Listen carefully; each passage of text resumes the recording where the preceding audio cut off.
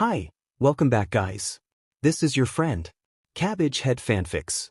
Back with amazing fanfiction. This is the third part of What If Deku Had Bone Manipulation Quirk? Now before starting, please give this video a like and subscribe to the channel if you want more videos like this. Now let's get into the fanfic. Yaoyorozu let out a sigh as she set down a heavy stack of books upon one of the long tables within the Grand Library of UA.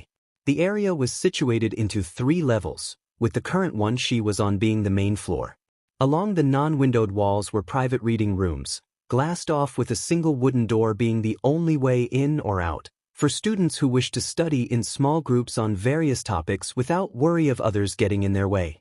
Across the floor were many long rectangular tables, like the one she was about to use, for students who just wanted to do some self-study. As for those who just wanted to do some light reading in modest comfort, along the large library windows were groups of 4 well-cushioned sofa chairs arranged in a circular formation with a round coffee table placed in the middle.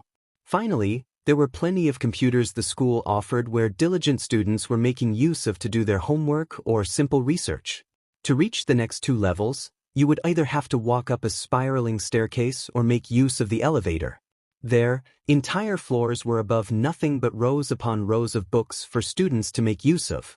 The school seemed to have everything one could imagine. On the second floor, one could find the more basic information that one could find at most libraries across the country. Things like history, sciences, study guides, and even a rather impressive fiction section. However, the very top floor had the more specialized learning material that only those in the business, support, and heroic classes were allowed to browse. There one could find books on advanced marketing, heroing laws, advanced mechanics, and so forth. One of the more interesting reads Momo had found was on hero costumes, discussing the pros and cons of every feature they contained. This included capes which, upon a very enjoyable evening read, the author made a rather compelling pro-argument on their merits. No doubt made with the intent to help young heroes with costume upgrades. The same author had also made a book explaining the importance of hero names in the modern era as well as explaining the best process when creating your own identity. However, right now, Yaoyorozu wasn't reading any of those. Instead, she had kept her focus on material from the second floor to continue her normal studies. The materials before her were a wider range of information similar to what could be found in the book she normally carried with her on her hero costume. Each volume talked about various objects and chemicals, going over their function as well as the materials used to create them. To further aid her, Yaoyorozu also had with her a book that would help with understanding the molecular structure of anything she was unfamiliar with should the need arise. Everything she needed so that she could be ready for the sports festival. This was her training. While the rest of her classmates ran around in the massive training areas to help hone their quirks, she improved her mind. Improved her arsenal of potential objects she could create so, when the time came, she wouldn't need to pull out her book to check on what she needed. The more her mind was prepared, the better off she would be. And right now, she was on her 4th stack of volumes for the day. With the weight of the several large tomes finally off her, Momo raised her arms above her head in order to stretch them out. Unfortunately, this caught the attention of several students, both male and female alike. With growing annoyance, though thankfully none of them were giving her the same disgusting look that Mineta would while drooling. She had had enough of that, thank you very much. She was also glad that, once she stopped, picking up the top book from the pile before sitting down, that they too went back to their own studies without another word. As Momo's mind brushed aside lingering thoughts on perverts and her own mild embarrassment to her studies, eyes beginning to roam over the page of the first book, a shadow fell over her. That along with the unmistakable scent of sweat. For a split second, she was about to tell whoever it was to politely leave her be without so much as looking up. She did not wish for some random person to try and make small talk with her, not while she was busy training for such an important event as the sports festival. Nor did she wish for someone to ask her out. Not because she had some silly fear that Aizawa would expel them should he discover it. Hardly, as she knew that everything the man said was an empty threat made to either control or motivate them. It was what he had done on the first day, threatening to expel the person who came in dead last during his quirk assessment test. The man also seemed to take great pains not to expel certain troublemakers. so the idea that he would expel anyone was highly suspect. No, the truth was that she had bad experiences with this in the past. Most of the time, they were older men and even a few women who wished to date her either for her body or to one day be connected to her family's wealth. Most of the time it was both. There was even this one fat, truly disgusting man from America who had been trying to gain her hand in marriage for years now. It was, to put it mildly, creepy. However, Yaoyorozu rescinded that thought fairly quickly as she did not believe most of her schoolmates were that shallow. Okay, Mineta and Monoma would be more like that and Kaminari was debatable, but the rest of her class had shown her respect. Perhaps whoever it was would also be like that. Plus she did wish to become more sociable with normal people and make friends. So, there would be no harm in at least hearing them out. Who knows, they might want to study with her. Glancing up, Momo saw that it wasn't just one person but two. Standing front and center was Kirishima, still wearing his school tracksuit which was still soaked with sweat. However, she could instantly tell something was wrong with him. He had the same downcast expression on his face that her mother had when father brought out the wrong megayacht. Or maybe it reminded her of the cloud that hung around some of her father's business associates when their stocks plummeted. Standing next to him was Jiro, standing more aloof. "Hey Yaoyorozu," began Kirishima, earning a raised brow due to his tone. It just lacked all the normal positive, upbeat energy the teen usually had with him. For some reason, she had believed that despite how he looked right now, Kirishima would at least try to sound cheerful. Do you mind if we talk? I need to talk about stuff." Not knowing what to do, Momo nodded dumbly before gesturing to the seat across from her. Seeing that, Kirishima gave her a weak smile signifying his thanks. But that faded as quickly as it appeared, the redhead sitting down and almost slumping into his seat. As for Jiro, she took the spot next to him. Once the punk girl got comfy, she leaned to the side so that her head rested on one of her open palms while the other hand began twirling around the opposite ear jack. "How can I help you?" asked Yaoyorozu as she shut the book, showing that she was giving the both of them her complete focus. As she did, though, she wondered why they were here together. Briefly, she wondered if they decided to date but wanted to ask her for advice. That was something she would rather leave to Ishido, but she still wanted to help. "I'm not happy," said Kirishima as he struggled with his words. "I've been wondering all day if this is really the right place for me. If being a hero is really worth it." "What?" asked a now wide-eyed Yaoyorozu, fighting not to stand up and yell her surprise. This was serious. Getting into UA was the dream of every child in Japan. Heck, there were people in other countries that wanted to come here simply because it boasted it had the best hero program around. And Kirishima was one of the lucky 36 students who got in without recommendation. He had well earned his place. Was it his grades that had brought this on? They did just have a somewhat difficult test by her standards. So was it his grades that was making him feel this way? Or was it something else? "It's the class," continued Kirishima. "I don't like what it's doing to me. What it's doing to all of us." Before Yaoyorozu could respond to that, the hardening teen let out a long sigh. One that was filled with frustration as well as regret. "Don't you feel it? I don't know if it's the stress from being put on a pedestal for surviving the USJ, having the entire school hating us, knowing that most of general studies is gunning for our spots, or all of the above. Heck, it might even have been something before all this, like back when class began. But it's getting to me. Getting to all of us. Just think about how we've been acting lately. We're turning on each other." Kirishima paused as he lowered his head, running his fingers through his hair as he stared down at the polished wooden surface before him. "Today, I saw a part of myself that was really unmanly. When Monoma told us about how Ishido had been hanging around 1B, training with them, I was just like everyone else. I was practically drooling at all the info she could give. I just kept thinking to myself, with this, I'll have a better chance at getting scouted by a pro. But when she said no, there was a part of me that wanted to grab her and begin shaking her back and forth. I didn't care about anything, ready to pressure her along with the rest of the class until she snapped." Kirishima then let out a choked sob before slamming a fist onto the table, grabbing the attention of the entire library. "I've known her since middle school," continued Kirishima as he lifted his head, showing the tears in his eyes. "She's a good person who stands up for others. I admired her so much. So when she called me out, It was a slap in the face that made me look at myself. Like really look at myself for the first time in weeks. She was right. At that moment, I didn't care about her integrity or anything like that.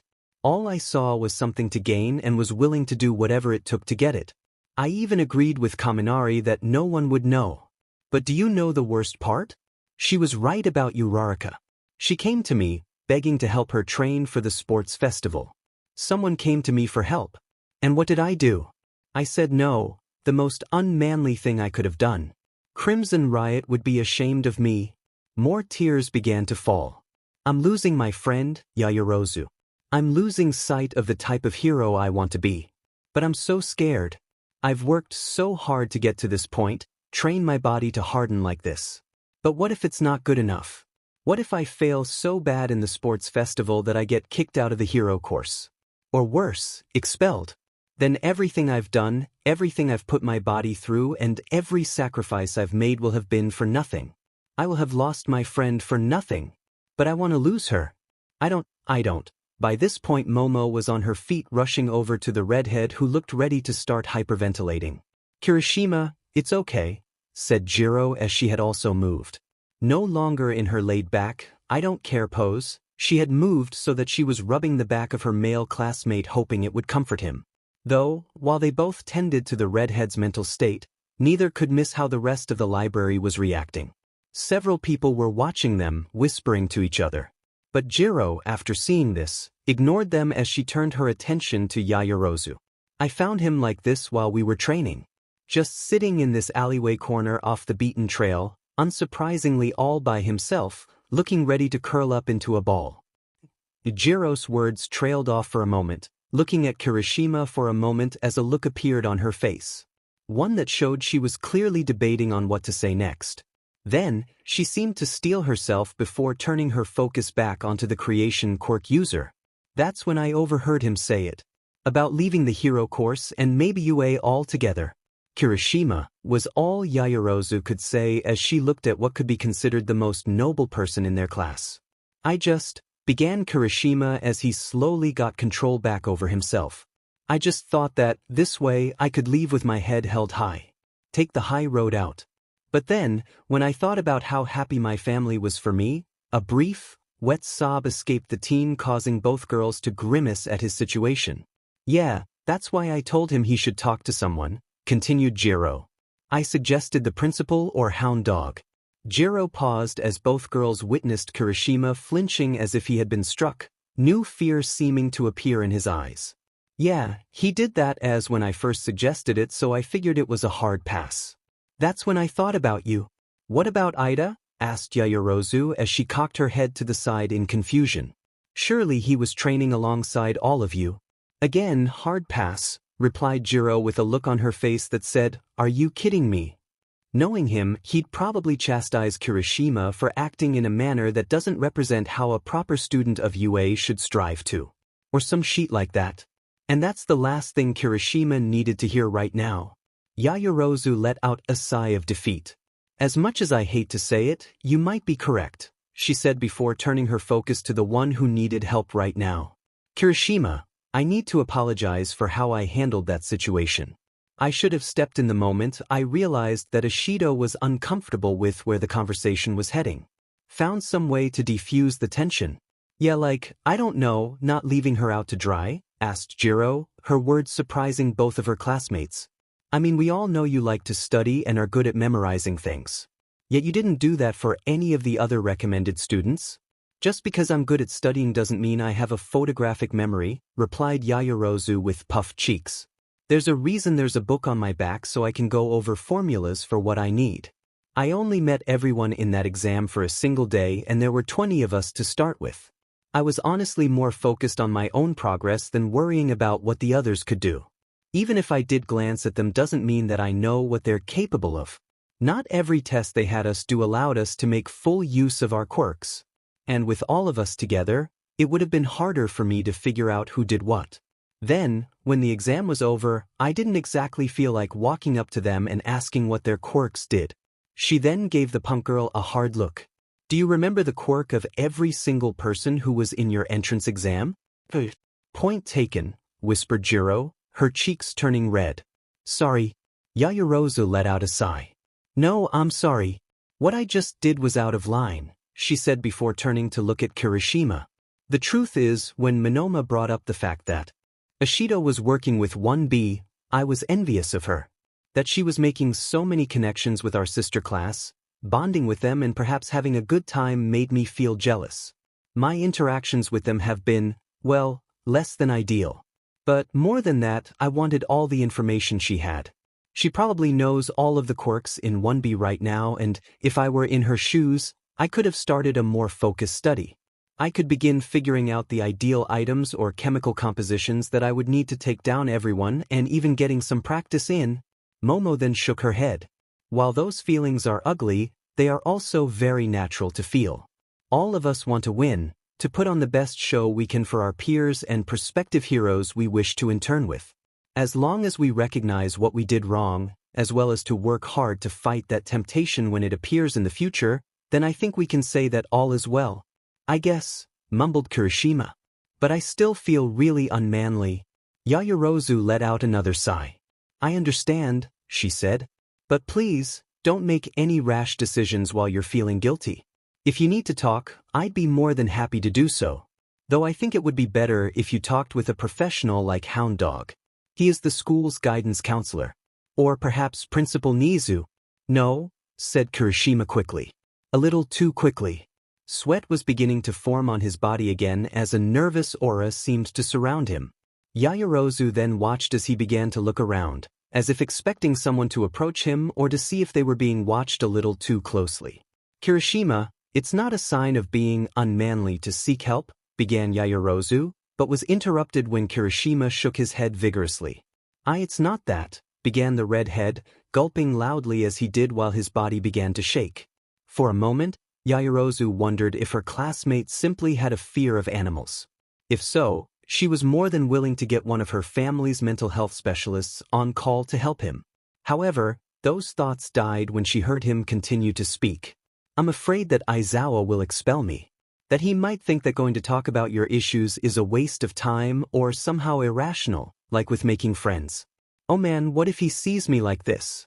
He'll kick me out the moment he sees me. Oh, began Yaoyorozu, now very irritated by her classmate's fear. She stood up so that she towered over the trembling form of the redhead, looking down at him with eyes that told him not to interrupt her. Listen, you as well as the rest of the class have put way too much stock into this fear that Aizawa is going to expel us. He won't. It's just a tool that the man uses to either push us harder or to keep us in line. Just think about it. The lunchroom incident, Mineta's constant perversion, Bakugo's anger issues, and many more. Has the man ever once expelled a single student? In fact, he has gone out of his way to ensure that we all stay here. He's not expelling Dash. He's going to expel Uraraka, interrupted Jiro while Kirishima nodded. What? Asked Yaoyorozu, clearly taken aback by this statement. It happened when we were leaving the locker rooms and heading towards the training fields, said Jiro, looking away as she did. It wasn't on purpose or anything. Present Mike and Midnight were in a classroom along the way, and the door wasn't shut all the way. It was a little unnerving how Present Mike was keeping his voice down so much. But they were talking just loud enough that we were able to hear a few things. And both of them were clearly pissed. Yeah, agreed Kirishima. I was only able to pick out a few things. Like, I can't believe he wants to expel Uraraka for something like that. I heard that as well, said Jiro before sighing. I also managed to hear them say something about thinks she had no potential and after the sports festival. Best guess is that's when he's going to do it. The last thing I heard was Ashido being transferred to general studies. Honestly, I was tempted to listen in more, but given how they sounded, I didn't want them to turn that anger on me. But began Yaoyorozu only to then find her words trailing off as she recalled a few moments throughout the day. She, along with the rest of the class, had noticed some of the looks that Aizawa had given both Uraraka as well as Ashido. Like them just being there was irritating the man to no end, so much so that he couldn't hide it. No, she said after a moment, shaking her head as she did so. You must have been mistaken or misheard them. Aizawa is all talk. He's not going to expel anyone. Sorry Yaoyorozu, but unlike you, we can't afford to be wrong, said Jiro with a deadpan look. What? Was all Momo could say, eyes wide as she took a step back at the comment. Look, I'm not saying this to be mean or to rich shame you, continued Jiro. Honestly, I like you. But you're not like the rest of us. You can afford to be wrong. If Izawa did kick you out, your family probably has a dozen lawyers on standby to fight this in court. And even if your parents didn't decide to fight this, you have like 1,000 different options you can take. Going to another hero school anywhere in the world. Heck, with the money and grades you have, you'd probably be able to get into any school you wanted and change careers on the fly. You could become a doctor, study law, or just go into business. Momo winced, daring not to correct Jiro that her family had the numbers of the top 1,000 lawyers in the world who would drop everything they were working on if they called. But the rest of us, we don't have those options, continued Jiro, her shoulders slumping. This school isn't cheap. If we get expelled, well, there goes a large chunk of tuition. We can't really fight back. And with an expulsion from UA on our records, it would be a miracle for us to get into a basic high school. So sorry if none of us feel like rolling those dice because it's a gamble we can't afford to lose. With that said, Jiro helped Kirishima stand before the two left the library while the heiress just stood there with a look of utter horror on her face. The reason for this was that Jiro's words had brought forth a certain realization within her. Had she, all this time, operated under this assumption without knowing it? That the reason she could so easily brush off Izawa's threats was because there would be little to no consequence for her? The girl's legs began to shake, forcing her to hold onto the edge of the table for support to keep her standing. All this time, she had felt somewhat superior for being able to see through all of their homeroom teacher's threats.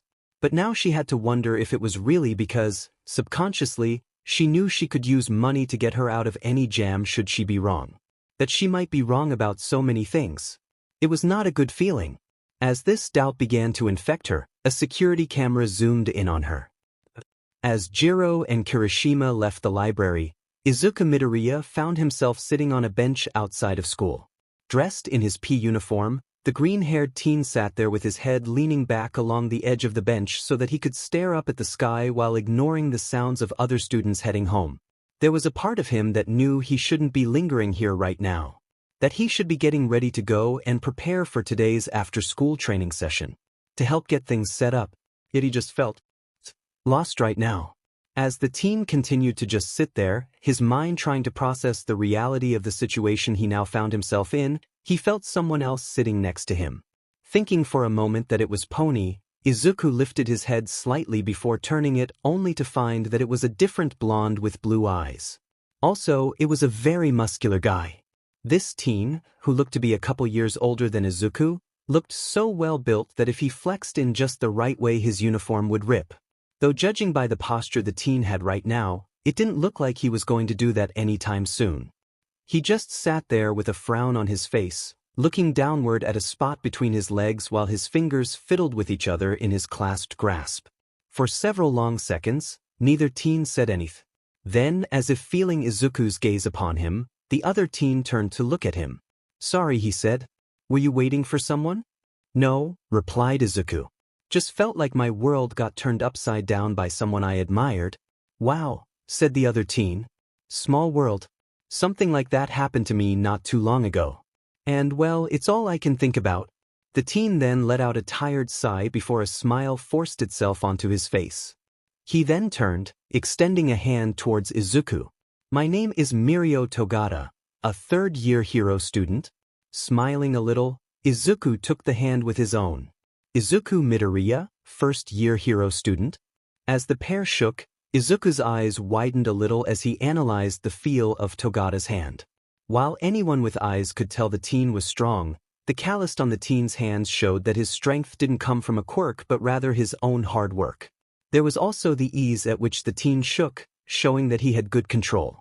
And as Izuku looked up, he could see that Togata was doing the same thing right back at him. In fact, now that Izuku was now looking at him in the eyes, something about that face seemed familiar. But where? Had he seen him in the halls? Possibly, though doubtful given that third years were on a higher floor of the school compared to them. Plus, the teen had one of those faces that just stood out way too much.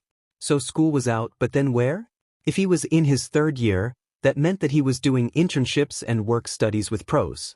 So maybe Izuku saw him on the news, or maybe. Wait, aren't you that guy who ended up streaking during the sports festival 2 years ago? Shouted Izuku as his eyes widened in realization. He could clearly remember it, sitting around the T.V with his family as they went to watch. Izuku remembered how his pen and notebook had fallen to the floor, mouth agape as all the clothing just fell off the kid.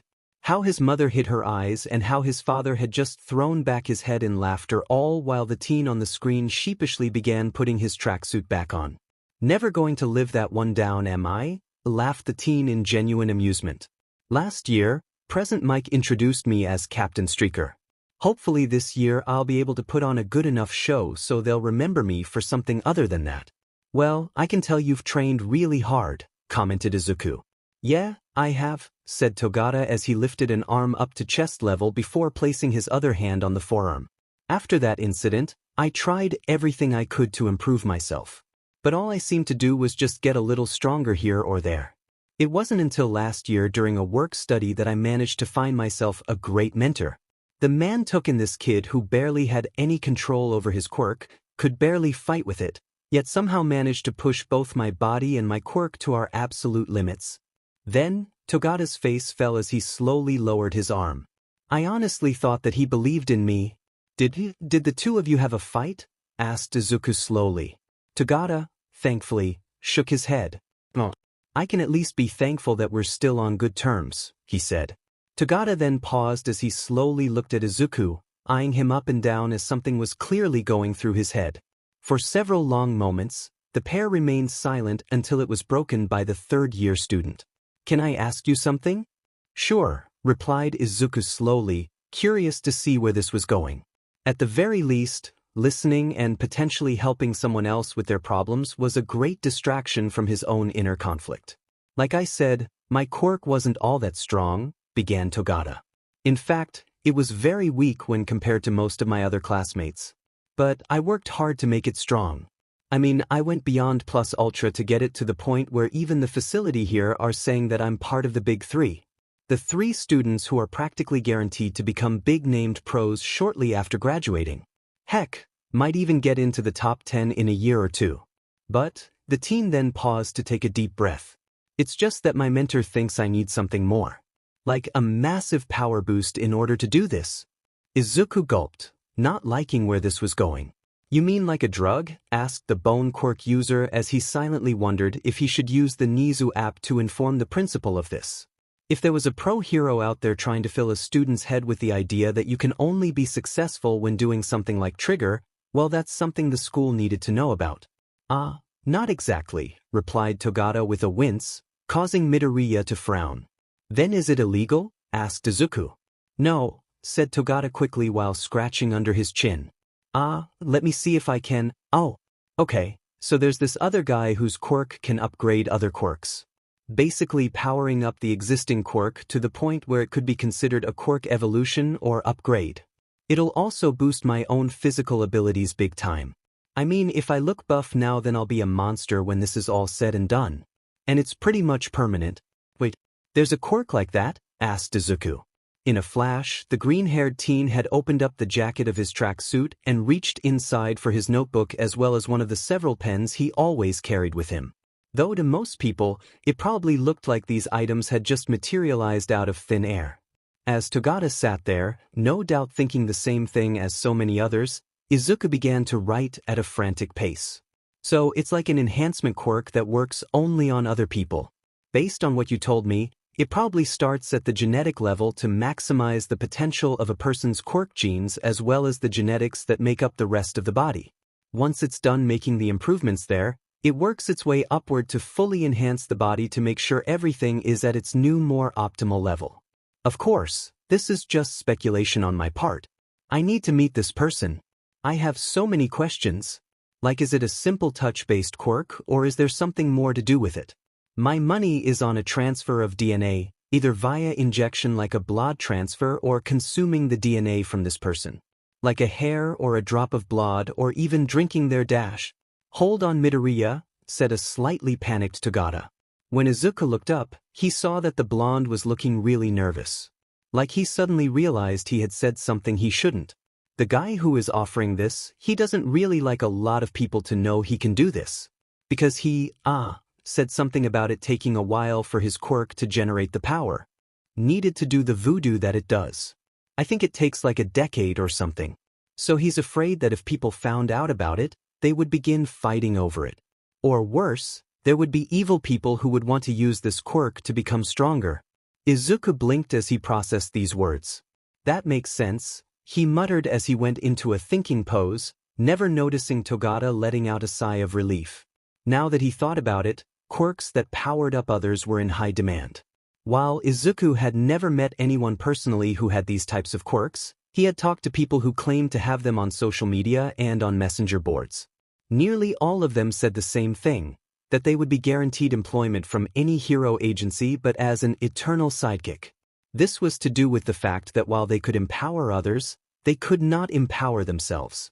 Also, all of the ones that Izuku had managed to talk to about their quirks stated that the boost was only temporary, meaning the pro heroes had to keep them on. Those who claimed to already be sidekicks complained that it was next to impossible to get any credit as the heroes liked to keep their abilities under wraps.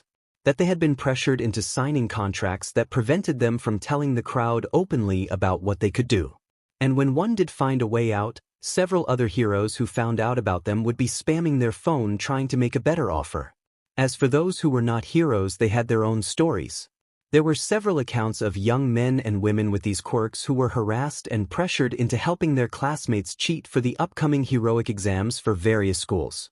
And when they were caught or the quirk's upgrades wore off during the exam, these same people would turn around to try and pin the blame on the person who boosted them in the first place. More than once, Izuku had read disturbing stories about people who had enhancement quirks almost getting kidnapped. Or successful kidnapping. I understand. I'll keep this between us, promised Izuku. Yeah, he could understand why this person wanted to keep a low profile. If what other people went through with their ability to just temporarily enhance others was anything to go by, someone who could do that permanently would be the ultimate prize. Izuku could only imagine the lengths that many people would go through to get their hands on this person. So it made sense to him that he would stay in the shadows, offering up his services to a select few. Probably only those he trusted. And potentially asking for a small fortune. As Togata nodded in appreciation towards his junior, Izuku continued to think more on the subject. And as he did, he began to feel uneasy with himself. Now that he understood the offer and how it would work, he could see it as a force for good. With this power boost, given to the right person, that hero could save so many lives. Yet, for some reason, it just felt wrong to him. It was that feeling that made him feel utterly hypocritical. After all, wasn't he here at his dream school because someone else gave his body a permanent enhancement? Naturally, he should just be a quirkless nobody and incapable of saving anyone when danger strikes. But now, his bones could become stronger than steel. He could pull them out of his body, reforming them into weapons as he did so, all while regrowing them instantly. So, what was so different between the enhancement that he received but he felt a desire to shun the offer that Togata was talking about? Then Togata let out a long sigh. Anyways, I get what they're saying, continued Togata as he then slumped a little. My mentor has never steered me wrong before and I know he wants what's best for me. Using this quirk, I could have the dream I've always wanted. To save 1,000,000 people. Maybe even going beyond that. But then, would I have actually earned any of it? All the work I put into my body, all the training I put into mastering and perfecting my quirk to be like this, it feels like I'd be tossing it away in order to take the easy route. That I only go that far because of the boost and not what I've done for myself. I get it, said Izuku, his voice coming out a little relieved as he understood what the difference was. Why he felt this boost, this offer, was wrong. He turned to look at Togata, who was now looking at him with wide blue eyes. My quirk, when it first appeared, I knew it would be both powerful and dangerous. But I wanted it to be the best it could be. That's why I spent so much time and effort honing it so that it could be the best it could be. More than that, I put just as much time and effort into myself. I'm pretty sure a lot of people here in the hero course feel the same. Izuku then let out a sigh. Honestly, I've never cared much about the hero ranking. The only thing that ever mattered to me was helping others and making them feel safe. Maybe even inspiring them the same way I was inspired. But somehow, if I was the one who was offered this quirk and accepted, wouldn't my words and actions ring hollow? How could I even look at the people who admire me and tell them with a straight face that, if they work hard enough, that they too can become a hero when I took the easy way? Exactly, declared Togata, his eyes widening with gratitude that someone else understood what he was feeling. That sense of pride one felt when they took their quirk to the next level, pushing both themselves and their quirks to the next level. That's what made them plus ultra. Ever since I came back from my work studies, I've had people just walking up to me and asking what I did to improve so much. When I'm talking, I can see the look of amazement in their eyes before they get this fire in them. This look that says, if he can do it, then why can't I? I see them becoming motivated. Knowing that I brought that out of them makes me feel like I'm making a difference. I kind of know the feeling, said Izuku. I'm actually part of a group that's helping others out getting ready for the sports festival. Stuff like quirk control or new applications for the quirks, helping them fight with their quirks, basic strength training, helping with combos, and a lot more. It's not just my class. We got a couple people from general studies and the business course that are working hard to show what they're made of. We even got a couple of people from 1A who are asking for help. Really? Began Togata before realization seemed to hit him as his eyes suddenly lit up even more. Wait, you were the guys who cleaned up that beach, weren't you? Yeah, admitted Izuku sheepishly as he embarrassingly scratched the back of his head. I knew the news said that it was a group from UA, but I never thought that they were first years, continued Togata as he seemed to practically vibrate in his seat. This is so awesome. One of the other members of the Big Three loves that spot now. Won't stop raving about it? It's not that big of a deal, said Izuku, a slight blush appearing on his face. All we did was clean up the beach as a part of our training before raking out all the trash still in the water. Then we just sort of spent some time enjoying the fruits of our labor. You're acting like we stopped a massive crime ring or something. You sort of did, stated Togata. As Izuku looked at him in confusion, the blonde spoke up with a single finger raised. People had been taking advantage of that area to do illegal dumping for years. It's been a problem for so long that everyone just turned a blind eye to it. Well, not anymore. Togata then leaned a bit closer to Midoriya. My friend, the one I told you about, is who loves that beach. Well, during her work study she and the hero she's working for got a call that some people were trying to dump their trash there again. The person on the other line said they didn't want all that hard work to go to waste or to ruin such a beautiful view. Needless to say, the dumpers got caught and there was enough evidence to prove that they had been dumping their trash there for years. Not just them, but several other people. Wow, I never heard that, said an amazed Izuku. Togata just shrugged. Guess it wasn't considered to be newsworthy enough, he said. Then his eyes held a look of sudden realization before snapping his fingers. Hey, would you mind if me and my friends helped out with your training? Pretty sure we could give you guys some pointers. At that, Izuku felt like he had been floored. So far, it had just been him and Kendo watching everyone. Sure, Ken was there, but he was there more as an observer to make sure everything was okay and that no one got hurt. To have 3 extra sets of hands, from people who were far more experienced than either of the fighting duo of 1B, was like a gift. However, are you sure we won't be cutting into your time? He asked. I would hate to mess up your chances at the sports festival. No worries, said Togata, waving off the concerns politely as he seemed to almost propel himself off the bench. Feeling really confident with my own skills right now. Plus, it never hurts to review the basics. Pretty sure the others will agree. Before Izuku could say anything else, Togata began to walk away, though he didn't get far as he suddenly stopped. Thanks for this. Talking to you really helped me feel better about all of this. Glad someone feels the same as me. I'm glad I could help, replied Izuku honestly. And I hope you can work this out with your mentor. I think we will, said Togata, his voice laced with hopefulness. I told him to wait a bit so the guy offering me this enhancement can find someone else. It's a little complicated. Honestly, I think he should be looking for someone with a good heart that's quirkless. I'm already blessed with one, and if I went through this, then it would be like having 2. And that's just not fair to all the people out there without one, you know? With that, Togata walked away. "Yeah," whispered Izuku, lowering his head as he brought his fingers together. His mind, which had temporarily forgotten his grief, returned to the lesson with all might. About how people without quirks didn't deserve a chance to try and be a hero.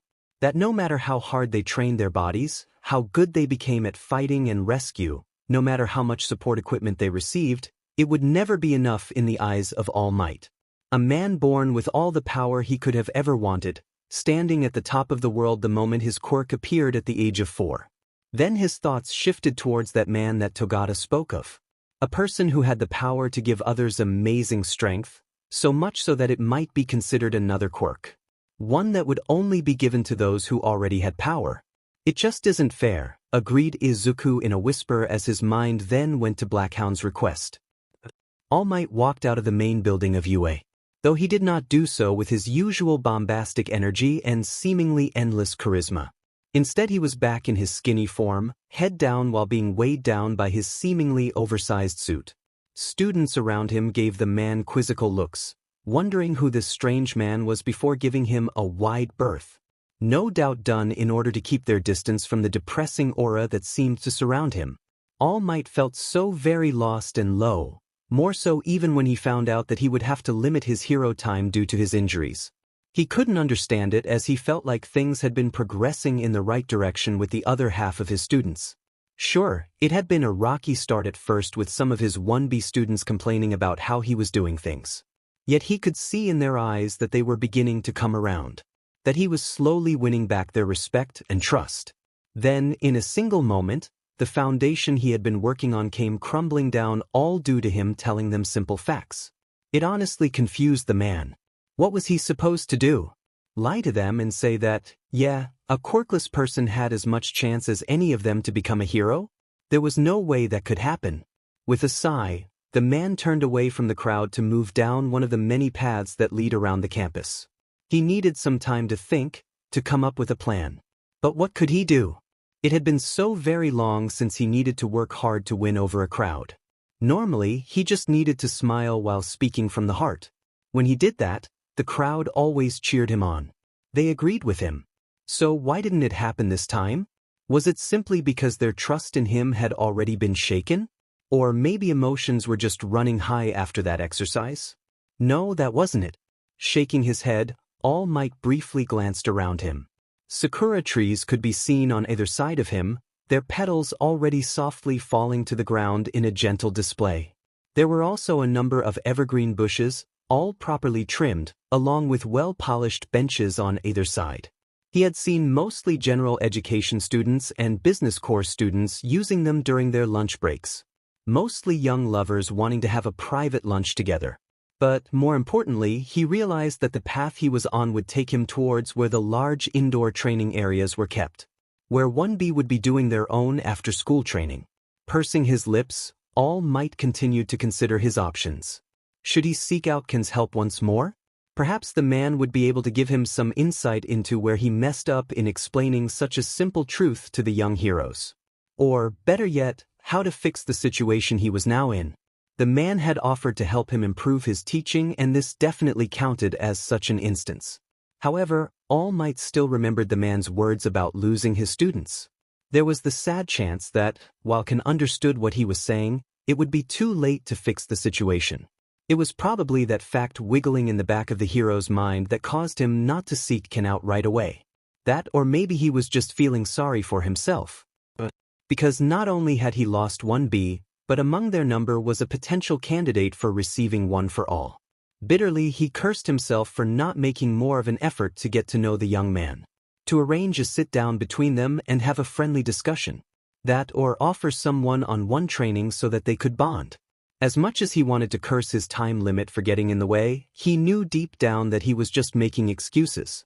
With his new teaching method, he would have had plenty of time for a sit-down during lunch or something similar. He could have talked to the boy, asking about how his training program was going before offering advice. That the young man could come to him if he needed anything. Deep down, All Might knew the reasons he hadn't done this. The first was that he had wanted to wait for his friend Night Eye to finish his own investigation. especially now since the man had some suspicions on the lad given what his investigation had so far uncovered.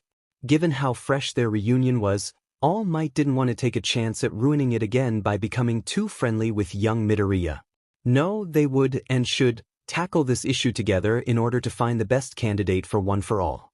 The other reason had been more about optics than anything else. Given how 1B had reacted when All Might had finally shown up to begin teaching them, there was a very high chance that they would react negatively if he singled one of them out right away.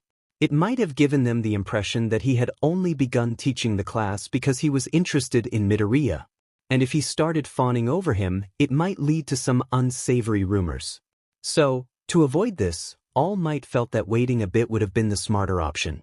Just until everyone became comfortable with him again and he had won back their trust. Now, however, that seemed to have been shattered forever. Upon realizing this, All Might shook his head vigorously. He would not let this be the end. He was not just going to give up simply because it seemed impossible. Perhaps he could talk to Ken before the training session began. All Might's thoughts came to a crashing halt as he noticed something just up the path. Eyes widening in surprise, he spotted the form for the green-haired teen he hoped to make his successor. He lowered and hands clasped together. He didn't seem to notice the slender man staring at him. As All Might stared at the young man, an idea popped into his head. It might seem underhanded, but if this worked he might be able to fix all his problems right here and now.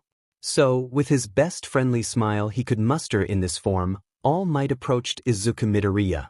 "Hey there," said All Might with a hand raised, waving it slightly. "Fancy running into you again?" All Might watched as young Midoriya's head rose slightly to look at him. At first there was a hint of confusion until realization and recollection hit him.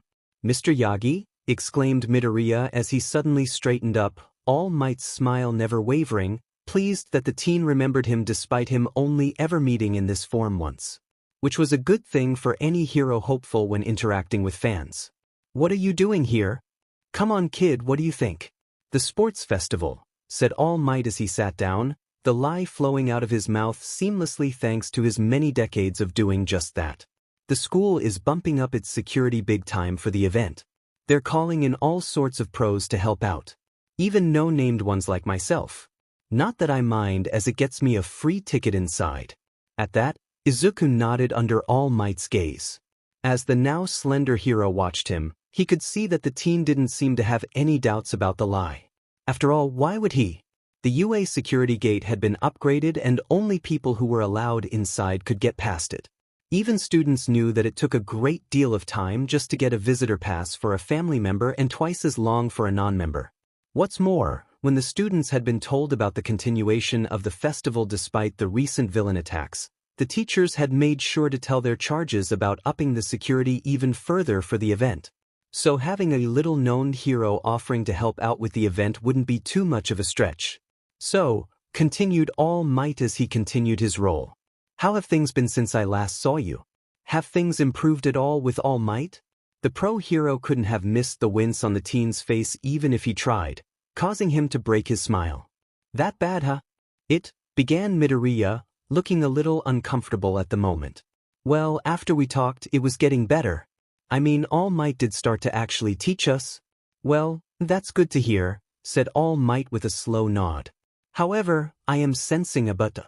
That's, began Izuku, his discomfort seeming to grow. Seeing this, All Might placed a hand on the boy's shoulder. "Hey, whatever you say stays between us," said the old pro hero, smiling once again. "So don't worry about it. Besides, I can see that whatever happened is clearly bothering you. Maybe talking about it will help put your mind more at ease." As Midoriya seemed to relax, All Might silently thanked how much people trusted heroes. Even no-namers like how he was presenting himself. The people trusted them completely to get things done, to help when needed. Even when that trust could potentially be exploited. But this was for the greater good. "Okay," said Izuku, this time taking a breath to get his thoughts in order. "Like I said, things got better after we talked. I mean a lot better." All Might was showing up and, well, while he seems to be way out of his element and doesn't seem to know what he's doing most of the time, he is making an effort. At that, All Might felt like an arrow pierced his heart at the open admission of how much he sucked as a teacher. And I think that's what matters most. You know, trying your best at something and slowly improving. It's his first year doing this, so I honestly can't fault him for making mistakes. Plus, his lessons have been pretty interesting and creative. Hearing that caused the pain in the hero's heart to be replaced with a warm glow. But today, I saw a really ugly side of him, continued Midoriya, causing all that warmth that All Might had felt to freeze up. We were doing an exercise, heroes going up against quirkless criminals. And he let us know what he thought of the quirkless. That they don't deserve to be considered villains or heroes. In fact, he even stated that he's against UA's policy to let quirkless students try out for the hero program. As the young man spoke, frustration seemed to leak out of the boy.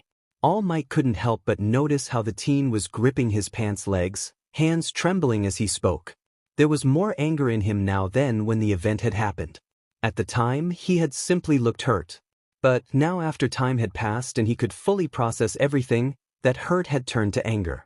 It sounds like you took this very personally. Do you have a family member that's quirkless? Said All Might carefully. Hopefully, if he played his cards right, he could get the boy to open up to him more. Then, perhaps he could get this young man to see his point of view was correct. Then maybe Midoriya would help the class understand. There was a small period of my life where I thought that I was quirkless, said Midoriya slowly, his eyes dulling a little as though he were reliving a painful memory. It was easily the worst time in my life. It all started when the doctor gave me the results. I don't remember what he looked like, but I do remember how uncaring he was when he told me and my mom. Like I suddenly didn't interest him anymore and he wanted to get me out of that office. Hearing him saying I couldn't become a hero hurt more than you can imagine. But it only got worse when I returned to school the next day. Izuku paused to grimace slightly, an act that didn't go unnoticed by the hero. The people who ran the preschool looked at me like I was an old rusty gear in an electronics store. Something obsolete that didn't belong there, but they couldn't get rid of me. As for the other kids, people who I thought were my friends, they weren't as friendly towards me once they decided I was a freak. From that point on, it was like there was this weight on me that seemed to grow the more they glare at me. The more they told me how worthless I was. How I wasn't needed. That I should just disappear. Izuku paused again, this time to wipe away tears that were forming in his eyes, causing the older hero to shudder. Briefly, he recalled the days when he had been quirkless. While people didn't think much of him, he couldn't recall anyone ever treating him to this extent. Maybe this was just a bad school or kids being kids. Then again, being quirkless wasn't as rare as it was today, so maybe that had something to do with it. Then came the day when I lost the person who I thought was my best friend, continued Midoriya. It's funny, I can't even remember his face or anything. But I do remember vividly what happened. How he was bullying someone else. How I tried to stop him, saying what he was doing was mean. Well, he decided to be mean to me. There was pain, a burning blast all over my body. After that, I somehow limped back home crying the entire time. My mom tried calling the school about this, but judging by the way she reacted afterwards, it didn't go well. I remember that she threw the phone across the apartment so hard that it shattered against the wall. And for a while, that was my life. I'm sorry to hear that, said All Might slowly, honestly. But at least it worked out for you in the end. Your quirk was just late coming in so dash. So that makes it all right? Snapped Midoriya with anger that surprised the hero. So I only deserve to be treated like a human being if I have a quirk? The boy's eyes then widened, hands swiftly moving to cover his mouth. For a moment, he sat there in silence before his hands lowered themselves. I'm sorry about that. It was uncalled for. It's fine, young Midoriya, said All Might in a calming tone. Now understanding the boy a bit better, the pro-hero relaxed in his seat a bit. I suppose hearing All Might talking like that brought back those painful memories. That was part of it, agreed Izuku. All Might then watched as the teen raised his hand, staring at it for several long moments. After I got my quirk, there would be times when I was afraid it would just go away. It was a fear I had for a while. There were a few times when my quirk wouldn't activate and I'd go into a full-blown panic attack, afraid that I was back to being worthless. Thankfully, my parents helped calm me down and showed me that I had either overused it or something like that. It didn't fully go away until I started my martial arts training. There was a brief pause as Izuku lifted his head into the air, a smile forming on his face. There was this one lesson that I'll always remember. My master had commissioned several wooden weapons, each one of them similar in shape and size as the ones my quirk can produce. He then had me fight one of his most senior students, a guy who could produce a single long steel chain from both of his forearms. What's more, my opponent was the only one allowed to use his quirk while I had to use the wooden weapons. Everyone thought he was crazy, including my opponent. But my master refused to budge. Izuku paused as he took a deep breath while a hand reached to the other arm to stroke it, as if remembering a phantom sensation. It was easily the most difficult match I had had up to that point. My opponent whipped his chains around with enough force that they created large holes in the floor. When they struck my body, it felt like my bones would break at any moment before realizing that the chains had wrapped themselves around me and then I was tossed around. But somehow, I managed to keep going. I pinned one of his chains to the ground using a dagger just long enough to get a good hit in on his gut. Used a spear to block his chains. Even had my own whip to use against him. I might have lost in the end, but my opponent was on his hands and knees looking almost as bad as myself. That's when my master told us something. A quirk is just a tool. A powerful tool, but a tool nonetheless. And, like any tool, it can be replaced as long as you have the proper training. As All Might fought the urge to shake his head in disagreement, Midoriya lowered his gaze to stare directly in front of him. There was a fire in his gaze as he continued to speak. I don't know if he had created that lesson just to help me or if it was just something he liked to do from time to time so none of us would get a big head. But it did help. After that day, the fear I had that my quirk might just vanish one day didn't seem so terrifying anymore. And, slowly, that fear just went away. I think it was because my master had so much faith in me. That he believed that and wanted to show me that even if I never got my quirk I would have been able to be a hero. Then Midoriya turned to look at All Might with that fire still burning in his eyes. And that's why what All Might said today was so ugly. Not just to me but everyone else in that room. We all worked hard to get into the hero course. But none of that mattered to him if we didn't have a quirk. That the quirkless don't have any worth in his eyes when helping others. Whoa there, said All Might quickly, so quickly that a bit of blood leaked through his teeth. I'm sure he doesn't feel that way. I mean, there are other ways to help people without being a hero. Like maybe the police or a firefighter. All Might was then surprised when Midoriya let out a sad-sounding laugh. Yeah, jobs that receive nothing but criticism from the public, said the teen. That they stand around, doing nothing until the heroes arrive or roping off the area and loading up the villain for transport. I remember hearing last year that there were calls to just disband the police, firefighter, and paramedics in favor of shifting it to more specialized heroes. Somehow, I doubt people who are treated as useless would enjoy a job title that the rest believe is obsolete. All Might opened his mouth, ready to argue with the teen. To comment how one of his best friends is a police officer and a highly respected one at that. However, the words died in his throat as he knew how hollow his answer was. Yeah, he knew just how poorly groups like the police, despite being a fine profession, had it when compared to heroes. Most of the members were people who wanted to be heroes, having to settle with this path as their quirks weren't suited for heroism.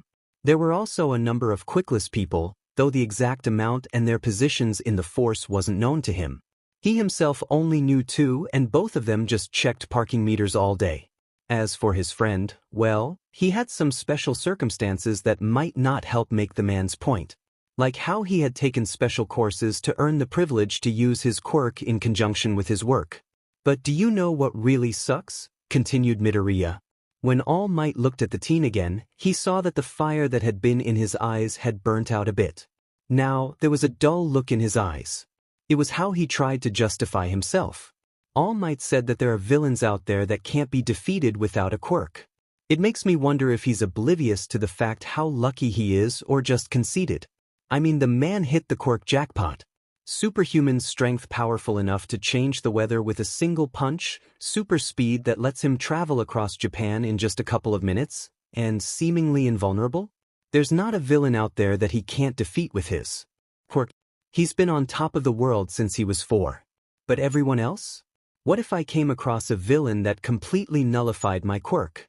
Does that mean I should just give up being a hero since there are villains out there that I can't beat with it?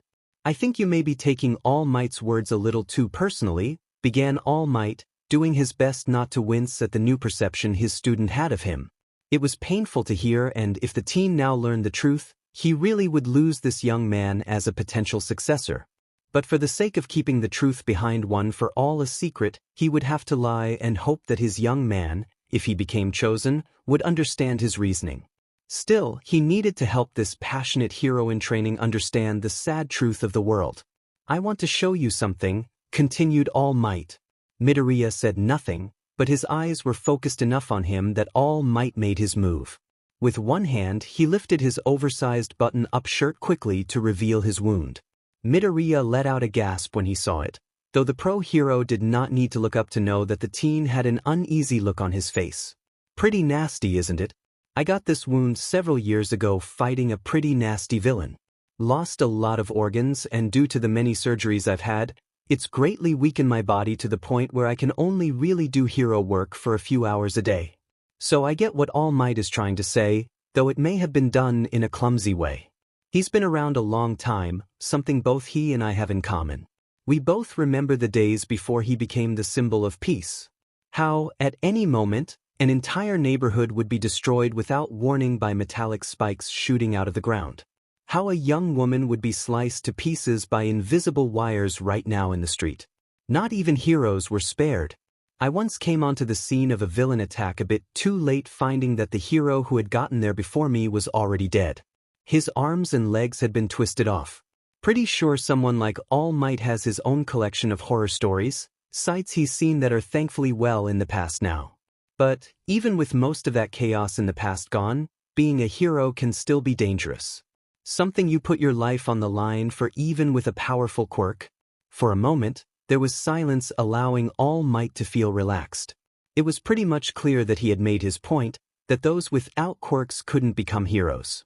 Not because they lacked the spirit or drive, but due to the dangers entailed with such a job, their lack of a quirk simply made it impossible.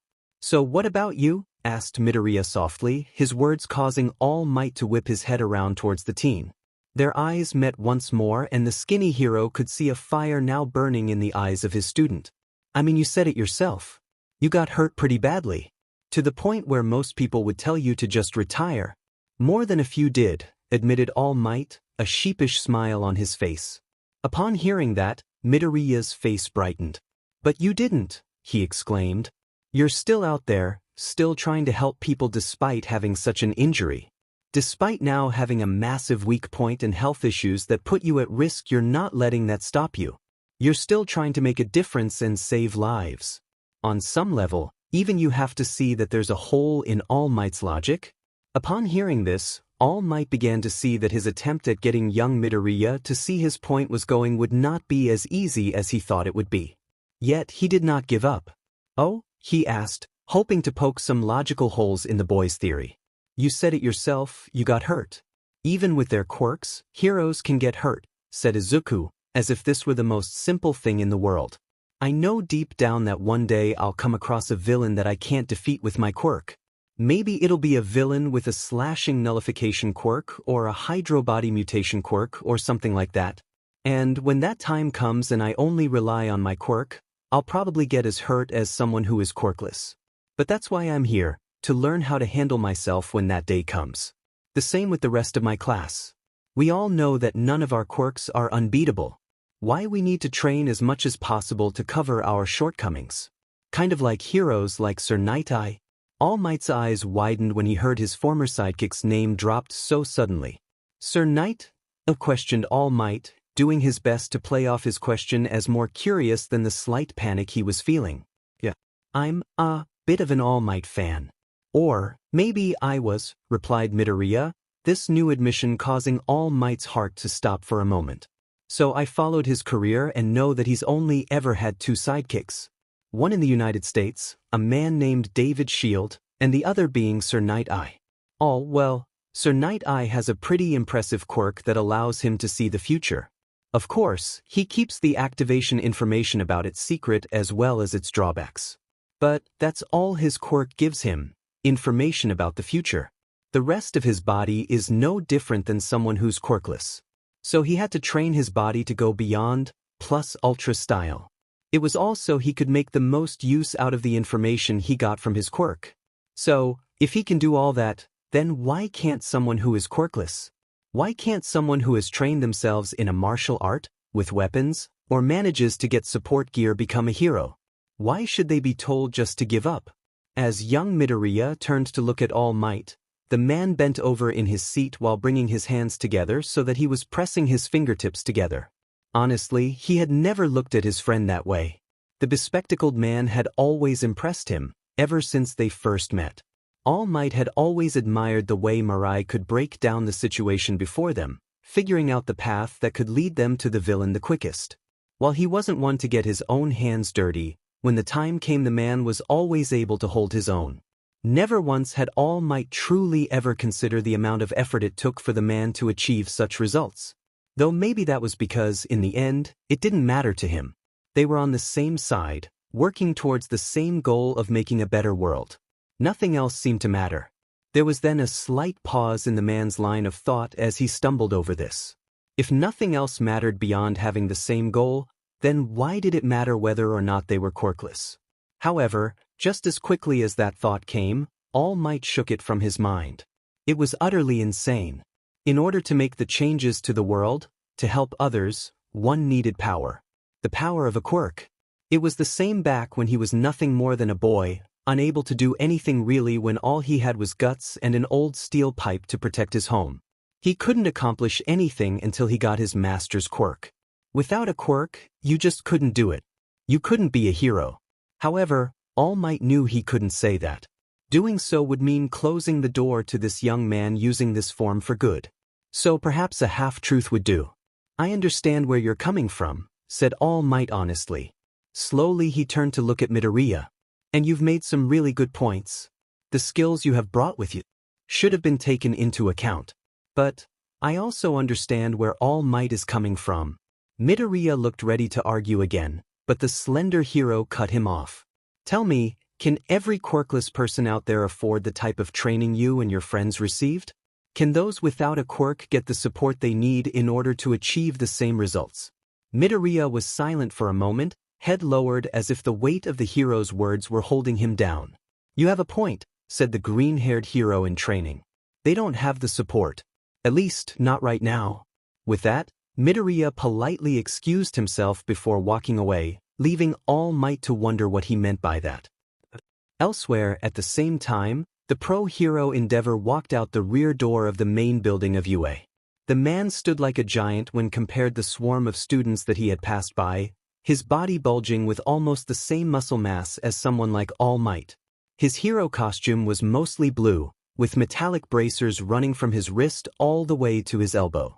But the most striking feature of the man was his flaming beard that danced like a wildfire upon his face. This was how the man was usually seen. Though, if one was dedicated enough, they would notice a slight change to the man's appearance. Something that seemed off with him.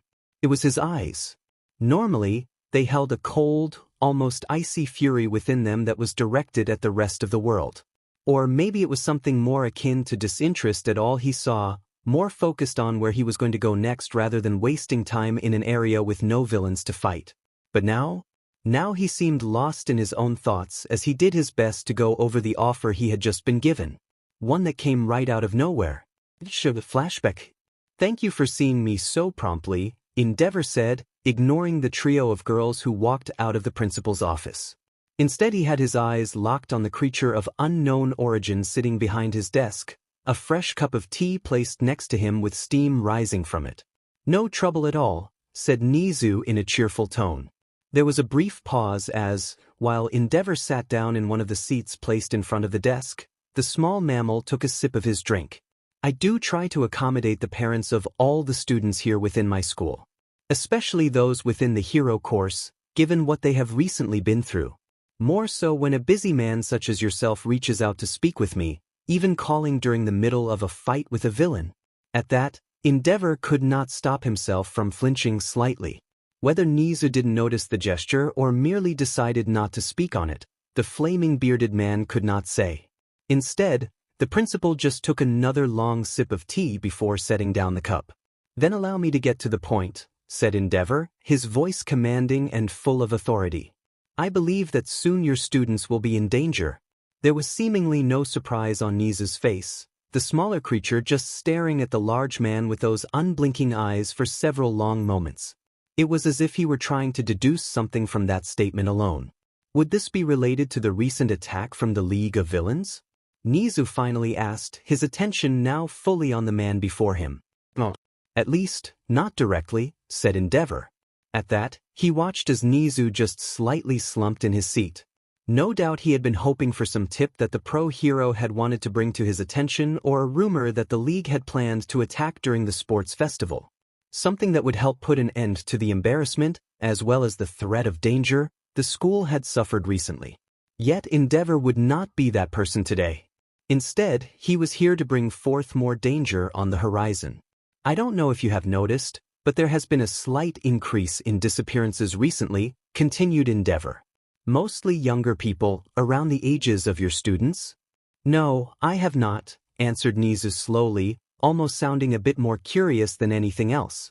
I do check the news on the regular and have wonderful contacts within multiple police stations spread across the world. Sadly, the number of kidnappings and disappearances of the youth has not drastically changed to a point where one would be noticeable. For ill or good. Agreed, said Endeavor with a nod. 1 to 3 additional disappearances a year in a certain area would not normally attract attention. And that is probably intentional. The man then took a deep breath. There has been a special case I've been working on for the last couple of years. It began with a boy that went missing. His quirk reminded me of my son. There was another pause as Endeavor took another breath while the principal gave him an understanding look. This young man had a quirk named Flame Storage. Basically, he could breathe in pre-existing flames and somehow store them with his body. There the flames would be compressed, increasing the intensity and heat so that when he expelled them they would turn blue. However, if he took in too many flames he would get a bad case of indigestion, and if he kept the flames inside of his body for too long the fires would die out. With proper training, he could have been an amazing fire rescue hero. Because of this, I decided to look into the case, continued Endeavor, running a hand over his face briefly. When I arrived at the town, the local pro-heroes told me I was wasting my time. That the kid just had a fight with his parents, feelings were hurt, and he just ran away. Something that had happened several times before, and the kid always came back after a couple of days. Nothing to worry about. But when I talked to the family, they claimed that while he did have a tendency to run away in order to sort out his emotions, the fight they had was far less heated than what it normally took to get him to flee. Also, their son usually took a few personal items with him when he ran away. But all his bags were still there. I asked around, and it seems that his habit of running away was well known to the town. I believe I am beginning to understand your line of thought, said Nizu in a somber tone. Some nefarious party did their homework, knowing that if they took him it would be a while before the local authorities took his disappearance more seriously. Agreed, responded Endeavor, his eyes narrowing. Then, while I was working on the case, there were 2 more disappearances. The first was of a teen girl who was last seen leaving a local gym that was licensed for quirk combat training. Apparently she had her eyes set on the UA hero course. From what I was told, she had a very good chance. Her quirk was called Absorb and Redirect. Using her right hand, she can catch an incoming attack before expelling the force out from her left. She already had a good handle on it when she came in, already discovering that she could delay the release of the force, and for each second she did so she could multiply the power of the release by a factor of 10. Though there was a drawback to doing this beyond 10 seconds caused tremendous stress on her bones. One time she nearly shattered all the bones in her left arm. After some time, they discovered that she could do other things. Using rubber bullets, they discovered that the force and inertia of the projectile would be absorbed using her quirk. As for something like fire or a laser, the actual flames or beam would appear out of her left after being taken in by the right. She had just updated her quirk registry a month and a half before she was taken. Interesting how you focused more on their quirks than the people themselves, commented Nizu slowly, eyeing the man. I do believe there was a reason for this. Endeavor felt himself nod automatically. Yes, he said firmly. During my investigation, I went through as much about both victims as I could. Nothing seemed to overlap. They went to different schools, none of their friend groups had any connections, different hobbies, different tastes in music, came from families from different financial classes, and so forth. The one thing both of them had in common was that they had quirks that were on the higher end of what was normal. They were top-grade, easily hero material if they continued to train them. At that, Nizu made a noise before pressing his paws together. Head lowering slightly, he seemed to be deep in thought. And Endeavor could tell what he was thinking right now due to the recent events that had happened at this school. Then, after a moment, Nizu looked up. "What of the last kidnapping?" he asked. Despite himself, Endeavor took in a deep breath. "That one, at first, I thought was unrelated.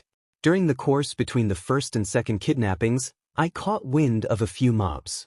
The first time this happened, I was naturally struck at the fact that no announcement was made through the local channels. Not the local heroes, the hospital, or even the majority of the police. The only reason I did hear anything was a local rookie on the police force who contacted me, speaking in a hushed voice. When I arrived on the scene, it was surprising.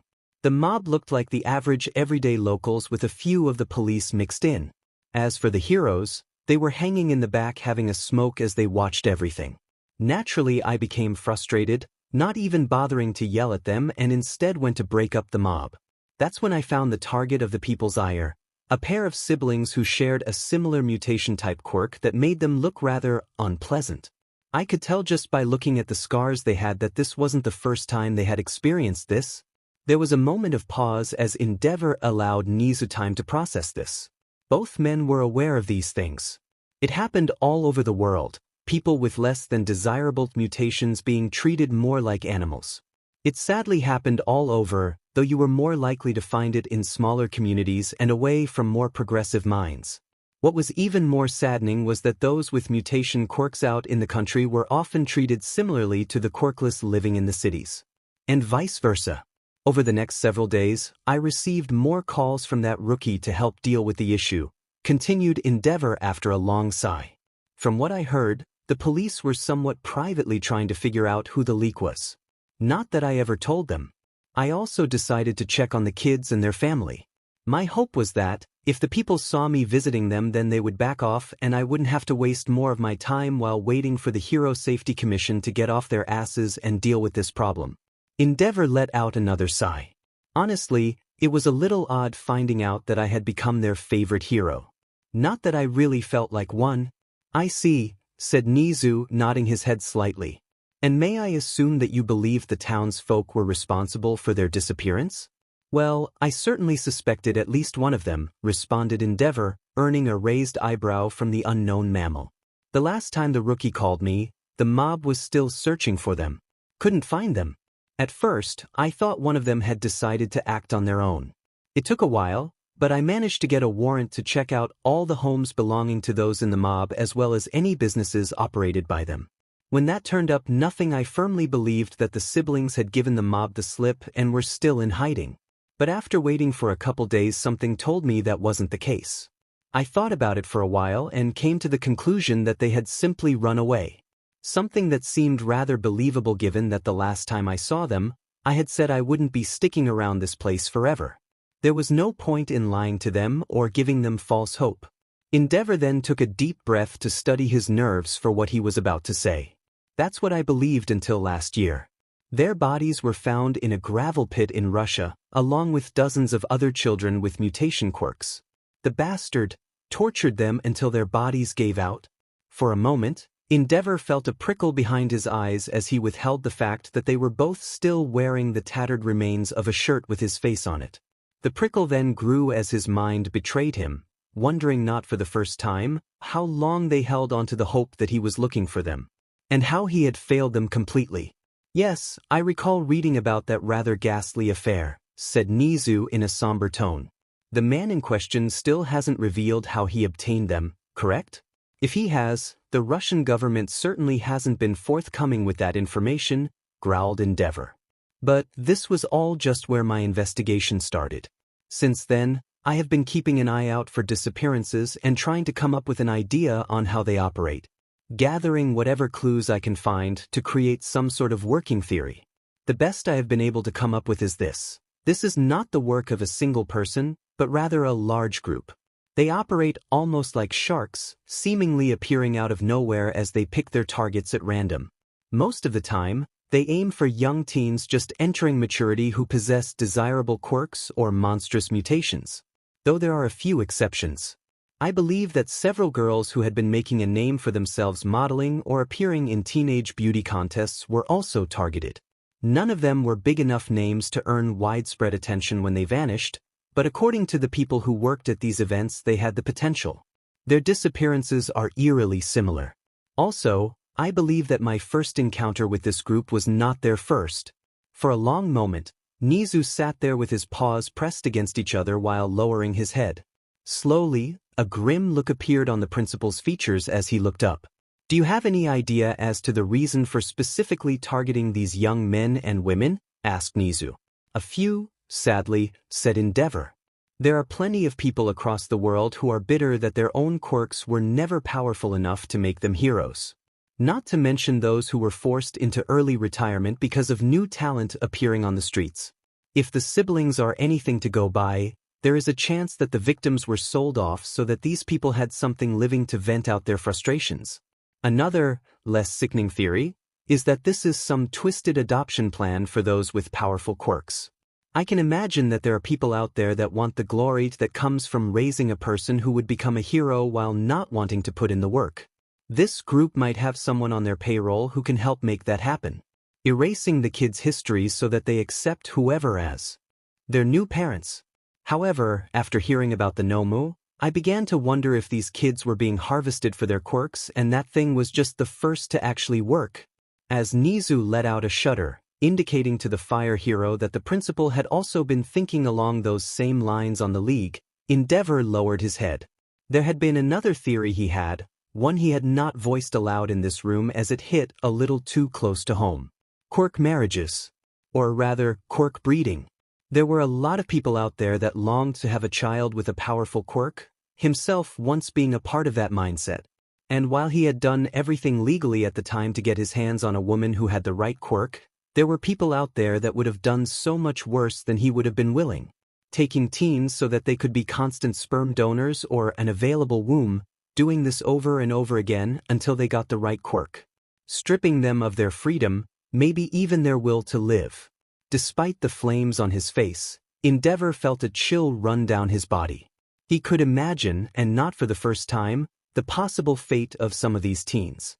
Locked away in a cage or chained to a wall with some sort of quirk-suppressing drug running through their systems. Only given enough food to keep them strong enough to be healthy but not strong enough to fight back. Used over and over again. There might even be the additional sick individual out there who deluded themselves into thinking that they could further break these kids into falling in love with their captors. That is certainly concerning, said Nizu, breaking the pro-hero out of his thoughts. Looking up, he could see Nizu's trembling paw reaching out for his cup. The teacup shook enough for the liquid inside to slash around, large amounts spilling across the pristine desk. While Endeavor's expression remained stoic, inwardly he understood what was probably going through the principal's head. Given that Nizu had been used in experiments, he was probably thinking of all the things that the less ethical side of science might be doing to those children if their theory was correct. No doubt also reliving some of those old memories. Finally, after taking a sip of what was left of his drink, Nizu managed to calmly set his drink down before giving the tall pro-hero a look. Thank you for this intel, began the rodent. However, what I fail to understand is why my students would be in danger now. You said it yourself, this group has been active for some time now and never once have they attempted to capture one of my students. That might have been the case if we were having this conversation before the school year started, said Endeavor sternly. However, the attack at the USJ has caused the criminal underground to smell blood in the water. While their overall goal was unsuccessful, they showed everyone that you are not as prepared as you let the rest of the world think. That there are holes in your security. That you can be taken by surprise. And with the upcoming sports festival, where you will be displaying the quirks of many of your students, it might just tempt this group to make their move on the school. Maybe they will and maybe they won't. But they are getting bolder as they have now struck twice right in your own backyard. They have, stammered Nizu, eyes wide. Endeavor nodded. Yesterday, a young man went missing after leaving his heroic prep school. After looking at the report, I believe this to be the doing of the group I mentioned. Who was unaware of that, said Nizu, slowly and sadly. Things have been rather busy due to in-house issues as well as preparations for the sports festival. Endeavor shrugged. That could have been what this group was counting on, he said. Or they just got lucky. And the second? Asked Nizu quickly. At that, Endeavor had to look away. It happened today, right before I called you. They went after, began the pro hero, fighting a battle with his own anger, frustration, and something else.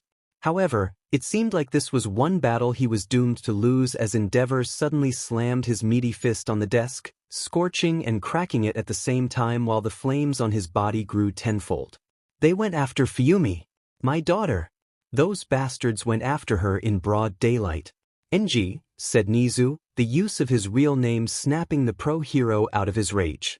Slowly he moved back into his seat while the principal, for the first time, offered him some tea. Now, please, kindly explain to me what happened. Endeavor didn't respond right away. Instead, he picked up the cup while staring into its contents. Like this, he could see his reflection in the dark liquid, including how his face, which normally was fixed as a scowl at all times, fell. Now he wore a face he had not had in a long time. I was investigating that kid's disappearance when it happened, he began, the teacup trembling slightly as he spoke. It was a text, an urgent one at that. When I pulled out my phone, I saw that it was from Fuyumi. She had no classes that day and she had said something during breakfast. I wasn't really paying attention. I decided to respond, if only to tell her that urgent messages were reserved for my sidekicks only in the case of an emergency and to not bother me with trivial things while I was working. But when I saw the message, my heart nearly stopped. It was just her location. Something was wrong because she never sent me anything that short. And the fact that it was urgent, I raced over there to find. Endeavor closed his eyes for a moment as the scene he had landed in played in his mind. There was his daughter, captured and helpless in the clutches of two villains. The first looked like a pile of dark green sludge that had come to life. Using his body, the villain had bound Fuyumi's arms above her head in the middle of the alley while her legs were anchored to the floor.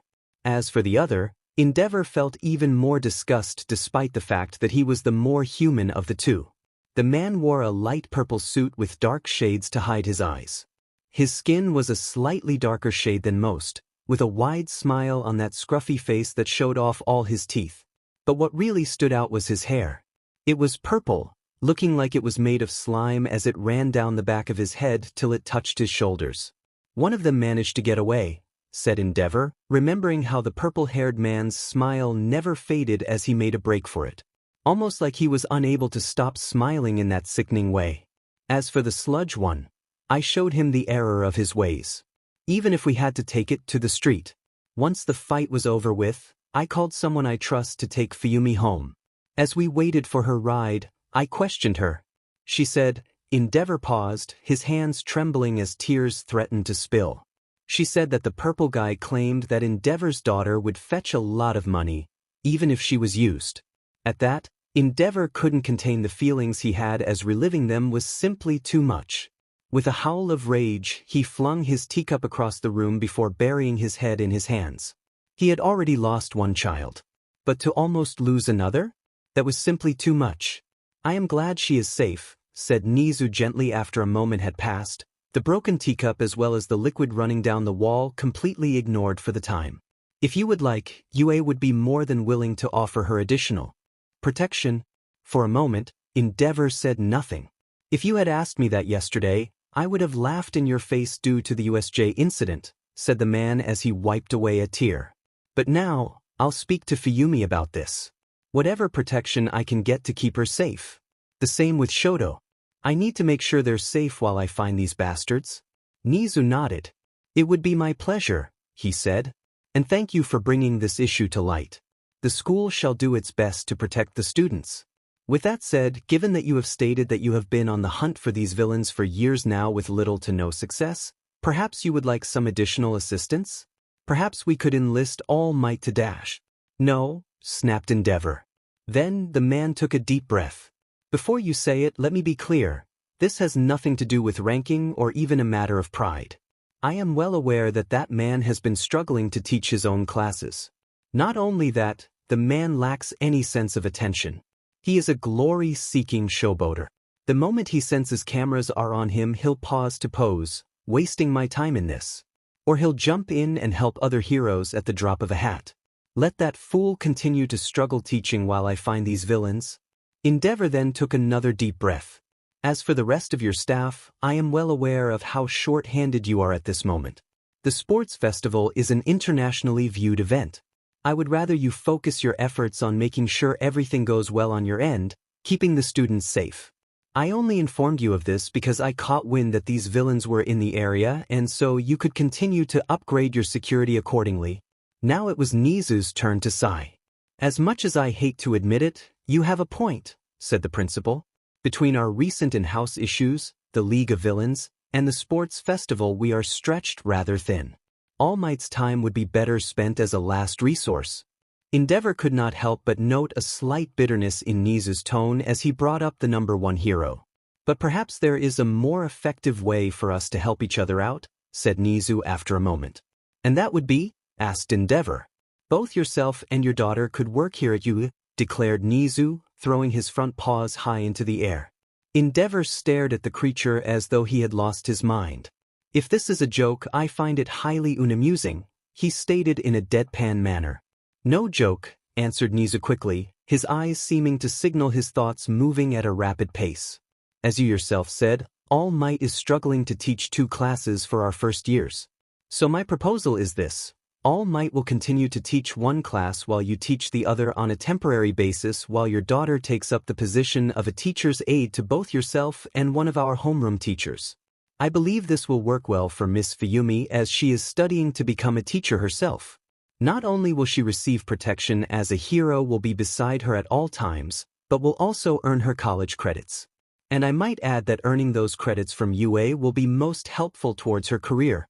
I see, said Endeavor, a new pang of guilt hitting him. He was somewhat aware of her plans for the future.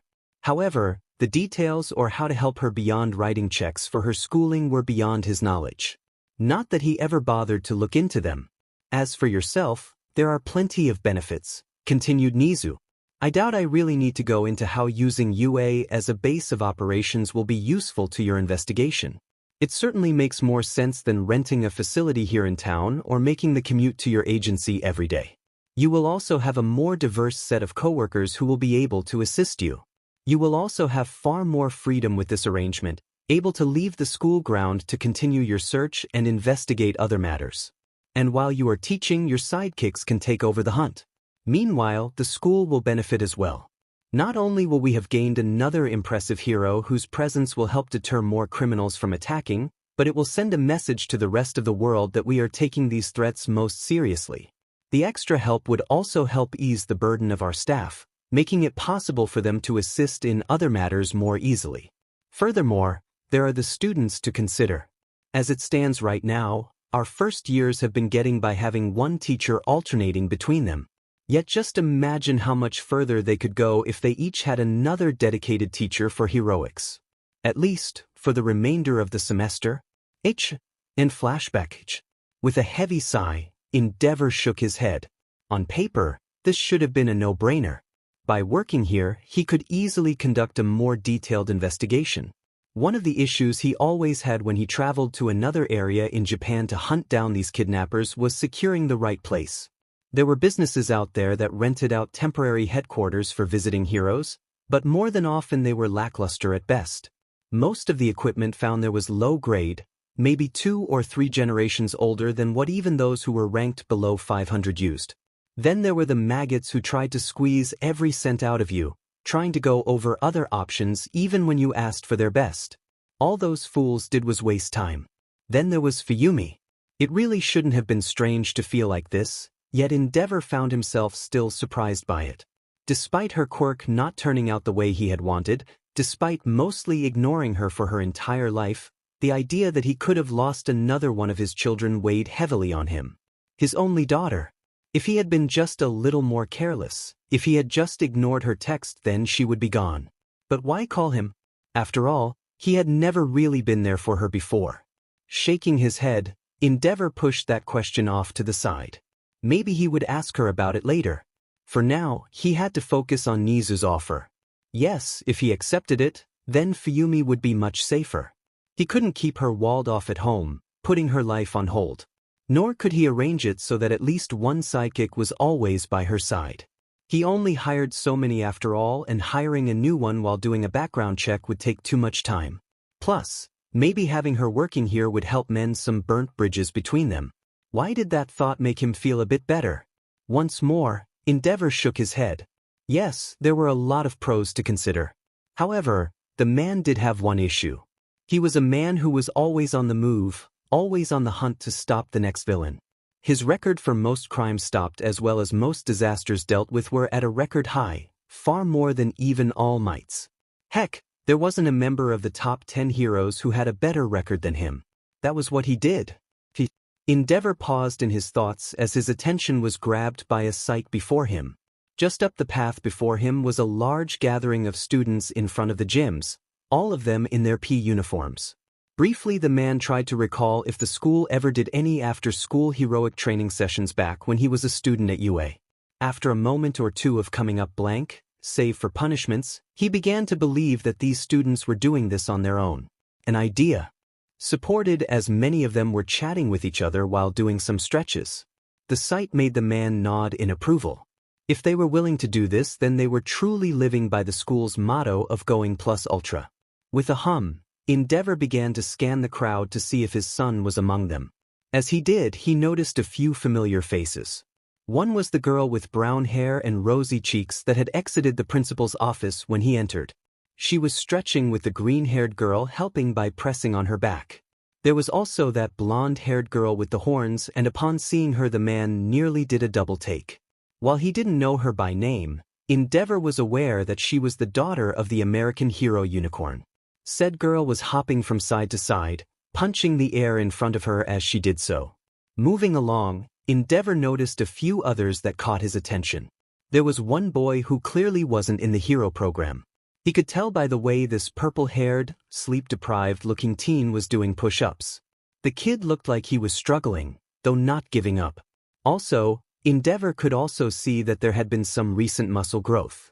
If he had to guess, the kid was from general studies and trying to use the festival to get into the hero program. Nearby was a girl with serpents coming out of her back. She was using them to move about, one seeming to extend as far as it could before biting onto something before the long neck of the quirk retracted and pulling the girl over to the spot. Endeavor nodded, seeing that she had come up with a practical use for her quirk. There was also a pink girl with smaller horns on her head, stretching her legs by leaning as far as she could from side to side before suddenly lifting one leg as high into the air as she possibly could. It was honestly rather impressive she was that flexible. Near the pink girl, Endeavor noticed another girl who was just standing there talking with someone else. This girl had bright orange hair that was tied to one side of her head like a ponytail. However, going by her body language, he could tell that she wasn't having an ideal chit-chat and wasting time while everyone else was getting ready. Her eyes were focused and seemed serious. Not only that, but her posture showed that she was serious right now. When she then shot a short glance at the gym, he began to wonder if she was talking about her training. As for the person she was talking to, he looked. Endeavor blinked as he took in the features, despite being only the backside. There was something about that hair that made him think he had seen it before. Before he knew what he was doing, the man began to approach the teens who seemed to finally notice his flaming presence. When his target turned around, a name came to mind. He wasn't a perfect match. The man he knew was older, a bit taller with much darker hair and few freckles. "Excuse me, but by any chance do you know a Hisashi Midoriya?" asked Endeavor.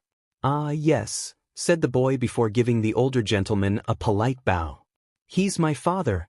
"Thought so," said Endeavor with the smallest of grins. Though, judging by how people were reacting, it probably looked a tad evil on him. Not helped by the narrowness of his eyes or the beard made of fire. A few even began to back away. But not this teen before him. He just stared up at the huge hero with eyes that held a degree of amazement as well as curiosity. "Excuse me, but how do you know my dad?" asked the young Midoriya, tilting his head to the side as he spoke. "Oh, we go back several years," said Endeavor, making what seemed like a dismissive gesture with his hand, though it was done more to show it was no big deal. It was back when the annual Fire Quirk convention was held in Tokyo. That year I had been invited as a guest speaker, but before I could get to the main auditorium I heard that a fight was about to break out. Two people manning different booths, one from Detnerat and the other from Hound Hunt Products. Endeavor nearly laughed aloud when he saw Midoriya's head fall down in embarrassment. "That's when," mumbled the teen before a shudder ran through his body. He then gave Endeavor a look. Mom wasn't very happy when she found out Dad got into a fight that needed a hero to break them up. "Please, I would barely call that a fight," scoffed Endeavor. "More like a welcome distraction as it kept me off stage for a bit. And I will say your father made quite the impression on me. I can still remember the way your father flung his arms around, yelling at the sniveling coward from Detnerat with flames shooting out of his mouth. 'Say that again. I dare you to say that again to my face,' he yelled over and over. Didn't even seem to notice I was the one holding him back until I pulled him to the side. When he finally calmed down, Hisashi was more embarrassed that I had to get involved. Then he just laughed it off, saying maybe he'd tell his son about this one day if his wife didn't end him. Guess he never did." "Not in great detail," sighed Izuku as a few of his classmates began to move forward, as if they were now realizing that this was an easy conversation from one of the most intimidating heroes in Japan. "What struck out to me was that fire your father had," mused Endeavor, gazing at Midoriya but instead seeing Hisashi. Not the fire he was breathing out, but the one he had in his eyes. After the situation was handled and things fully calmed down, I found out what had happened. That Detnerat coward had made a few remarks that sent a few warning bells going in the heads of the people running the other booths. Nothing too major, just some remarks towards people with weaker quirks saying that Detnerat products weren't for them. But things took a serious turn when the Kamiji family showed up. They're a family with mostly fire-based quirks. I remember that their oldest had just been accepted into the hero course and they wanted to get her some products to help in case her quirk grew too powerful. As for their youngest, well, the kid was having a bad day. Yesterday, he was diagnosed as quirkless. Endeavor paused for a moment, noticing how Midoriya seemed to tense up for a moment at that phrase. That Detnerat pig said he'd be happy to offer their product line to the sister, but it would be a waste to even give their scraps to a quirkless. He went on some long ramble about how their products were made with the intent to make the lives of those with quirks better while stating that the child should be happy to be allowed to live at all. Well, this made the Kamiji family pretty pissed off, but before they could tell the man to F off, your father stepped in. As he told the story, Endeavor wondered why Detnerat would send someone who was so open with his bias towards the quirkless. The best he could come up with was that they sent him there because, well, it was a fire quirk convention. Maybe no one thought anyone would bring a quirkless family member to it. Then again, "I'm not surprised," said Midoriya suddenly with a loud sigh, shaking his head a little. Hound Hunt and Detnerat have vastly different business philosophies. It all boils down to quirks and the people who they believe should enjoy their products. Detnerat, while they market themselves as a lifestyle company that makes your quality of life better with your quirk in mind, usually prefers to focus more of its attention on those with more powerful quirks. Basically, if you have a top-grade quirk, they will give you the 5-star treatment. Those with quirks on the average level get the over-the-counter treatment. If you have a weak quirk, you get the scraps. No quirk, well, that man is a prime example of how they'll treat you. Hound Hunt, on the other hand, has a more inclusive business model. They do make products that are specifically made with certain quirks in mind, but they do have some all-purpose products. They also have a strict belief in every costume matters, including the quirkless. Midoriya's eyes then widened before his hand shot towards his mouth to cover it. "Sorry, did I say all that out loud? I'm really sorry I went on such a ramble. I didn't mean to dash." Midoriya, however, was cut off as Endeavor began laughing. "Huh, you really take after your father in that respect, don't ya?" said Endeavor as he continued to give a belly laugh. "Hisashi did that same thing after I decided to drop Detnerat as my office supplier." Endeavor didn't go on to say that whenever he needed anything from fireproof desks for his office to training equipment, Hisashi was the person he called to make the arrangements. The man was not some average corporate grunt, nor was he some head of a department. It was honestly hard to place where Hisashi was on the corporate ladder. But he knew that Hisashi was high enough to walk into a meeting room with the most powerful men working there listening to him as he went over his charts. But despite how busy he probably was, Midoriya would always pick up for him and listen to the pro-hero's needs. He would then ramble on about all of his options in a manner that suggested he had the entire company catalog memorized. He would then break them down, going over their pros and cons while Endeavor listened. And if there wasn't anything that didn't meet his needs, Hisashi would direct him to where he could find it while making a note so that the next time he called what he wanted would be available to everyone. So, began Midoriya suddenly, the sound drawing Endeavor out of his own thoughts for a moment as he looked down at the teen. Can I ask what you're doing here? I don't mean for that to sound rude or anything, but we don't normally have heroes visiting the school that aren't part of the staff. Then suddenly his eyes widened. Wait, did something happen? Was the League of Villains spotted in the area? As the other students heard this, putting up their guard as they began to look around and scan the area, Endeavor was both impressed and disappointed at the same time. What impressed him was that Midoriya had come to that conclusion of a villain group being in the area. While it was the wrong group, it was, as a certain sleep-deprived teacher he knew would say, a logical deduction given the current state of things. But it was concerning to see that he hadn't come to this conclusion sooner. The boy should have seen him, looked at the facts as he had just done, and then asked if something was wrong. In the end, Endeavor would not chastise him. Not because he was Hisashi's son, but because of how this interaction had gone. Endeavor had approached him calmly, asking him a question which probably threw the kid off. Add to the fact that they did get into a conversation about something that happened so long ago. Plus, he was not the kid's teacher or parent, so he really shouldn't. With that said, what should he say? Maybe. Currently, the school is not in any danger, stated Endeavor in a matter-of-fact tone. What he said was true, as the League of Villains were still quiet. And for the kidnapping group, Endeavor only believed that they might target the students here. I just got out of meeting with your principal, going over potential additions to UA's ongoing security improvement as well as being offered a position as a heroics instructor. As he said that, Endeavor prepared himself for what he knew would come.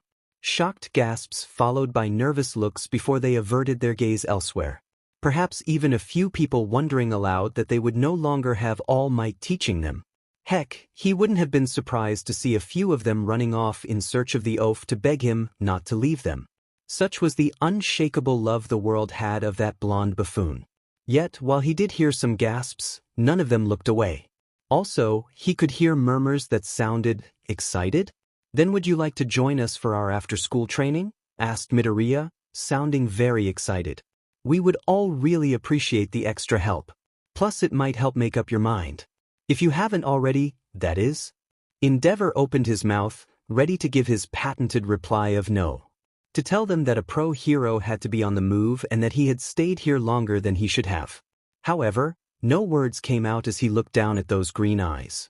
As he looked into them, he believed he had an idea on what had compelled him to speak to this young man. He could recall a conversation he and Hisashi had once over drinks. How Hisashi had thought for a moment he was going to lose his son. The man never went into details, but the way he spoke about it indicated just how terrifying the ordeal had been. Like he had walked into a nightmare situation and thanked every deity in existence that his son was spared. Just like he had today with Fuyumi. I suppose I could, said Endeavor, oddly earning a cheer from the group. Yeah, it might be a good idea to try teaching them to see how he liked it. Well, teaching more than one person at a time. Alright, I think I know just where to start with you, exclaimed Togata loudly, causing Uraraka to wince slightly. More due to the volume than anything else. Today's training with 1B and others, they really needed to give this an official name, had been seriously shaken up with the arrival of 4 new helpers that Midoriya had found. The first, and most recognizable in the anti-gravity girl's opinion, was the appearance of the number 2 hero Endeavor. Standing as tall as can and seeming just as muscular, he towered over nearly all the students there with an intense look that made Uraraka feel like nothing more than a speck of dust. There was nothing of the warmth and feeling of safety there that she felt with All Might and some of the other heroes who worked here. Honestly, he seemed like a more alert and roided-up version of Aizawa. When it was announced that he would be assisting them, Uraraka wondered how he would go about things. Would he be pulling a large group to do battle trials, throwing them into a situation randomly like how All Might did? Or would he just attack them randomly? The answer was honestly shocking. He moved with the group that headed towards the weight machines where he began to watch over them. There, he would bark at people saying he could see that they were not pushing themselves properly, that they were either trying to handle too much weight at once or that they were too comfortable with the weight they were using. The man also moved to a few, showing them that they were using the weight machines wrong before showing them how to properly do things. It was help that was honestly much needed as there were only so many people who could help. As for the other three, they consisted of their upperclassmen. The first and shortest of these three was Nijire Hado. The periwinkle-haired girl had looked at them with curious and excited eyes which seemed to magnify once she was formally introduced. The girl began to move through the crowd, asking questions of everyone she could find but moving on before anyone could give her an answer. At first, Uraraka wondered if she had some sort of information-gathering quirk. Like all she had to do was make eye contact while asking a question of her target, and she would get the answer. It made sense as well as being a really powerful quirk. She could gain intel on whatever villain she was facing or find out the weaknesses to their quirks. But, as it turned out, she was a bit scatterbrained along with way too much energy. Instead, her quirk was called Wave Motion, an ability that allowed her to convert her vitality and stamina into spiraling waves of energy. Using this, she could launch them as long-ranged attacks or use these spirals to fly. The second was Tamaki Amajiki. Appearance-wise, his long pointed ears gave him the appearance of a dark-haired elf. He was far less talkative than Hado. In fact, when he was asked to talk to them, he sort of paled for a moment before finding a corner, curling into a ball, and began muttering to himself as a dark aura seemed to surround him. Apparently he was not much of a social person. Yet, despite this, Uraraka could see that he had the makings of a great hero. His quirk, Manifest, allowed him to take on the physical characteristics of anything that he's eaten. For example, if he had had lobster, he could grow an exoskeleton-like shell over parts of his body or turn his hands into enlarged pincers. Then, finally, there was Togata, the teen who seemed to have the energy and charisma of All Might. Currently, these three upperclassmen, who were also known as the Big Three, were assisting various students with their quirk combat training. Hado was above their heads close to the ceiling with Pony as the pair were having some mid-air combat. The idea, from what Uraraka could see, was that Hado was trying to knock Pony off her horns. The American blonde was either to avoid it as much as possible or, if she did get knocked down, catch herself. Meanwhile, Amajiki was helping Kokami and Tokichi, something that made sense to the brunette. The serpents coming out of Kokami's back were similar to tentacles, which was something the Amajiki could manifest once he ate squid or octopus. Also, since the guy was used to manipulating his own body, it meant he was best suited to helping Tokichi. As for Togata, Uraraka had no idea why he was best suited to help her other than it being Midoriya's suggestion. Still, she went along with the suggestion as she explained to the older teen just what her quirk can do as well as all the training she had been doing with it thus far. Togata had remained silent, just giving her the occasional nod to show that he was listening, which now led her to the present situation. "See, I get where Midoriya was coming from with helping you in your training," continued Togata with a bit of a bounce in his step. "Judo is a great first step. However, you've been more focused on what it can do to your opponent rather than what it can do for you. So I'm going to help you bring your quirk up to the next level." How?" asked Uraraka, tilting her head slightly as she asked this. She had mentioned to him that she could use her quirk on herself. Like in Aizawa's quirk assessment test, she had used it to remove the gravity from certain parts of her body in order to reduce the weight and strain. It did make her a little faster, though not by much. As for removing gravity off her entire body, well, that was okay in an emergency when she needed to get off the ground. The problem was that once she was off the ground, all she could do was float there. Unless she had some outside force, all she would be was some floating target, which was one of the costume upgrades she was going to ask for. Togata didn't answer her right away. Instead, he smirked as he took a step back. I think it might be better if I showed you something first, he said. Uraraka just stood there, red-faced as she took in the blonde's ripped and muscular form that her eyes couldn't help but scan. No, wait. She wasn't looking him up and down. He was sinking into the ground. For a moment, Uraraka wondered what was going on. Then, without warning, Togata just shot out from the ground and began soaring through the air like a missile. He was so high up, far higher than any average person could do without their quirk. Then, while still in the air, the nude teen maneuvered his body so that he landed on his feet before skidding to a halt on the mat close to where Midoriya was training with Ishido, both of whom were on the far side of the area of the gym where combat training was being done. "Power!" he cried, drawing the attention of everyone in the room as he made a pose, one that had his legs spread and bent. The reactions of the group varied. Most just stared at him in disbelief, a gobsmacked expression on their faces before they turned around. Ken just smacked his forehead before grumbling something about warning people next time. Endeavor looked pissed. Well, more pissed than he normally looked, which was saying something. Hato looked like this was just a funny joke to her. Then there was Tokage. Damn, she said aloud with a whistle, her eyes taking in everything the blonde had to offer. Tokage, cried a shocked Uraraka, causing her maybe girlfriend to turn around with a slightly sheepish smile on her face. "Hey, I told you I was bi," she said. "Nothing wrong with appreciating the tasty dish before me. Besides, the one I wish to taste and savor is you." As she said that last part, the mossy-haired girl gave Uraraka a playful wink that made her heart skip a beat before her blush turned atomic. Even more so when the eyes of everyone in the room began moving between the two of them. "Now, hold on a moment," began Togata after his clothing had been brought to him, the person who had done so missed due to the antics of Tokage. Right now, the blonde was quickly getting dressed as he hopped on one foot to put on his boxers. Apparently he was having a little trouble doing so. After a few too many minutes, Togata stood before Uraraka. "Okay, so I wanted to show you that before I explain something," said Togata, the smile never leaving his face. "My quirk, permeation, isn't that strong. Sure, I can select part of my body allowing for anything to pass through me to avoid attacks, but doing so full body originally had too many downsides. Like something would pass right through my eyes, making me blind. I couldn't hear. Not to mention my clothes would fall off of me, letting everyone see me naked right before I sank into the earth. And when I turned off my quirk, I would be sent flying out like I was being spat out. For the longest time I was stuck. That is until someone showed me how to use my quirk in a different way by making my perceived downsides work for me." "Okay," said Uraraka, not completely understanding where Togata was going with all of this. For the second time that day, her mind went back to Aizawa's quirk assessment test, on how the man wanted them to use their quirks to help them with the various tests he put before them.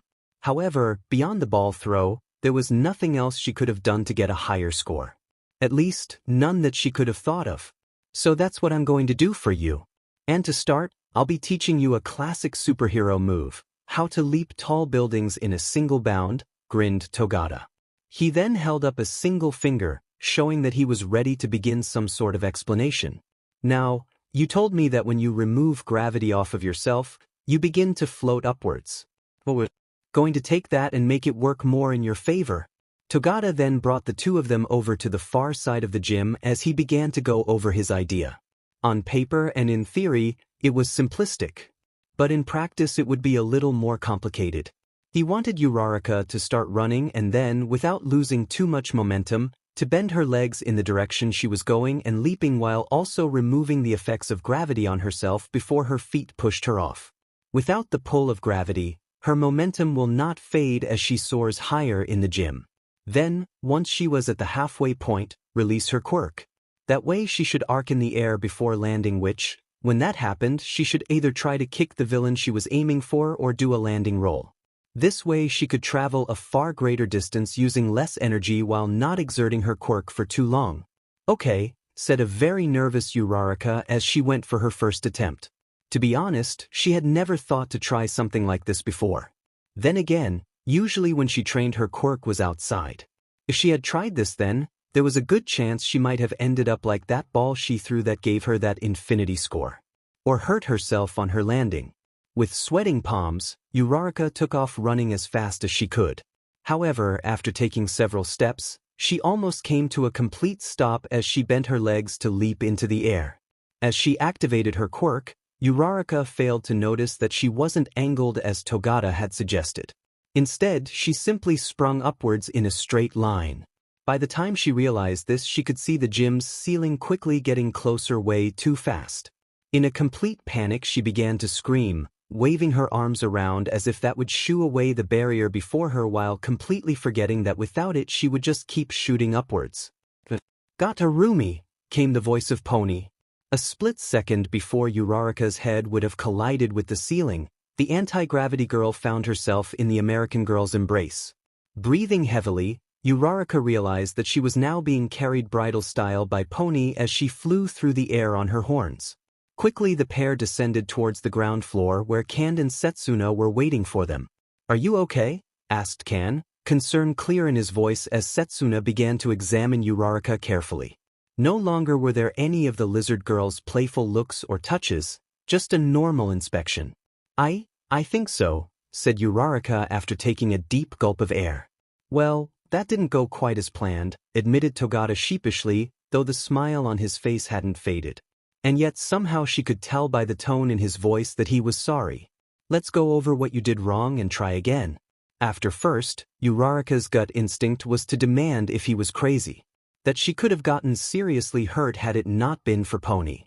That he should at least allow her time to calm down. What stopped her from doing this was noticing just how silent Ken was. Something that confused the girl. She could tell that he was his only level of strict, but he obviously cared about the students under his tutelage. So the fact that he wasn't saying anything now, after what just happened, came as a real surprise. Actually, no one was saying anything. What? Suddenly, realization hit her, causing the girl to look down at the floor. Everyone here was pushing themselves to the limit, meaning getting hurt was something one could expect to happen at any time. People like Kan and Endeavor, they wanted to see their students push themselves as far as they were capable of going. And if someone did get hurt, they would be there. Them as well as the rest of the students here. The next time this happened and Pony wasn't there to catch her, one of the teachers would be there before she hit the ground. And then take her to the nurse's office should she be seriously hurt. If not, then she needed to walk it off. Furthermore, Uraraka knew she needed to push herself. To go beyond plus ultra. She had more people counting on her. Not just her parents, but all the people who wanted to get into the hero course. They might not know it, but she was their ticket to making it in, if they themselves impressed the school with their skills.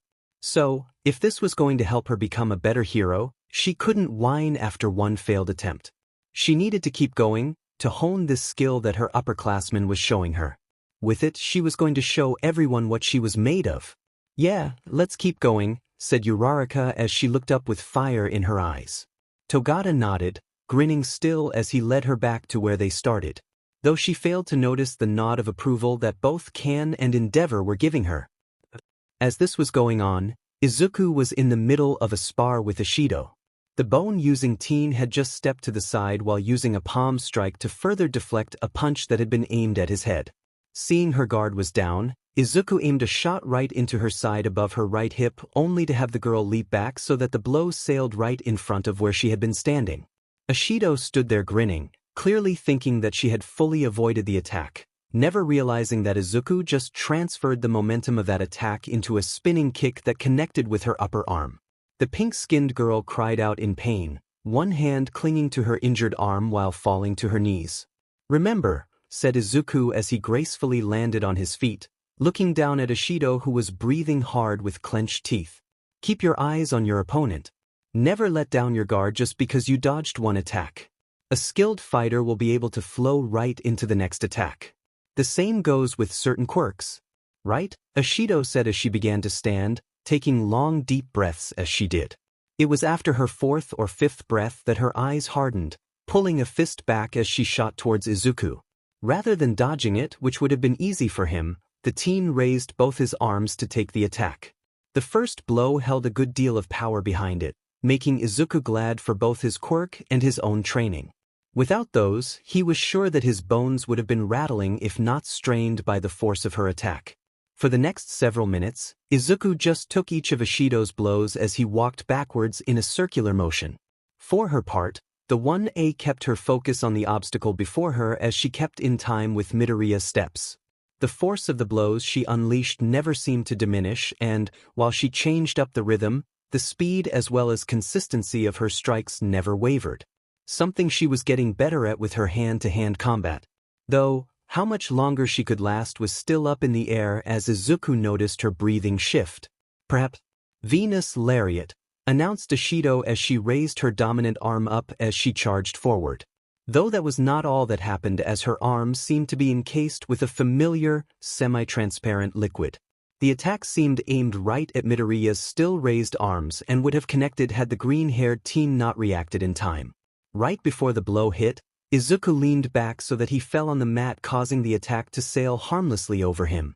Well, mostly harmless as a few drops of Ishido's acid landed on his face. Where the droplets landed there was brief pain causing Izuku to flinch, but nothing beyond that.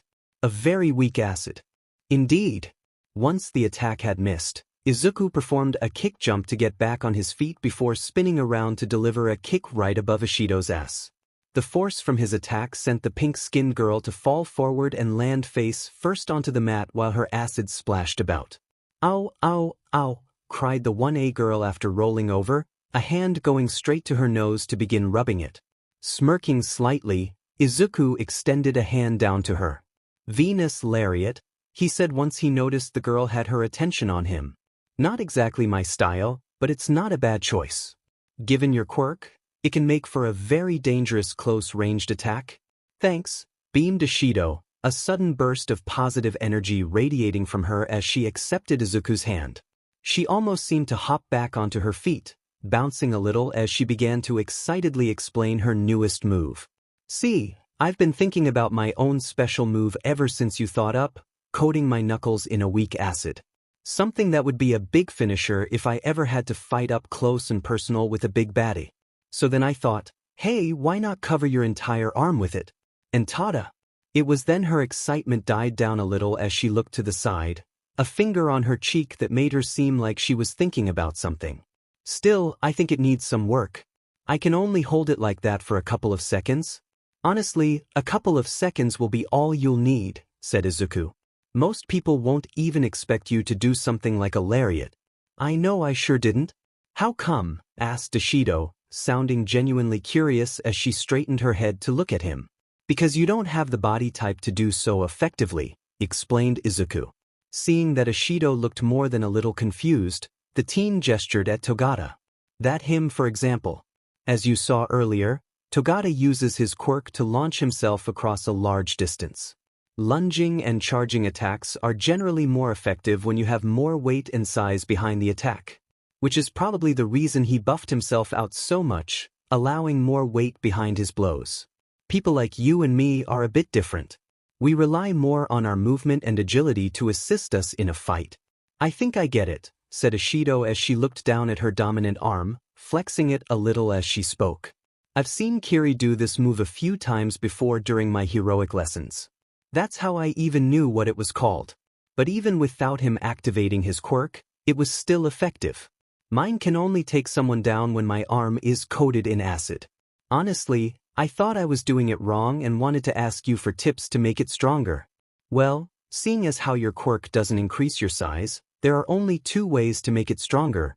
Buff up to the point where you're giving Togata a run for his money or use a stronger acid," said Izuku. As he spoke, the teen had to bite back a smile as he saw the change in his training partner's face. She went from innocently curious to downright disgusted. No doubt imagining herself as a female bodybuilder or something. "I think I'll stick to the acid," she said, sticking out her tongue a little. At that, Izuku chuckled. "By the way, where did you come up with the name?" he asked, genuinely curious. "Well," began Ishido, snapping back to her excited expression in the blink of an eye. "After Ken brought up the fact that we could choose our hero names, I asked him if I could be called Alien Queen. And he said yes. When Ishido said that last part, she jumped into the air while spinning around and throwing her arms up into the air. I'm so happy he said that because there is no way I'm getting stuck with the name Alien Girl or something. It might be cute now, but just imagine the embarrassment I'll have when I'm 30 and this being referred to as a girl. Or when I'm recovery girl's age. The pink bundle of energy then let out a shudder. So, anyways, when I started thinking about what to name this move, I remembered that old phrase, men are from Mars, women are from Venus. I then brought it up with Uraraka, who is like super into space. I'm more into sci-fi fiction than the actual facts and trivia of real space.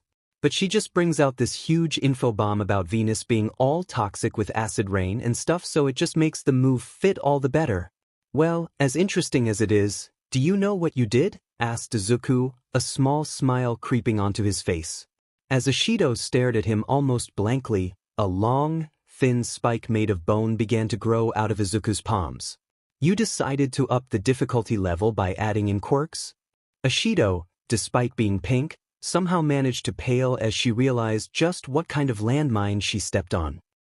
Ready, everyone? Shouted Izuku, bits of sweat rolling down his face as he did his best to keep his breathing under control. Besides him were his partners for team training for the day. To his right was Pony, looking only slightly better than he was doing at the moment. Meanwhile, to the team's left, was Ishido. The pink-skinned girl's clothing was a mess due to their training prior, as it was covered in rips as well as a number of blood stains caused when Izuku accidentally cut her skin. Thankfully, Recovery Girl had been called in to heal her so that not even scars remained. Currently, the trio were standing in the middle of a street within the massive fake city on UA grounds. But they weren't alone. Standing before them was the tank-like three-pointer robot from the entrance exam. It stood there, motionless with its gaze locked on the teens. Off to the side, holding a tablet that let him control the machine, was Endeavor. His expression was mostly unreadable as he looked from the device to the scene before him as he waited for the right moment to do his part. "I begin," shouted Izuku as he thrust an arm out. Instantly, bone mass began to pour out his skin. The teen gritted his teeth as it began to take shape, becoming a spiraling lance while also making sure to make the adjustment they had talked about. Instead of making it into a pure mass of his hardest, most dense bones, Izuku was separating it into three parts. The first was the outer wall, followed by a hollowed-out chamber. This chamber went around the lance, though was more pronounced at the tip of the weapon. As for the final part, it was another barrier of bone mass that was formed around the wielder's arm. Something that would hold it in place but would allow the weapon to come off. Oh, there was also a hole near the top of the lance. One that Ishido had placed her hand on once the lance was finished being made. With great focus, she began to pour in large amounts of her most powerful acid into the hollowed-out chamber in much the same way a person fills up the fuel tank of their car. "It's ready," yelled Ishido, Pony already behind the duo with her head lowered. "Horn cannon," yelled the American girl as horns shot out of her head. There were 4 in total that she controlled, connecting with the sides of the lance before pushing them forward. Altogether, they had created a rocket made of bones with a payload of acid flying right towards the machine. Upon seeing this, Endeavor activated the machine. The three-pointer acted quickly, spinning its treads to move out of the way before heading towards the 3 teens who looked like they would pass out at any moment. However, Pony still had the strength within her to adjust the rocket's direction. It was shaky and looked like it might spin out of control at any moment, but somehow the blonde hand managed to do it. The combo attack hit the three-pointer robot right in the side, the lance Izuku had created shattering into thousands of jagged pieces that lodged into the metallic shell of their foe. At the same time, the acid splashed all over the body of the tank, causing it to begin hissing where the liquid had connected. Within moments, the body of the three-pointer began to sport multiple melted holes in its body before it finally stopped moving. As the team sank to their hands and knees, Endeavor walked over the remains of the hulking robot to inspect the damage. More than once a humming noise could be heard from the man as he nodded in seeming approval of the damage they had caused. Finally, he turned to look at the 3 with a blank expression on his face. "Well, to start, it's dead," he said. "Somehow I already figured that," groaned Ishido as she moved from being on all fours to plopping onto her but before staring up at the sky. The tip of the lance pierced its hide easily, continued Endeavor, acting as though Ashido hadn't said anything. The damage was small, sinking a few inches inside. Had this been a normal human being without a reinforcement-type quirk, you would have pierced through their internal organs and destroyed them. Then there was the bone shrapnel doing additional damage. According to this readout, 49 pieces of bone became embedded in its body. As for the acid damage, that was just, it's still eating away at it from the inside. All in all, had you used this on a regular villain B ranked or below, you would have been charged with murder. And if we went against higher ranked villains, a robot army, or a Nomu? Asked Pony with a slight grin on her face. This combo move had been her idea, taking inspiration from old Power Ranger shows where the heroes would combine their weapons to create something far more powerful. She had wanted to do something more dynamic with their motions. However, both Ashido and her boyfriend had insisted that they get the basics down before they add the flair. Especially when they were dealing with such powerful acid. Well, that's not completely cut and dry, murmured Endeavor. For a higher-ranked villain, they would need to have proven that they were too dangerous for anyone below the top 10 to capture them safely. Or there would need to be proof that they were so much of a danger that lethal force would be necessary. In those cases, you would still need to sit before the Hero Safety Commission as they do a full-on investigation. As for the Nomu, they had no rights. I have been briefed that the government would prefer them taken alive if any more exist so we can study them. But if you did end them, nobody would lose any sleep over it and you'd all get a pat on the back. And evil robot army? Pressed Pony. Endeavor rolled his eyes before a slight grin appeared on his face. Third verse, same as the second, he said. Not like there's anyone out there who would build something like that. But on the off chance that there is some mad scientist out there creating robots to take over the world, you're good to go. Yes, cried Pony with sparkling eyes. Now, if you want to continue with this combo, there are a few areas you need to improve, continued Endeavor. The first and biggest issue that I can see is the prep time. As it stands right now, the only thing this combo will be effective against are stationary targets with little to no awareness, such as a wall. A smart villain will try to rush you, preventing you from finishing this move. Tsunatori might be able to help give you cover, but if she can do something like that effectively, then using this finishing move feels like a waste of time. If she can't and the villain gets too close, then you're in trouble. This is the type of move that, once you start, it's a bad idea to let it go unfinished. Next is control. I noticed a massive drop in speed when Tsunatori altered its path in order to hit the robot. What's more, it looked like it was about to spin out of control. Sorry about that, said Pony, looking away while appearing slightly embarrassed. I normally have great control over my horns, but it gets harder using all four of them that close together on the same object. Not to mention going at that speed. Though, once I get the hang of that, then maybe we could put a bit of a spin on the spear? That way we'll have a drill that can pierce the heavens. Still, it is impressive that you have as much control as you do right now, said Endeavor. You're on the right track. All you need is practice. In short, Midoriya. Ashido. Work on improving the speed in which you create your bone structures and produce acid respectively. Tsunatori. Practice using all your horns to carry a single object at high speeds. Endeavor then paused to check the time. Now it's getting late. The three of you hit the showers. Finally, cried Ashido. I could really use a hot shower right about now. The pink-skinned girl then turned her attention to the pro hero before them. Thanks for all your help today. After she said this, Pony also thanked Endeavor before she too began heading off towards the locker rooms. However, tonight she didn't wait up for her boyfriend. They had talked briefly before beginning their combo training, Izuku telling her to go on ahead as he wanted to personally thank the pro hero. Not just because it was his duty as vice rep of the class, but for other reasons as well. Soon, the pair were alone, though Endeavor kept his eyes on Pony's retreating form. Then, once they were out of earshot, the taller of the two let out a sigh. Tsunatori has excellent control over her quirk, said Endeavor. Far more than most I've seen at her age. Her mother must have trained her more thoroughly than I did with my sons. Makes me wish I had spoken to the woman. We could have traded advice. The flame hero then turned his attention towards Izuku. Though, that's not to say that she was the only person to impress me today. Thanks, said Izuku as he scratched the back of his head nervously. Your combat prowess is above most students your age, continued Endeavor. During your spars, I noticed the way you carried yourself as well as how you held your weapons. It showed me that you understand how to use them instead of acting like a fool who just slashed at the air before him like a maniac. As for the rest of your class, there are plenty of rough edges, but they are moving away from brutish fighting. They're finding their path. All they need is time and the right instructor. If they have that, I'm sure many of them will become fine heroes in the future. Hearing that perked Izuku's interest. Looking up at the number 2 hero, the teen took in how the pro had worded everything. And before Izuku knew what he was doing, he spoke. "See, can I ask you something?" said Izuku. Before the man could say anything, Midoriya's question spilled out of his mouth.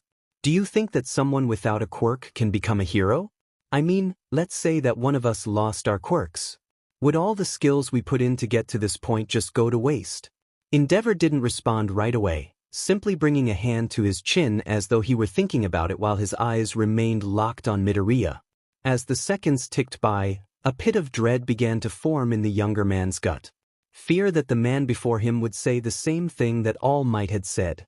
That it was just impossible for someone to become a hero without a quirk. Disregarding all other talents or abilities. Or maybe he would side with Mr. Yagi, talking about how dangerous the job was. At least the slender man seemed more open to the idea that people without quirks could do the job. At least, that's what Izuku took from it. But, if another top-ranking hero said the same thing, then what? "If you're asking me if they can become a great hero, then no," said Endeavor, his words freezing all thought in Izuku's head. "But, if a person has the drive to push beyond their limits, then I do believe that they have a chance to become a decent hero. Even without a quirk." Izuku's eyes widened. "Really?" he asked. "Kid, do you think I reached my position on my quirk alone?" asked Endeavor as he began to walk across the street, heading in the direction of a bench. The green-haired teen followed him at a respectable distance, watching as the man sat down before sighing. "Fire quirks are pretty much a dime a dozen. I've seen plenty of other heroes out there that can do similar things as myself. I've seen people who can manipulate pre-existing flames, people who have flamethrowers built into their fingertips, and even a quirk that turns fire into a source to replenish their stamina. With so many fire quirks out there, you need some way to stand out if you want to be noticed as a hero. Even more so when you're aiming for the top. To that end, I had to push myself harder than anyone else out there. Learned every trick I could in order to be the best. Trained my body so that the person I was when I started here at UA would no longer recognize myself. Also, I could surpass everyone else. Save one." There was a brief pause as Endeavor grimaced. "Trust me when I say this, reaching your dream or goal in life isn't always easy. You have to be willing to push yourself and strive with all your might in order to reach it. Especially when that dream is becoming a hero. From what I've seen today, you have a lot of the right stuff. So, if somehow you lost your quirk today, it would hinder your climb but not end it. I can see you supplementing your lost abilities with support gear along with additional training. Unfortunately, no matter how hard you improve your skills, improve your knowledge, and defeat villains, without a powerful quirk you will never reach the top. Trust me, this is something I'm well aware of." At that, Endeavor looked away. For a moment, Izuku just stood there as he began to feel a mixture of emotions as he looked at the man with newfound awe. It still hurt, believing that there was a good chance that the man he had admired for so long would have dismissed him should the results of quirk rebirth suddenly vanish. Or the potential rejection he would have given the teen had Midoriya never been accepted into the project. But now, here was another high-ranking pro telling something different. Having Endeavor acknowledge all the hard work he had put into himself, believing that with that alone would have made him a decent hero was a comfort. But there was something else, an irritation that shook Midoriya to his core. "You're talking about All Might," said Midoriya, causing Endeavor to slowly look up at him. "Pretty obvious. Everyone knows that you've wanted the number 1 spot for years." "Yeah," breathed Endeavor. "But I had to give up on that dream a long time ago. There just came a point where I had to face the facts, that I had reached my limit, that no matter what I did there would still be this large chasm separating us. That's why I place all my hopes into my children. That they, through my lineage and training, could do what I never could. Surpass that man. Then maybe I could feel content, knowing that at least a part of myself was standing there in that spotlight. Well, maybe your dream isn't completely dead, said Izuku, unable to help himself. How could he not? Endeavor had willingly taken time out of his day to help them, and gave the teens class good advice, all on his own. And now, he had just given Izuku hope that maybe there were others that could see people beyond their quirks. So what was wrong with giving this man some hope as well? Endeavor, however, just let out a weak chuckle. Sorry, but it's just not possible for me, said Endeavor. All Might is not going to be around for much longer, interrupted Izuku. The bone user then watched as Endeavor's face began to change. First he looked slightly taken aback, no doubt due to the fact that he had not expected Izuku to interrupt him in the first place. This was quickly followed by a look that said he thought that Izuku was either crazy or telling a joke that wasn't funny.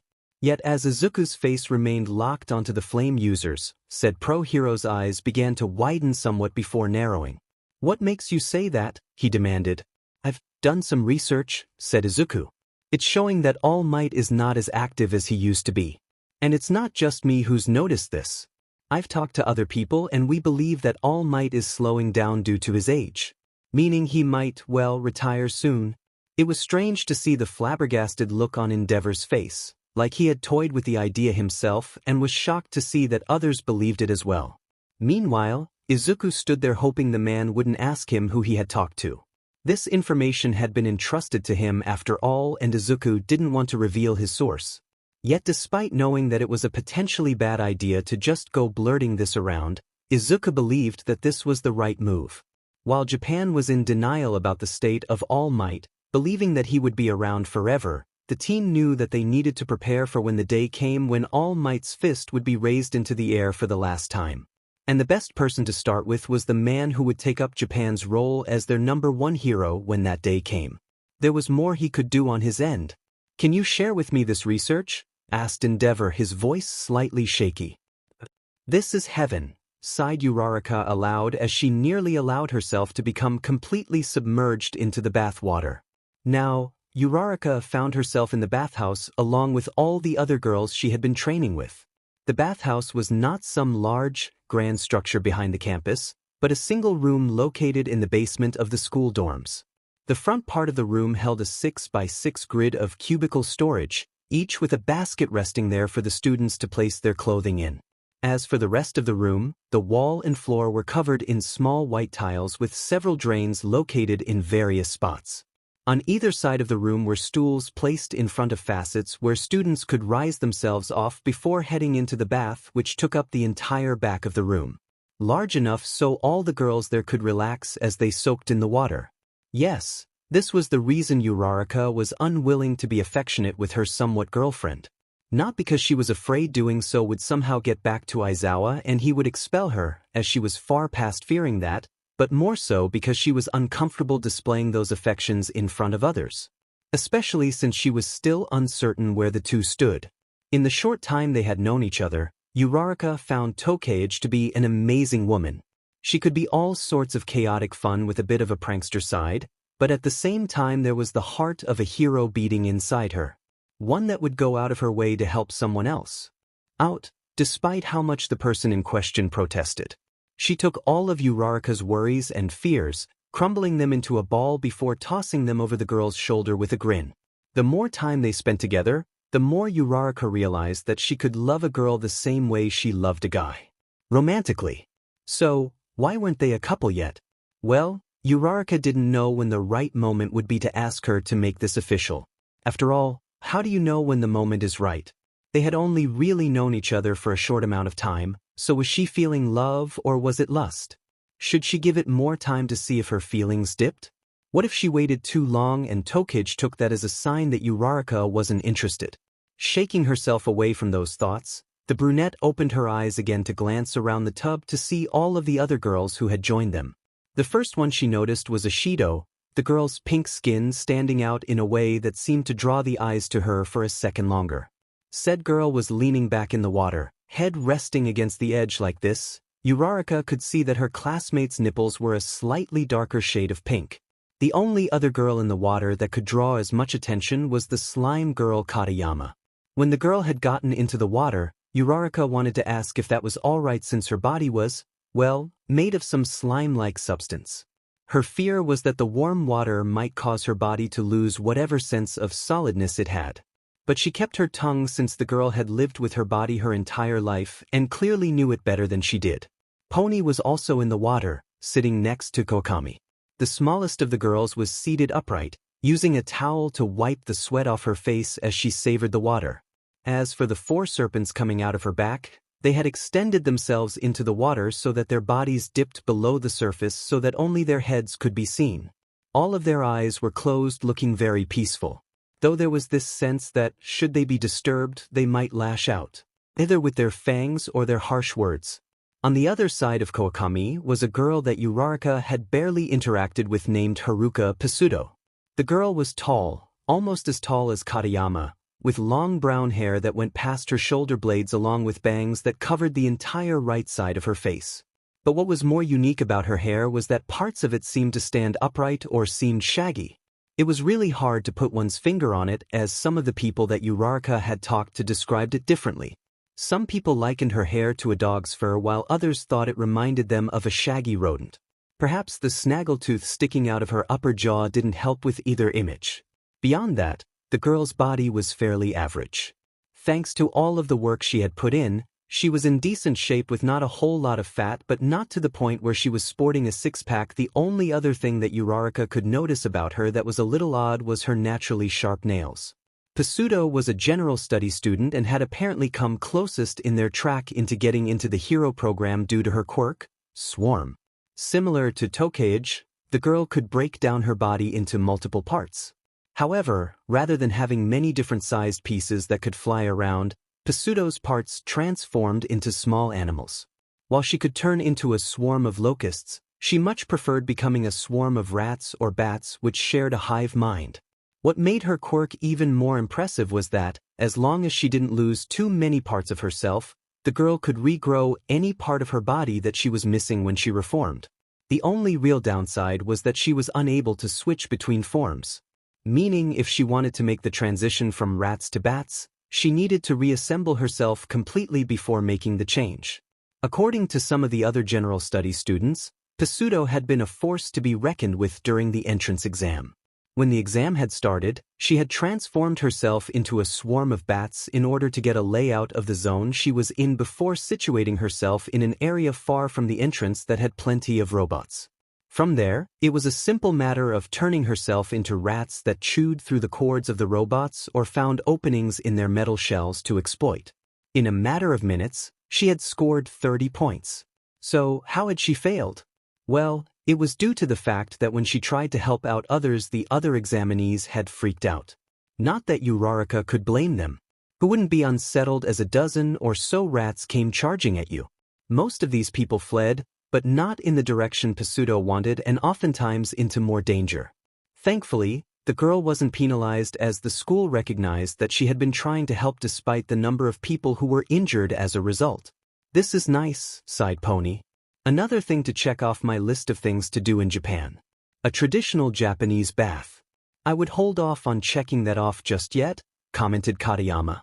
"At least until you visit a real public bathhouse. Those are much better. Maybe we should do that after the sports festival," commented Kawakami.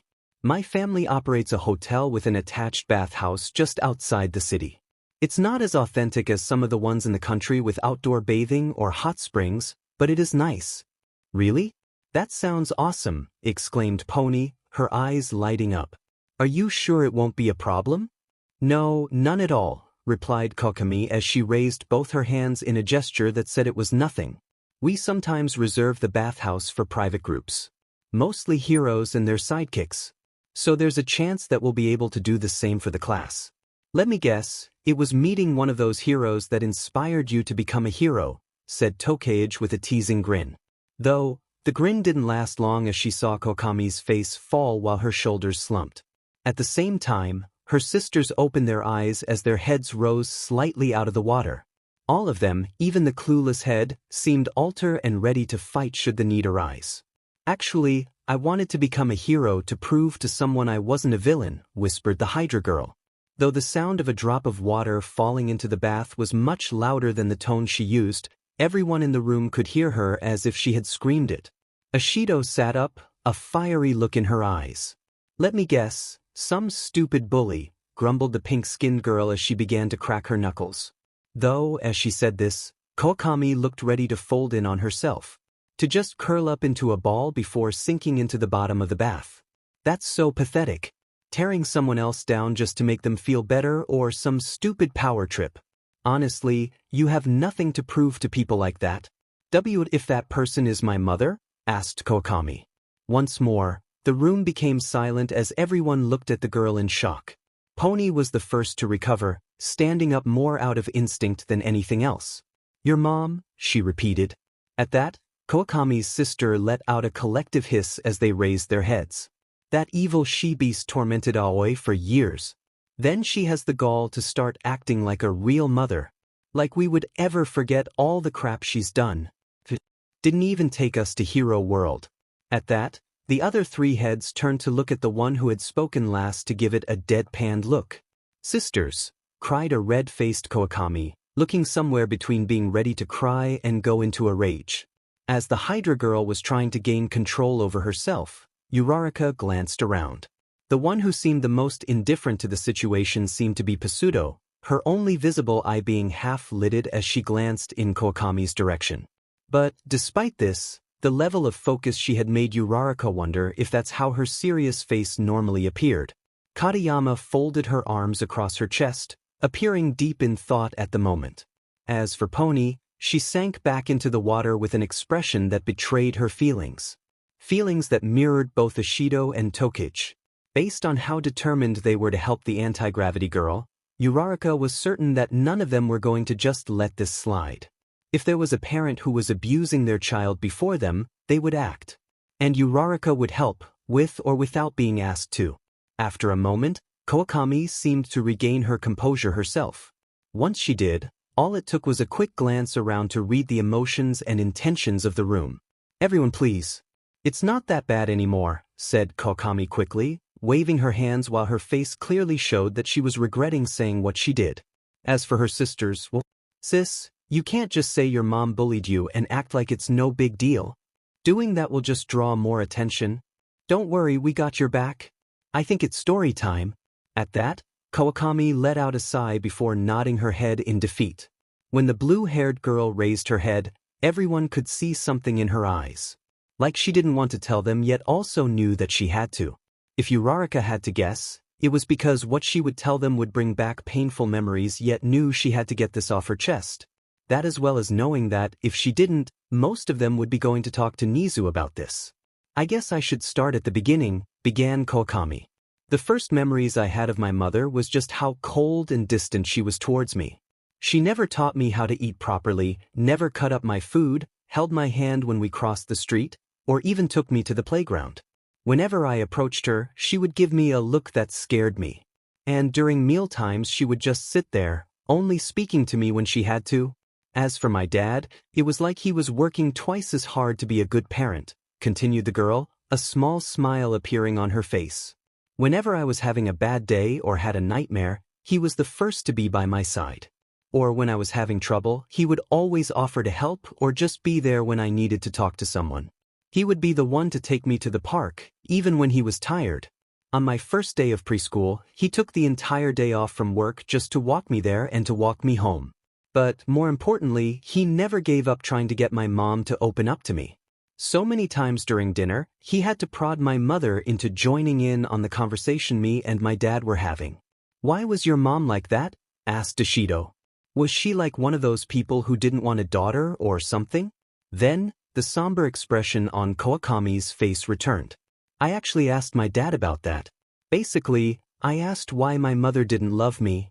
At that, Kokami paused to swallow a lump in her throat.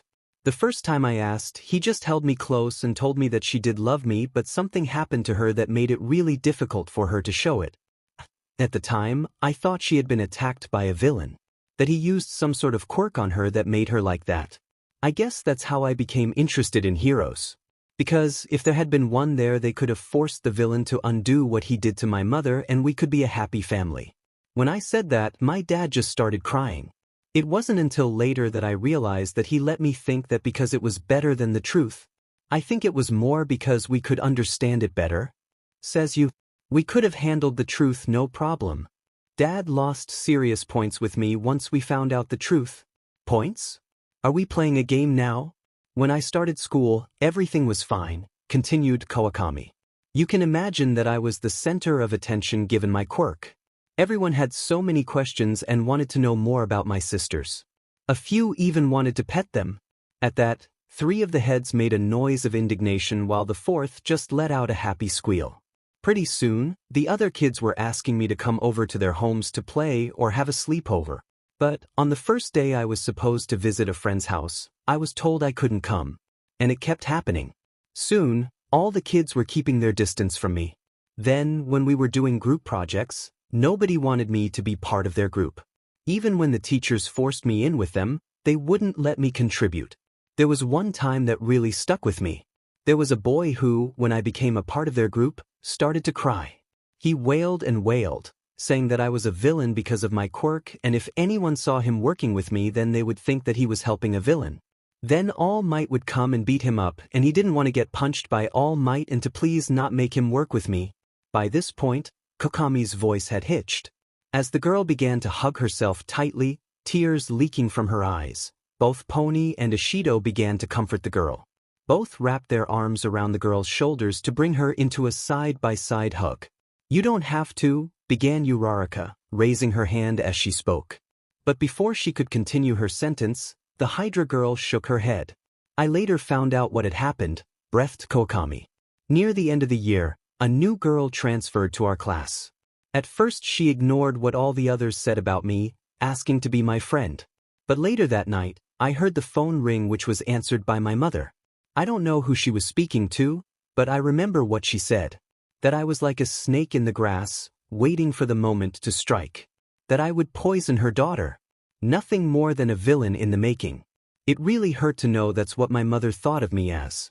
As time went by, things grew worse. At school, I was known as a villainess in the making. Most people ignored me, and the only people who ever wanted to talk to me were the troublemakers, thinking that I was like them. But eventually, even they stopped approaching me. I think they took my constant refusal to mean that I planned on shaking down the entire school all on my own. The teachers pretty much ignored me as well. Back at home, everything was fine as long as my dad was around. My mother, she pretty much kept up her cold demeanor towards me as long as he was home. But when it was just the 2 of us, she would make these passing comments about how I was wrong. If I messed something up, she would go on a long tangent about how I was a villain trying to screw up her life.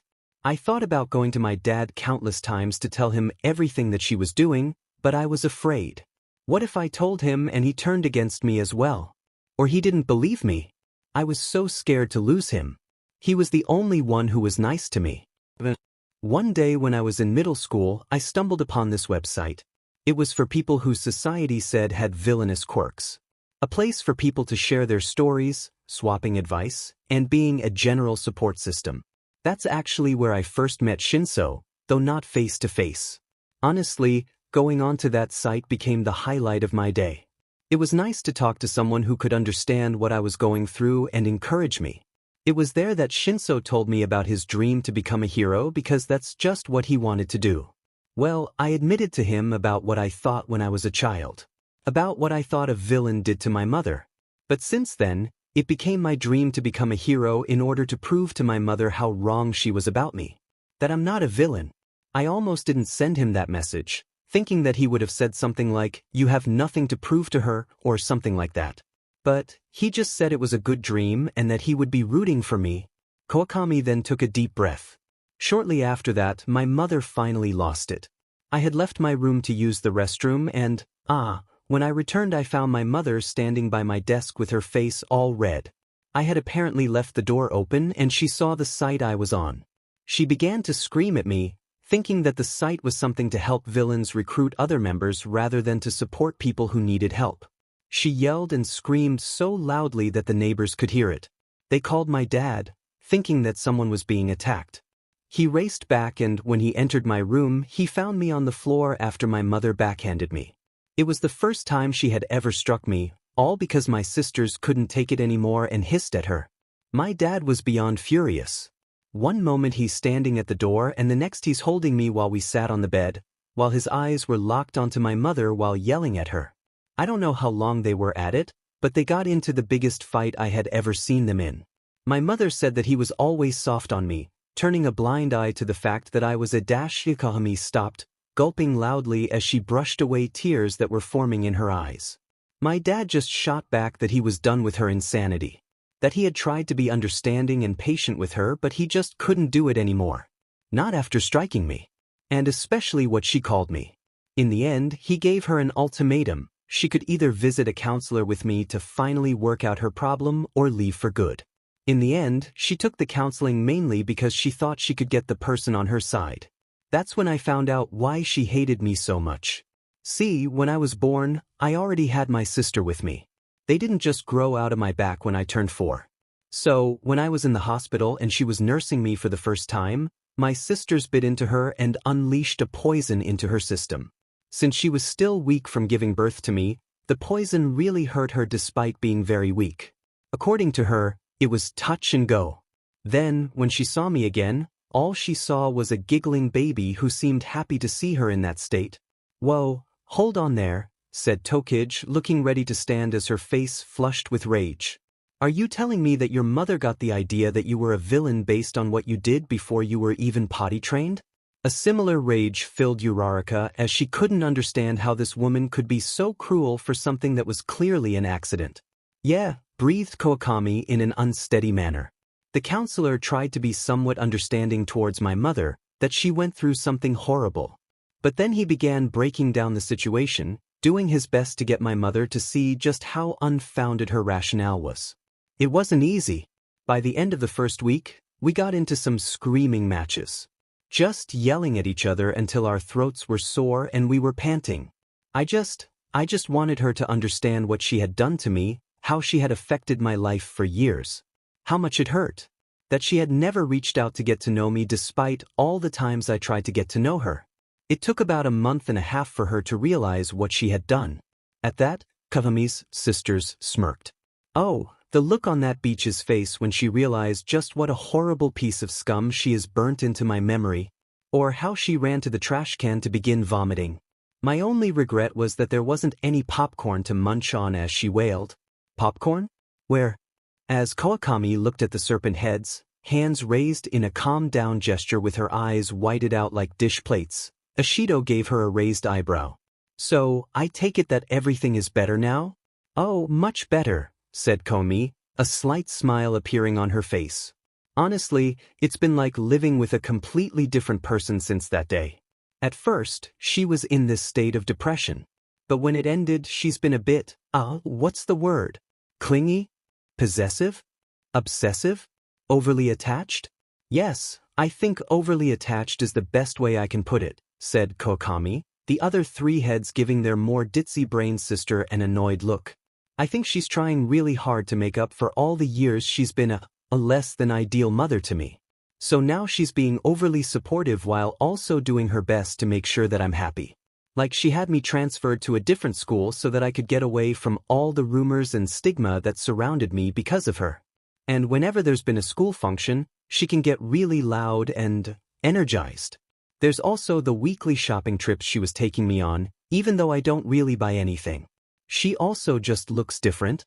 Mother used to have this look like that wicked stepmother from that Disney movie about Cinderella, but now she's super expressive and energized.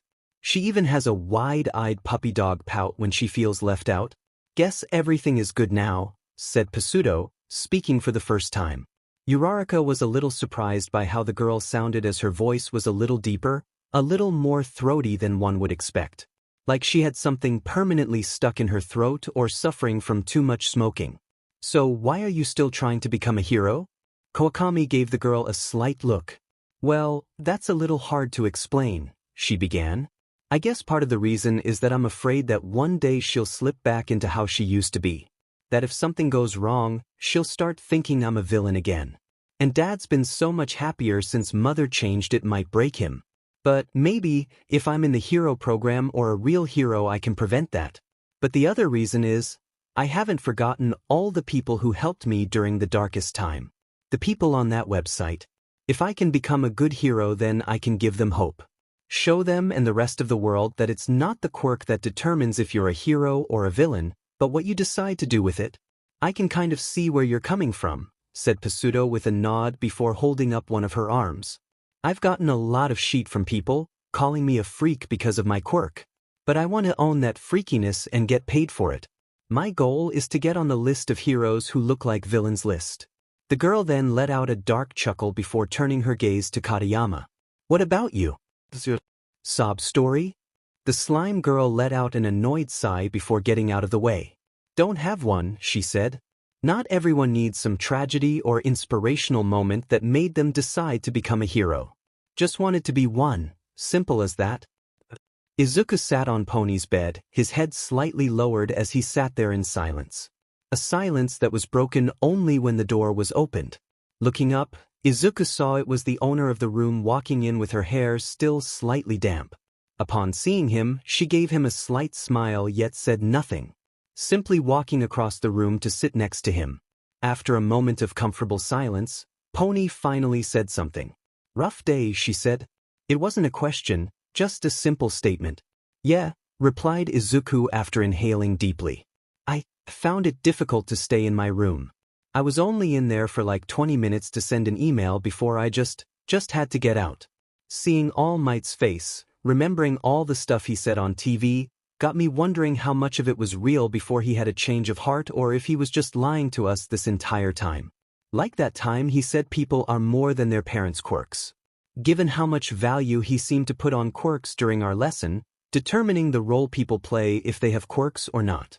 My mind Izuku was interrupted when he felt Pony reach out to cup his cheek. The warmth of her hand was a comfort, surrendering to it as the scent of the bath filled his nostrils. I understand, said Pony, smiling lightly. All Might's been your favorite hero all your life. What he said today, I'm sure it rocked you to your core. No doubt it will take some time for you to come to terms with this new information and decide how you feel about it all. I'd let you spend the night here, but since Uraraka is moving in, as Pony's words trailed off, Izuku's hand reached up so that his fingers lightly wrapped around his girlfriend's wrist to keep her hand there a bit longer. The offer was one that he could have enjoyed, losing himself in the simple touches of Pony's body as they held each other throughout the night. Yet, while Uraraka was a factor in why they couldn't do this, Izuku also knew that he shouldn't. That he'd just be ignoring his problems which would still be there when he eventually had to return to his room. A room where the smiling faces of the man he had so long admired giving him hope during his younger days would soon feel like mockery. He had to make a decision and the sooner he did so the better. It was pretty rough for me as well today, admitted Pony, her eyes looking downward as her smile faded. Before I went to Nisa's office, I started thinking some pretty nasty things about this one person from 1A. I think her name is Yayorozu. At that, Izuku blinked in surprise as Pony pulled her hand away. As the teen stared at his girlfriend, who lowered her head slightly, he tried to think of what the class rep of 1A could have done. Overall, based on their limited interactions, she hadn't done anything. She had never spoken to him or their class in a condescending manner like Minoma. Nor had she been openly hostile or acted like an entitled a-hole like that Bakugo guy. However, she had never really done anything for them. While she had apologized for what had happened during the lunchroom incident, she had not taken any steps to prevent the rest of her class from harassing them. In fact, from what Izuku had gleaned from his conversations with Ishido, she hadn't spoken to them about correcting their behavior. Apparently she had allowed Ida, the same guy who tried to downplay Kawakami's harassment, to take that role. What happened? He asked. I saw what she was doing to get ready for the sports festival, replied Pony, her voice coming out more like a growl. She then gripped at the sheets on her bed tightly before turning to look at Izuku. And do you know what Miss I got in on recommendation is doing? Studying. Everyone else is giving this their all, training every part of themselves in order to show the world what they're made of. But her? From what I've been told, she locks herself away in the library and just reads books. Oh, was all Izuku could say at the moment as he watched Pony bite her thumb. Yeah, something like this made sense given what line of work her mother was in. Not to mention that she was also the type of person who hated letting others down. To see someone else seeming to half-ass something as big as this while representing the entire school was probably driving her up the wall. Thankfully, Izuku had seen this enough in the past and knew how to calm the horned girl down. Well, maybe she's just taking advantage of the library for her quirk and training at home. Or somewhere else.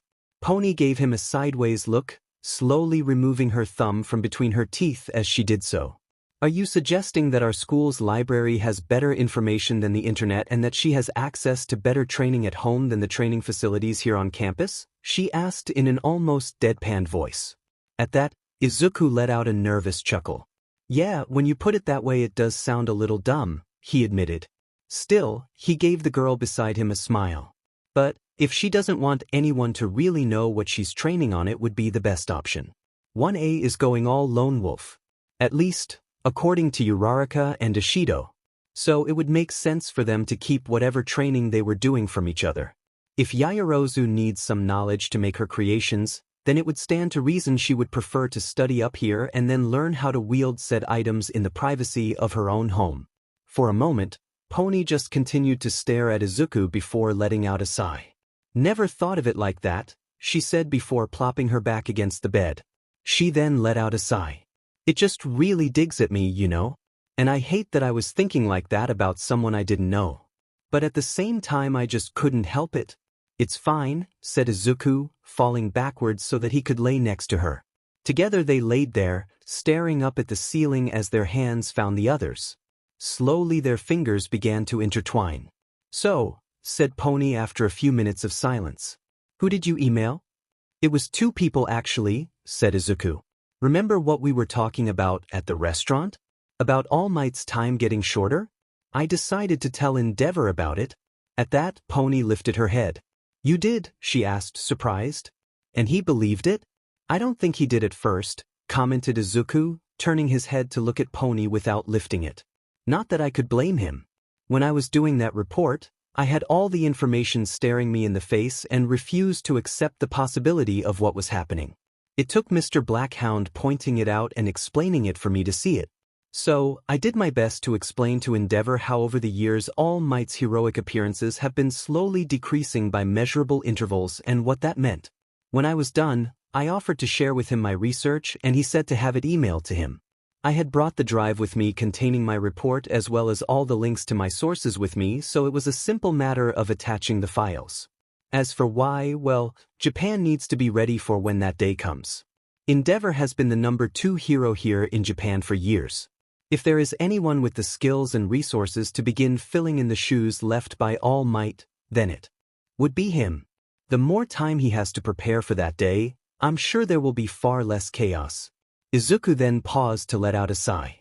I know that those will be uncertain days and I want to do all I can to help. But as I am right now, there is a limit to what I can do. But Endeavor, there's so much more he can accomplish. So even if he gets all the credit, as long as the people will feel secure, I'll be happy knowing I've done my part. Makes sense, said Pony. The other person I emailed was Blackhound himself, stated Izuku. I said I'd do it. I'm going to tell the world about Quirk rebirth. Pony's eyes widened at that, almost sitting up at that moment. You are? Yeah, said Izuku.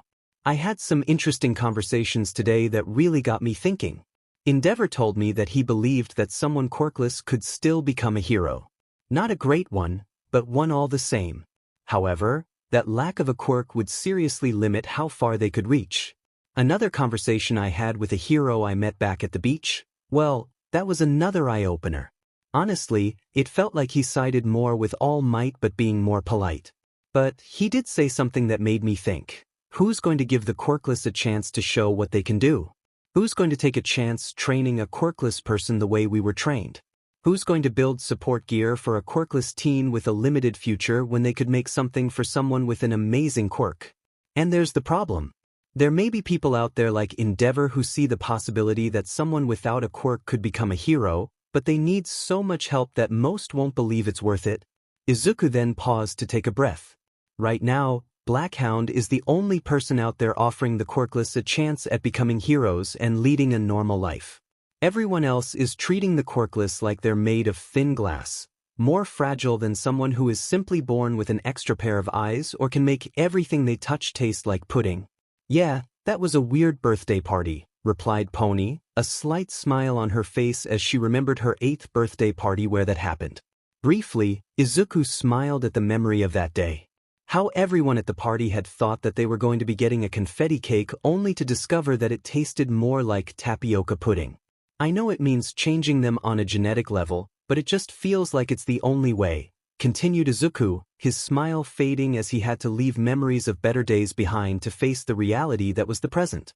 If there is still a majority of people out there thinking the same as All Might, then no one is ever going to give them a real chance to show what they're made of. It won't matter how much they want to do the right thing or are willing to lay down their lives for a cause they believe in.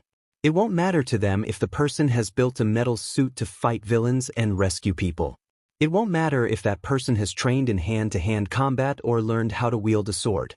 Nothing will matter to them once they see that the person has a quirkless status on his documents before telling them to go somewhere else. And when every place is like that, where do those people go? Where do they find their purpose after all of the world tells them, "We don't want you"? As Izuku spoke, his mind began to run through different scenarios. Using himself as a model, he began to imagine what it would be like for him to try his hand at being a scientist. In this fantasy, he imagined himself studying as hard as he could, pushing his brain as far as he could go to understand everything he could in his field while also crafting out his own theories and such. Then, after finally getting a degree, the imaginary version of him was denied getting a job. Some people saying it was a safety issue, that they were only looking out for his well-being. Others being less polite as they stated that they weren't going to put money down to baby-proof the lab for just one person. He could even imagine some people talking in a patronizing tone, saying that it was impressive that someone with his shortcomings had managed to do so much, but since he didn't have a quirk that improved his intelligence or something similar, then they doubted that he could keep up. He could honestly imagine several other scenarios out there making him wonder what would be left. Would all the workless people out there just get stuck doing the jobs no one else wanted to do? Would they be treated even more like second-class citizens to the point where they would have to risk their health, working long hours, constantly being threatened with getting fired at a moment's notice, all while barely getting enough money to survive? Was that the great future of the world? Then he thought about what Pony said about the suicide rate in America. If things got worse for the quirkless, he could see those figures rising. Taking a breath, Izuku came back to his realization. All his life, he had expected heroes to always be the ones to save the day. The ones who were meant to reassure the public while giving them hope. And they did all that, to a certain extent. But who saved the day for the quirkless? Sure, if they were in a crowd of people, the heroes would save them from a villain attack or natural disaster.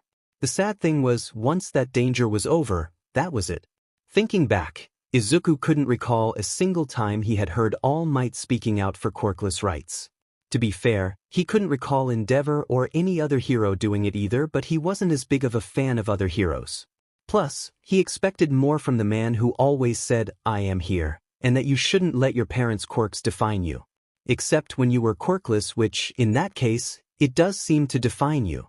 Overall, he didn't expect to see the heroes launching campaigns to help stop the bullying of the quirkless, discrimination, or even abuse anytime soon. Maybe his classmates, given how they reacted to All Might today, would someday in the future when they became heroes themselves. While that was an uplifting thought, it still deepened Izuku's frown. If that ever came to happen, it would be too far into the future. There was also the chance that, even if he's retired, All Might would speak out against this. Right now, Blackhound was the only one willing to give them a chance to follow their dreams, offering them a chance at a normal life. The only one willing to save the day for those born without quirks. "Are you sure this is what you want?" asked Pony, her voice full of concern. "You know that, once you tell the world, nothing will ever be the same. For you." To that, Izuku nodded. "I've had over 10 years of living like a normal person," he said before reaching out to stroke Pony's hair. "That's more than I ever could have dreamed of receiving if quirk rebirth had never existed. It's time I paid my due. Blackhound is right. The world needs to know that the quirkless can live a perfectly normal life by accepting this process. I can help all those people struggling to hang on, give them hope for a better tomorrow. I'll be the sidekick to the hero Black Hound as we change the world. Alright, said Pony simply. At the same time, Enji Todoroki was seated on the back porch of his house overlooking his massive backyard. Large enough to fit a party composed of 100 fat gum clones comfortably. The majority of it was a traditional Japanese garden that had been begun by his wife. Several sakura trees rested by an ovalish-shaped pound that had a small bridge placed over it. More flowers decorated the area along with shrubs to bring forth a calming atmosphere. For the most part, he had left it untouched since she had been taken away and was maintained by professionals that he hired. If anything died, he would have it replaced with an exact copy before the sun set. But there was one part of it that he, and only he, tended to. Hidden in the back of the garden near the corner wall was a large patch of flowers that he had planted the day she left. Those blooms were Ray's favorite flower, something she had only mentioned to him once on the day they first met. Better days when he was not the harsh, cold man that the rest of Hero's society knew him as today. Now he grew these flowers himself, delivering fresh ones for his wife every month without ever being seen. However, while the beauty of the garden would normally help ease the man's mind, especially when the moon was out like this, Enji's thoughts were a jumbled mess as he sat there with a photo album open on his lap. Currently he was looking at a picture of himself, Ray, and Toya. The image showed his firstborn son launching a fire-blue streak of flames from out of his palm, looking annoyed that he couldn't already do the same as his father. Ray was shown standing off to the side, hands pressed together and seeming happy in this moment. As for Enji, he stood there watching the young child who seemed ready to sulk with a half-smile on his face. Looking at this image had always been hard for him, a reminder of how things used to be. Back when he wasn't completely obsessed with his goal of having a Todoroki beating All Might. A time when he felt his family's love and warmth with the future looking so bright. A moment in time that had been burned away, never to return. Before tonight, whenever he looked at this picture, he had often felt regret for how he had handled things. He still remembered sitting Toya down after they had found out about Shoto's quirk, telling his firstborn son that he was stopping their training. He recalled the hurt in his son, feeling like he was being replaced. The fight that had ensued. Enji wished with all his heart he had handled it better, as all he wanted was his son's safety. Perhaps if he had just said that he was putting their training on hold until he found support equipment to help with the drawback of Toya's quirk, then this whole mess would have been avoided. However, he had to live with the reality of what he'd done. He had trained Toya to do one thing and then took that purpose away. He wasn't paying enough attention to his boy. He didn't even know that Toya had snuck out of the house until it was too late, and by the time he did, the flames were everywhere and his son, unable to look at the picture any longer, especially with what he knew now, Enji couldn't hold back the tears as he turned the page, going back further in time. Now he looked at himself, standing in front of his first hero agency headquarters with a bright smile on his face. While his eyes stared down at the man he once was, his mind recalled how he felt that day. That he was one step closer to achieving his dreams of becoming the #1 hero in Japan. The excitement on that young man's face seemed like mockery to the older version of him. Everything he had done had been for that one goal. Every horrible decision he had made, all for a rank. He had pressed on, despite the numerous chances and signs that told him to turn around. Toya's death should have been the biggest sign, one that the man in this picture would have seen coming a mile away. But to the endeavor of the modern day, he couldn't stop.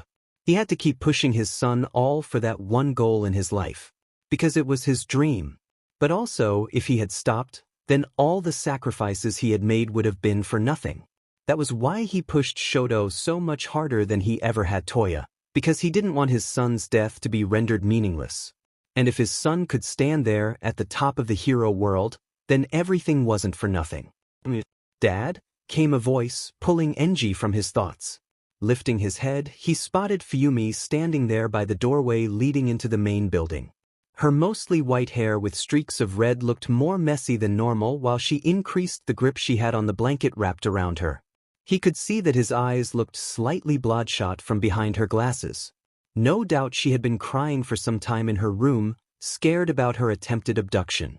"Yes?" asked Enji. "Can I sit with you?" his daughter asked weakly. "I don't want to be alone right now." "Of course," said Enji, gesturing to the spot next to him. Briefly he wondered if she had asked Shoto or if the boy even knew about what had happened. These days, his son went straight to his room, taking his dinner in with him and leaving the empty dishes at the door for someone else to pick up.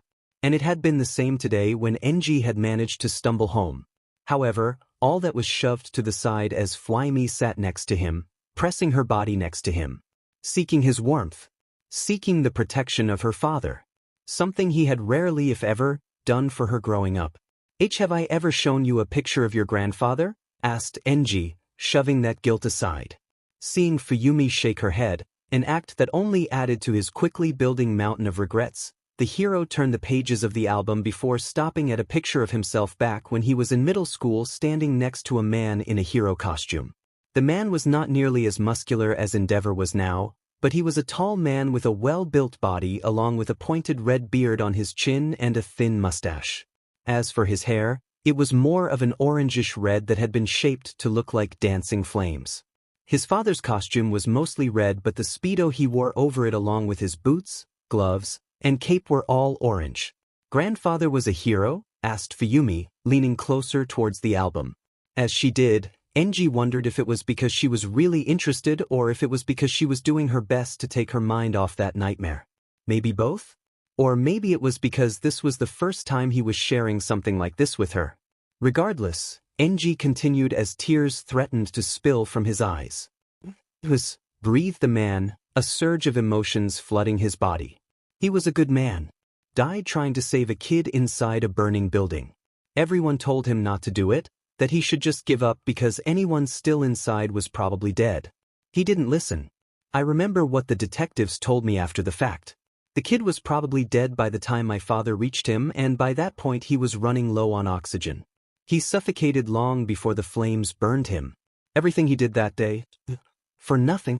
Now Enji was gripping the book tightly with both hands, tears now running uncontrollably down his face. As he looked down at his younger self, he saw an image of Midoriya looking back at him. At first, Enji had thought that the kid was out of his mind or had read some crazy crackpot conspiracy theory on the web. But when he locked eyes on the boy, he saw something there that made him want to hear him out. To listen to what he had to say. What he heard shocked the man to his core. Midoriya had broken it down, citing how All Might's public appearances over the last 5 or so years had been in decline with a steady interval. When you take that in along with the man's age, it made you consider the idea that time was catching up with the hero. When Enji had gotten home, he had skimmed over the report that Midoriya had done and sent to him. But, even before he had looked at it, the pro-hero had given what the teen had said some thought during his ride home. All Might's appearances were lessening. He was cutting his public presence with the media more often. At one point, he would be doing constant interviews and appearing on some late-night talk show on any network in any country around the world. But now that Enji thought about it, he had heard rumors that on certain days All Might would have to cancel an appearance. At the time, he had thought that the man was just being vain and blowing it off on a whim since the streets were quiet. Or the man would be spotted in an area for a few hours then suddenly disappear. Thankfully, most of the heavy lifting was done, but there was still work that needed to be finished. Again, Enji had rolled his eyes when he heard this, thinking that All Might was just prepping himself for an interview or something. But, did those interviews happen? He would personally need to look into it. It only took a brief skimming of Midoriya's lengthy, yet well-written and organized report, for him to see that the teen's theory had merit. There was a decline in villain battles and appearances, limited to a few hours a day, that had been steadily decreasing more and more as time went by. That realization brought Enji to this moment as another horrifying one appeared before it. Everything he had done to get to this point had been meaningless. His marriage to Rei in order to produce a child who could surpass him, training Toya and his eventual death, training Shoto, ignoring his family, Rei's breakdown, his coldness, and every other FING thing he had done with the intent of someone else taking down All Might had been rendered mute. It was so maddening. Time did the one thing he could never do. As the tears fell onto the picture, he looked over at his daughter's surprised expression. But before she could say anything, Enji dropped the album to embrace her tightly. He felt her stiffen by this sadly unfamiliar embrace, her mind doing its best to process what was going on. Yet his hold on her never slacked as he kept them close. "I'm sorry," he whispered into her ear, earning a gasp. "I'm sorry. I'm so sorry. Fuyumi, I'm sorry." On and on, Enji continued to repeat himself as Fuyumi's shoulder became damp with his tears.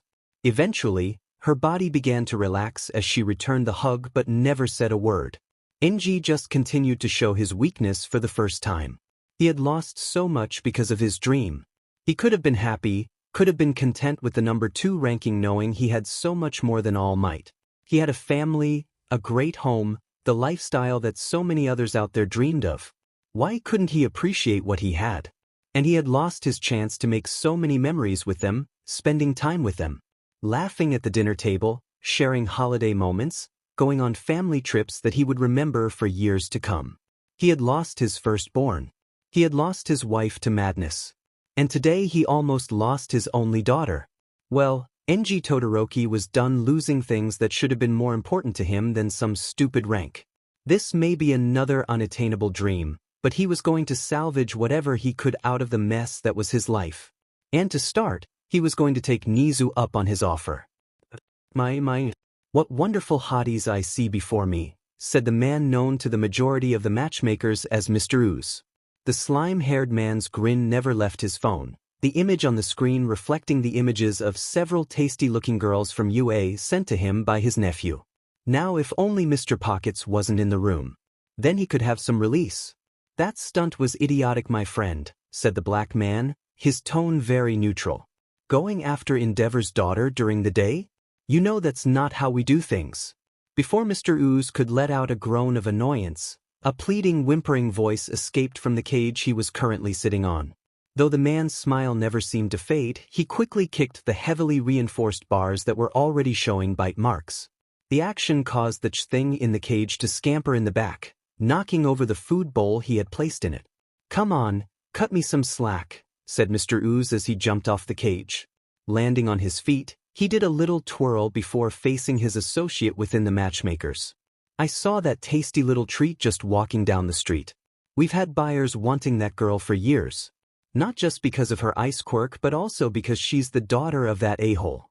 The opportunity to have some fun with her was just too hard to resist.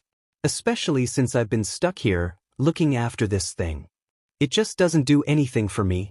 Mr. Ooze continued to grin, showing off all his teeth, even when Mr. Pockets pulled a gun out of his special little storage dimension and pointed it at him.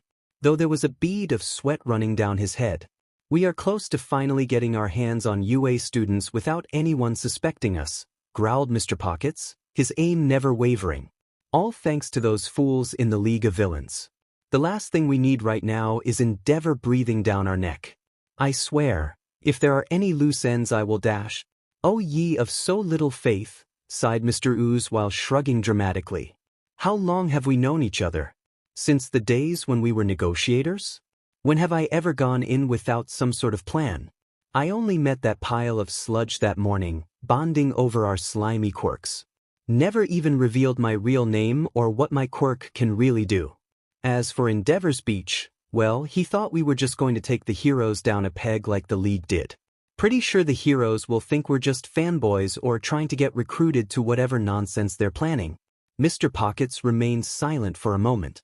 "I really should shoot you," said the man before slowly lowering his gun.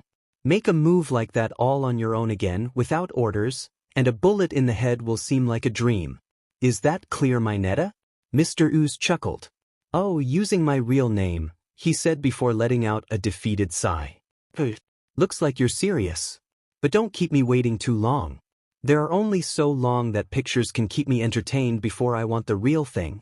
Uraraka laid on the floor of Tsunotori's dorm room in the space between the horned girl's bed and the glass sliding door that led off to a small balcony. When she had first arrived here, she had thought that she would be sleeping on the bare floor or actually sharing the bed with the blonde. That second option was, well, a bit of a mixed bag with her sudden realization of her sexuality, her feelings towards Tokage, even though they had only been on one date, and what she had seen walking into the room. Thankfully, neither happened as Tsunotori had brought out a small futon for her to sleep on. She didn't know if the American girl just so happened to have one or if the school had provided her with one, but she was grateful for it. As for the blanket, well, Uraraka was pretty sure that it came from Tsunatori. On it was the image of three people. A man with white hair and horns holding a staff with a red gem while maintaining an expression of forced calmness, a classic blonde elf woman wearing mostly green, and a cat girl who might be a loli in skimpy attire. Tsunatori called this her Diablo blanket. Well, at least it was comfortable. Speaking of the American girl, Tsunatori was currently in the small bathroom freshening up for the night. Uraraka could hear the water running in the sink, the light buzzing of the electric toothbrush that must have cost her a fortune, and the humming that was familiar, and while the brunette couldn't see her, there was something about the way that Tsunatori was humming it that just showed how much passion she was putting into it. With all the kindness, positivity, and energy Tsunatori seemed to have at her disposal, it was no wonder Midoriya liked her. Once they had managed to collect a sufficient amount, enough for Uraraka to get by for a while without crowding Tsunatori's dorm room, the two made their way out. Though, as they did, they could hear yelling for the office connected to the building. Tokage, despite Uraraka telling her not to, decided to sneak a peek inside by detaching one of her eyes and ears. Both pieces floated around the office, looking for any opening while their owner and Uraraka made their distance. A good thing too, as according to Tokage, the building manager was yelling up a storm as he spoke to someone on the phone while looking like his face was about to turn blue. And she meant that literally. That's when Uraraka informed Tokage of the man's quirk, mood skin. Basically, he was unable to hide how he truly felt at any given time as his skin shifted colors to indicate how he was feeling at any given time. Blue meant he was feeling sad or fearful. No doubt the investigation that Principal Nizu was already well underway and wasn't looking good for him. As the pair made their way to the dorms, talking about how exciting it was that Uraraka was going to be living on campus. And even while she spoke, Uraraka's mind was abuzz with questions about herself. Why was she having such thoughts about a girl she had only recently become close to? Did this make her some sort of whore? Was she as perverted as Mineta? Listen, as far as I am concerned, we are having an extended slumber party at my dorm, said Pony with eyes filled with fiery determination. And one of the rules of a Pony Tsunatori slumber party is anything said at a Pony Tsunatori slumber party stays in the Pony Tsunatori slumber party. We can talk about anything like crushes, getting stuff off your chest, what heroes you think are hot or not, and on it goes. Nothing leaves here via my lips. She then paused and looked away. Well, unless you confess to something super illegal. Carla found that out the hard way. She admitted being the one who called in that bomb threat at my middle school to get out of taking a math test. Seriously, who does that? Okay, was all Achiko could say to that before taking a deep breath. As she breathed in, she began doing her best to put her thoughts in order to best describe the situation she felt she was in. All the things she was feeling for the first time that confused her. What's more, as she exhaled, she realized that she had a great opportunity literally right in front of her. Out of everyone she knew, Pony was the only one in a serious relationship. So if there was anyone who could help her or, at the very least, give her some insight, it would be her. Can I first ask you a question? Began Achiko. Pony gave a little nod, which to Achiko looked odd as she was still lying on her back. Still, she continued. How do you know you're in love? Pony didn't answer right away, just letting out a little hum before she spoke. I think the best way to answer that question is a quote from one of my favorite samurai animes, she said with a look of fondness on her face. It goes something like this. If you asked 100 people about love, you would get 100 different answers. Or something like that. It's been a while. But I like it because it's so true. Love is not something that can be put in a box or on a list and said, this is what it is and nothing else. It's individual, changing from person to person. And it can change over time the more you experience things.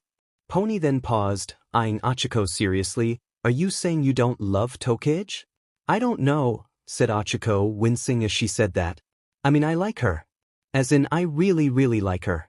And that's what's so confusing. Before I was never really into girls. I mean, I could see another girl and admit she's pretty, but with Tokage I can't get her out of my mind. I keep getting fantasies about what I want her to do to me. Is this love or am I just being horny like Mineta? Also, she's so much more amazing than I am. She's a recommendation student. You have to be super amazing to get that while I'm this poor girl from the country. So I don't know what I'm feeling, why she feels so strongly about me, what I should do to figure everything out. How Achiko was cut off as Pony reached out a hand, placing a finger on the other girl's lips. Oh, well, wow, began Pony as she pulled the finger away before rolling on the bed so she was lying on her belly once again. I think I get what's going on. And trust me, you're nothing like my Netta. I'm not? Questioned Achiko, feeling relief mixing with the confusion. But the way I've been feeling about her, the stuff I want to do with her, isn't that the sort of thing that a pervert like my Netta wants to do with girls? Isn't it the same? Pony shook her head. Trust me, it's completely different, said Pony in an almost sage tone. My Netta doesn't care who it is. The person doesn't matter as long as they look good. But from what I'm hearing, you only seem to be interested in Tokage. For the most part, Achiko finally admitted before giving Pony a meaningful look. There's only been one other person I've fantasized about and it was today. Achiko then took a deep breath. It was Midoriya. I'm sorry, but I did have a passing thought a while back that if he wasn't dating you and I wasn't interested in Tokage, then I might have had a crush on him. He's just nice and dedicated to everything he does. Plus, those freckles are kind of cute. They are, aren't they? Replied Pony as an odd smirk appeared on her face. But just remember, in the real world he's taken. As Achiko let out a small squeak, Pony continued. But in all seriousness, you have nothing to be worried about. You're still learning about your sexuality and all that. But you're clearly not fantasizing about everyone you lay eyes on. Thank God for that, muttered Achiko, grateful for that small miracle. Word of warning for when you join 1B, Shizuki is super religious so she might not appreciate you saying that, laughed Pony. I sort of noticed, muttered Achiko as she looked away. She doesn't really hide that she's proud of her faith. And not that that's a bad thing. No, it's not, said Pony. It's what makes Shiozaki, well, Shiozaki. Just like how all the parts of you make up Achiko Uraraka. It's something that everyone sees and Tokage really likes it. I honestly believe that she believes you're amazing. Not true, whispered Uraraka as her face turned red while her eyes found a spot on the floor that suddenly looked interesting. I'm just Dash. A country gal who left the safety and familiarity of her home to become a hero, interrupted Pony, her tone stating that she wasn't going to let Achiko put herself down. A hero who wants to specialize in rescue efforts? Saving people even when the camera isn't on you. Someone who wants to help her family, which is super important. The person who wants to stand out the right way. A person who is willing to work with others because it's the best way to do things. And Tokage thinks your blush is cute. Pony, cried Achiko, her face even redder now. However, the girl just continued to grin as Achiko looked away with a pout on her face.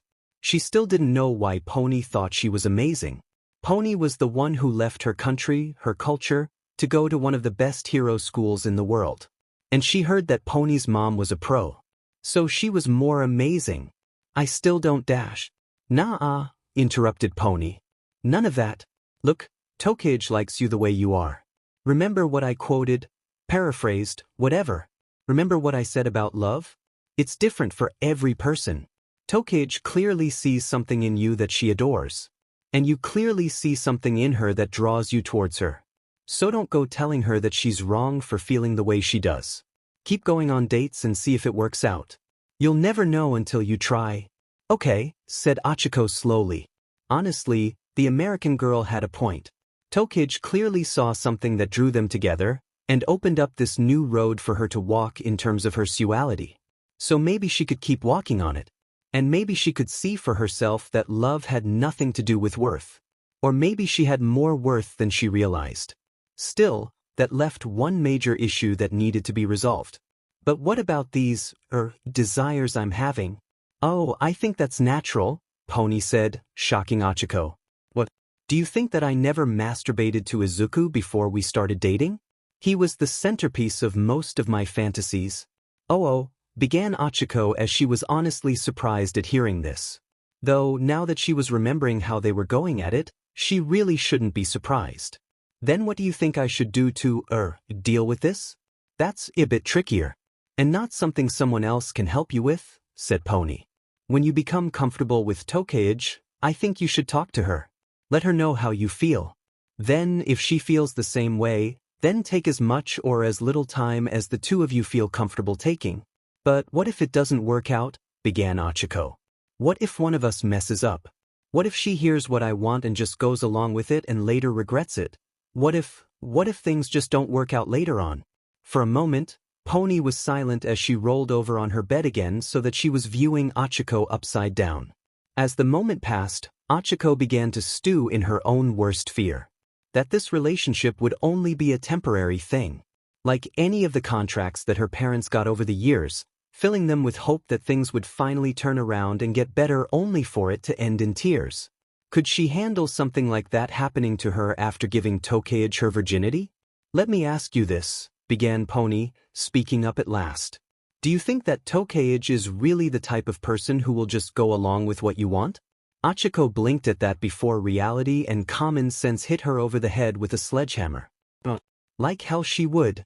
Tokage was the type of person who spoke her mind, even when it was something that the other person didn't want to hear. Just like with her apartment, the girl could have just gone along with it like everyone else. But she didn't. She told Ochako what she needed to hear, which was the truth. More so, she went above and beyond to get her the help she needed. It was more likely that, if Ochako did want to act on her feelings and Tokage wasn't ready, then she would put her foot down. Honestly, I was in a similar position back when the school year started, continued Pony, surprising Ochako. Izuku and I, well, we had known each other since we were 4. We have always been each other's rock despite living on opposite sides of the earth. He was always the person I could talk to about things bothering me and he could do the same. Even when we couldn't physically help each other, knowing there was that person we could confide in was nice. In time, I fell pretty hard for him. Believe me, I know how you feel getting caught in the act. I'm just glad it wasn't my parents. At that, Ochako shuddered. If that had happened, she knew she would have died from the awkwardness. Then I came here, said Pony. I was so excited. I was in the land that brought me all the anime and manga I enjoy, get to attend the greatest hero school that has produced the highest number of pro heroes in the world, and I get to spend more in-person time with Izuku. But I wasn't ready to tell him. Not right away. I kept telling myself that it was too soon and that I should wait. That everything around me was just so new and Izuku was the one thing that was the same. I didn't want to ruin or mess anything up. Upon hearing that, Ochako was unable to hide her surprise. For as long as she had known the couple, they seemed to just act as if they had been dating their entire lives. Sure, she knew that wasn't true, but when you just looked at them, well, it was hard to describe.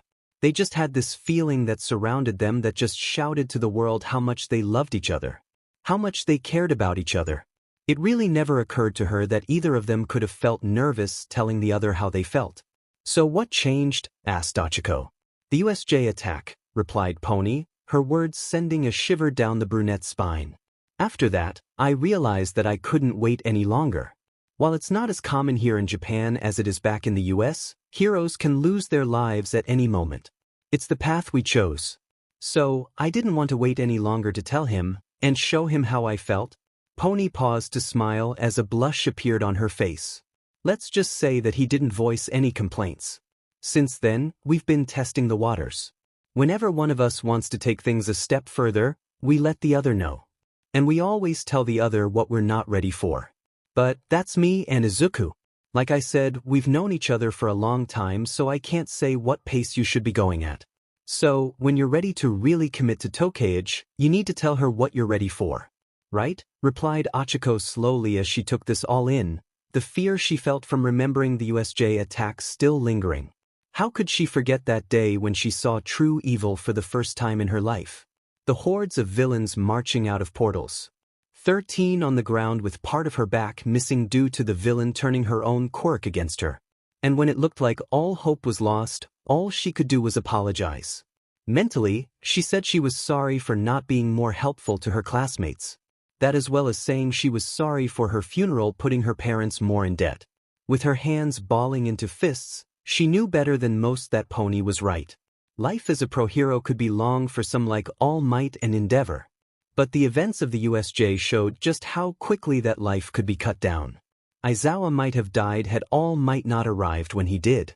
13 would have died. They would have died.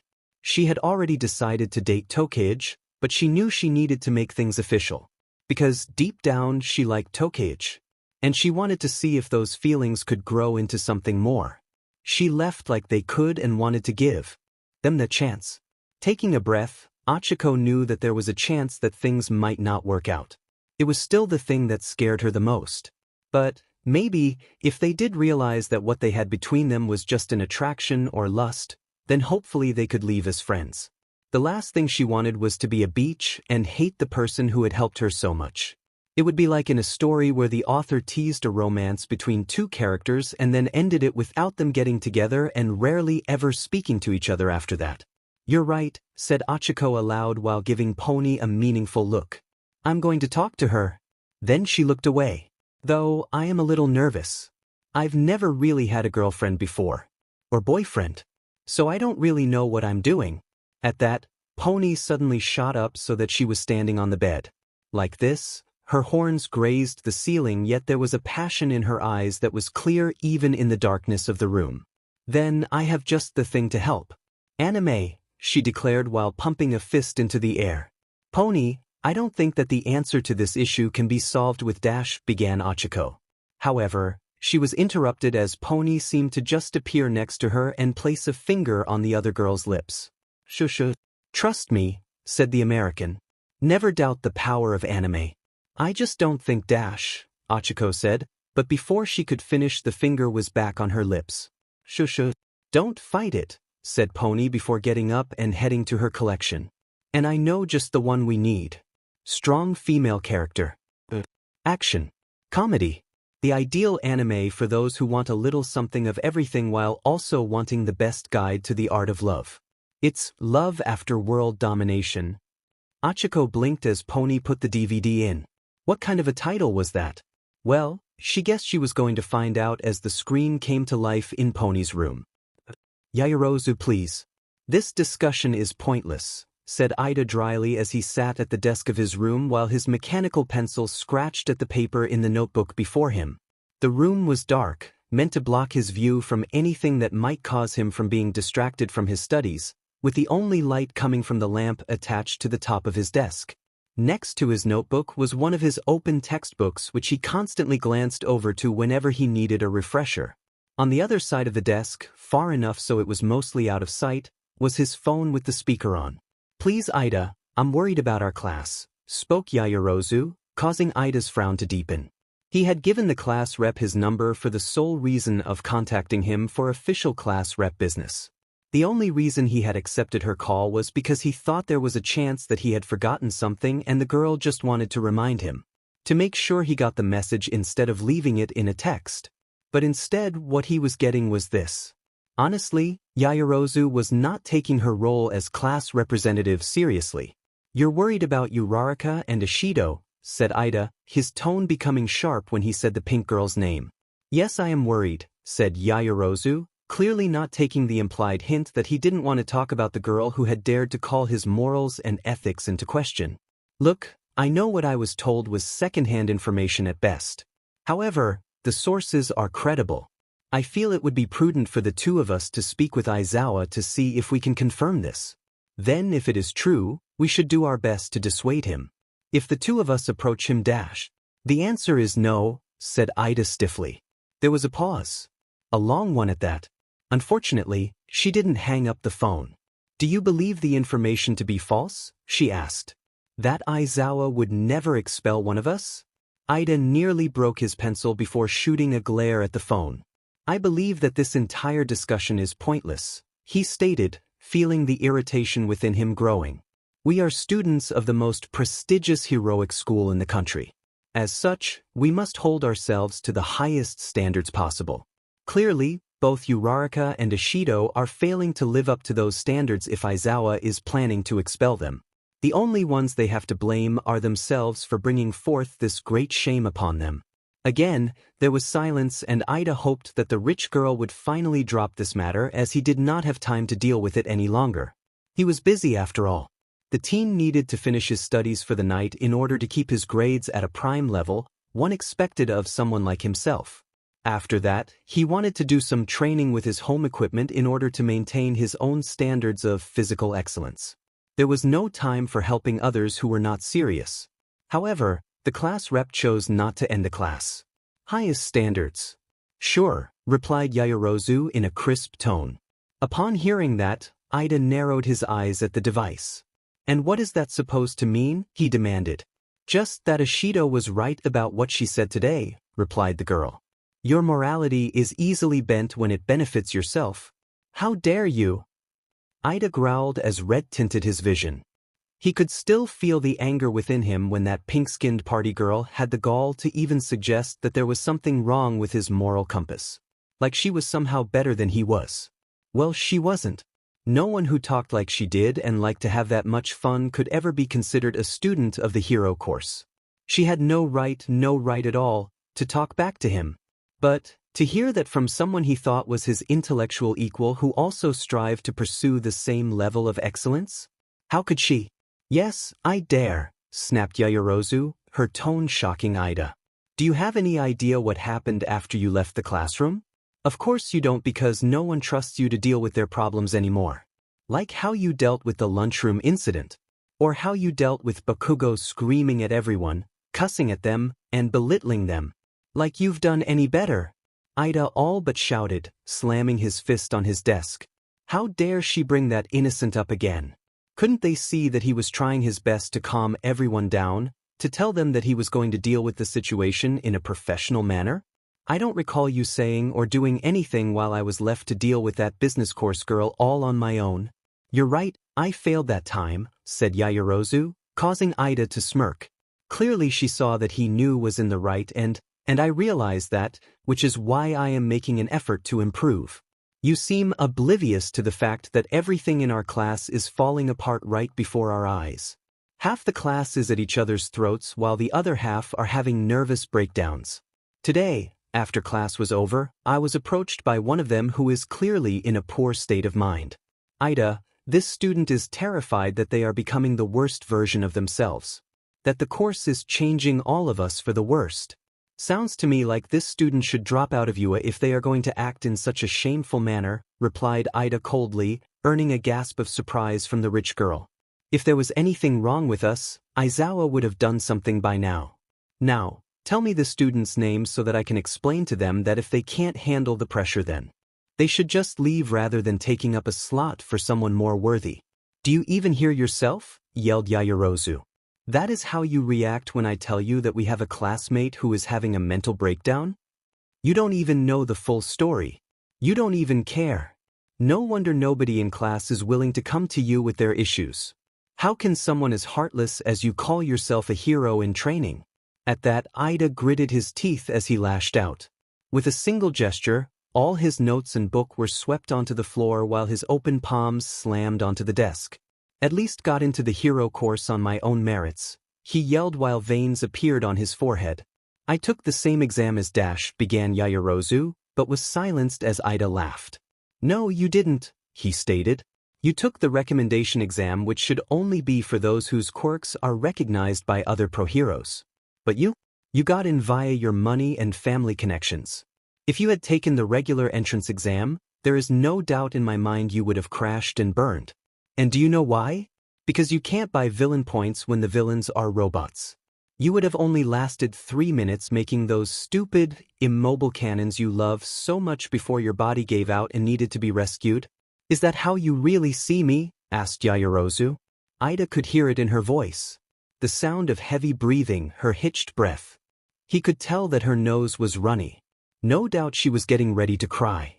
Still, a hero needs to press on in the pursuit of truth. And it was well past time that she learned the truth. That's how the entire class sees you, stated Ida as though this were an irrefutable fact. It's honestly beyond naive of you to believe that your wealth has nothing to do with you being in one. Ain't sure, you can make whatever you want, but that just shows what type of person you really are. Can't do something yourself, then get something to do the work for you. I bet you even used your money to ensure that you got the class rep job. Admit it. That or you used your dash. As Ida spoke, the sobbing grew louder and louder. But Ida pressed on, fueled by his belief in that he was right as well as a darker emotion that had been bubbling up inside of him since the start of, well, the school year. Ever since that first day, he had been a model student worthy of entering these hallowed halls. Yet, for some reason, failure of the most unbecoming manner seemed to always be attached to him. The looks his parents gave him shortly after getting his acceptance letter. Aizawa's disapproval for his inability to calm everyone down in the lunchroom that day. The antics of his classmates. Why was all this happening to him? Why was it all laid at his feet as if he had approved of it? He had done what was required of him to stop Monoma and Mineta from their behavior. He had tried to keep Ishido from causing a scene. So why? But then, Yaoyorozu finally hung up. By this point, Ida thought he would be feeling better. His throat stung a bit and he was panting while some sweat dotted his brow. Yet, despite all this, it should have made him feel better to tell that girl off. Yet, for some reason, that dark feeling just continued to bubble and turn within him along with something else. Confused, Ida fell back onto his hair while his hands reached to clasp the sides of his head. The frustration would have continued to build had his door not opened and the lights flickered to life. For a brief moment, Ida found himself slightly blinded before his sight came into focus. With the lights now on, you could now clearly see that bookshelves that reached all the way to the ceiling and loaded with books covered every wall of his room. This, of course, caused his bed to be pushed to the side a bit, whose covers were tightly tucked in. "Hey there," came the voice of the person who entered his room, drawing Ida's attention. Slowly a smile appeared on his lips as he saw that it was his older brother, Tensei. "Heard you yelling from downstairs. Something the matter?" "You could say that," replied Tenya, feeling himself relaxing in the presence of his hero and brother. "A bit odd though. Normally you don't visit this late at night." "Yeah, sorry about that," replied Tensei as he scratched his head while an odd smile formed on his lips. "To be honest, I've been meaning to visit since I heard you were accepted into UA. But, well, busy with the hero ender and all. My sidekicks finally convinced me to take a break and, well, I was going to surprise you in the morning." Then, Tensei's expression became more serious. "Mom and Dad, you know they're worried about you, right?" "No," replied Tenya, looking away from his brother to stare at the floor. "I regret to say that my attention towards them has been lacking of late. My focus has been on leading my class as proper students of UA. However, it has been met with pushback from truly selfish people who have no place calling themselves heroes." "Can you tell me about it?" asked Tensei, his voice the most neutral that Tenya had ever heard him. Raising his head, the youngest Ida looked at his brother to find that he was still standing there at the doorway instead of coming inside and sitting on his bed like he normally did. Nor did he have on his usual smile or that twinkle in his eyes that he had whenever he asked about how school was going. Instead, he looked like how he did whenever Tenya answered that he hadn't made any new friends or gone out. Still, Tenya was eager to talk to his brother. So he began to explain everything that had happened. Everything from the first day all the way up to today with Ishido refusing to help the class while making a scene and the phone call he just had. As he spoke, he felt better knowing that his brother would agree with him. That he would assure him that everything he had done was in line with how a proper hero should act. What he got, however, wasn't what he expected. Tensei just lowered his head, shoulders slumped before turning around in the doorway so that his back was facing him. "I'm sorry, Tenya," said Tensei, his voice sounding as if he were about to cry himself. "But how could that be?" Tenya had once seen his brother crash into a wall while he was training, breaking an arm in the process yet never shedding a tear. "Looks like I failed you as a big brother." "What?" shouted Tenya as he stood up. He stared at his brother with wide eyes as he tried to process his brother's words. Yet it was like he was speaking some foreign language. "I thought I was being a good model as to what a hero should be," continued Tensei, never turning around to look at the younger. "I thought I taught you better. But if acting like that is what you took away, then I think I'd better stay away for a while." "No, brother," exclaimed a shocked Tenya. "You've done nothing wrong. It's people like Ishido who dash." "She did nothing wrong," interrupted Tensei. "Other than standing up for herself and her beliefs. It was selfish," countered Tenya, refusing to let go of an issue he knew was right. "Think about it as though we were sidekicks working for the same hero agency. She has been deep undercover, learning all she can about the villains we are about to face. But rather than sharing this information with her fellow heroes, she is keeping it to herself so that she can have all the glory. It is unacceptable. What is unacceptable is how you are trying to justify your actions, said Tensei, who still refused to look at his brother. She did nothing more than going to another agency, training with them along with other heroes because you refused to help. Because you put them down. And now you are demanding that they share any information they see. Training regimen, equipment, maybe info on an upcoming trigger raid. Anything you can use that they showed her in confidence. And what you said about your fellow classmates. Do you honestly believe that that mindset will make people want to follow and support you? There was a pause before Tensei began to walk away. I'm going home. I hope you open your eyes before it's too late or else you'll end up alone when it matters the most. With that, Tenya Ida was left alone in his room. The next morning in the teacher's lounge. All Might, you've really done it this time, said Ken from his seat on the couch, pinching the bridge of his nose as he spoke. His eyes were closed, too exhausted to look at the man sitting across from him on the opposite couch with his head lowered. The day had been going so well. The blood-themed hero had managed to get to school a little earlier than normal, allowing him to get a mug of Lunch Rush's coffee before heading to the teacher's lounge. On his way there, the man received 2 emails from Principal Nizu. After opening the first, the white-haired hero groaned as it detailed some last-minute changes in the happenings of the hero course. Ken's first response to this had been to groan, wondering what the hell All Might had done. Thankfully, it didn't take long for the man's mood to improve. It turned out that there would be a new teaching assistant as well as an additional heroics teacher for the first years starting today. When Ken read this, he felt himself nodding in approval as this had been something that several of the teachers had been championing for a while. Himself included. He understood the original reasoning for the alternating schedule, having the students push themselves to the max and then allowing them to rest the next day with lighter work. It made sense. However, as people like himself, Present Mike, and Midnight pointed out, this system had its flaws. In order to go to areas like the USJ, a minimum of 3 teachers were needed in order to get the maximum results for a single lesson. This was something a class couldn't do when the heroics teacher was busy with the opposite class. It would also be very beneficial to have the heroics instructor present in the classroom when Ken went over the training in more detail, adding in additional feedback. The email ended with the names of those taking the positions. Surprisingly, there was only one teacher's aide, Fuyumi Todoroki. As for the second heroics teacher, it was Enji Todoroki. Ken had to blink several times as he stared at the names in confusion. Father and daughter were working at UA at the same time? This had to be something more than a coincidence. Believing that the second email might have the answers, Ken opened it. While the first email had been written more like a general announcement to the entire staff, the second had a bit more of a personal touch to it. In it, Nizu did explain his reasoning for hiring both of them. That Fuyumi had been the target of an attempted kidnapping nearby and that Endeavor believed that those responsible were still in the area. Given Can's history of dealing with victims of abuse, the principal had assigned the young woman to his classroom. As for Endeavor, given the rocky past All Might had with the students of 1B, Nizu felt it best to send the number 2 hero to his class for the time being. While somewhat saddened to see this after all the strides All Might had been making recently, Ken accepted this as the message stated that this would be a temporary situation. Hopefully his class wouldn't be too hurt. And he could honestly tell them that these orders came from Principal Nizu himself, so there wasn't anything that could be done.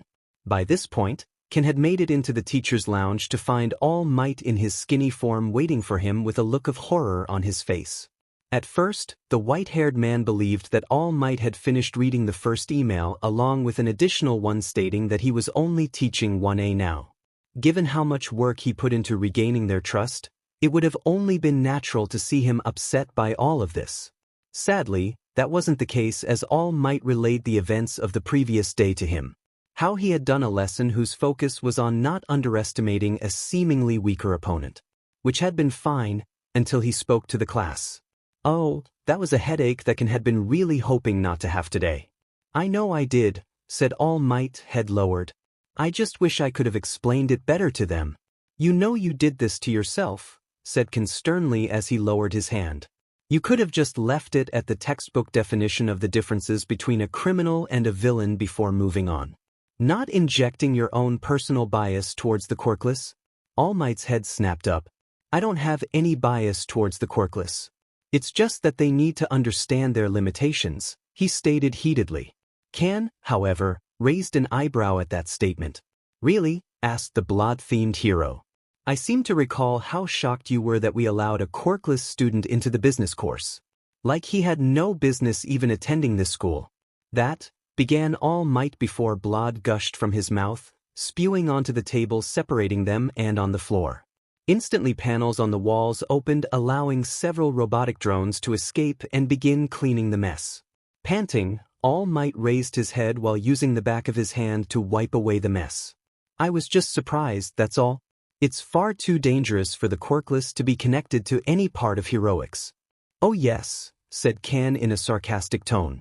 It's far too dangerous for someone who can't bench press a mountain to go over earning revenue and creating contracts for merchandising.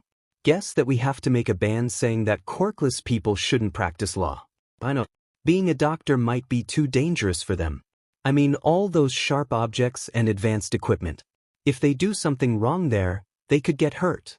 Just like any other doctor dealing with patients with problematic quirks. Can then looked away. It's no surprise Slipsteel is still pissed at you. If I had known he had a quirkless daughter then began All Might, but Can silenced him with a look. Then what?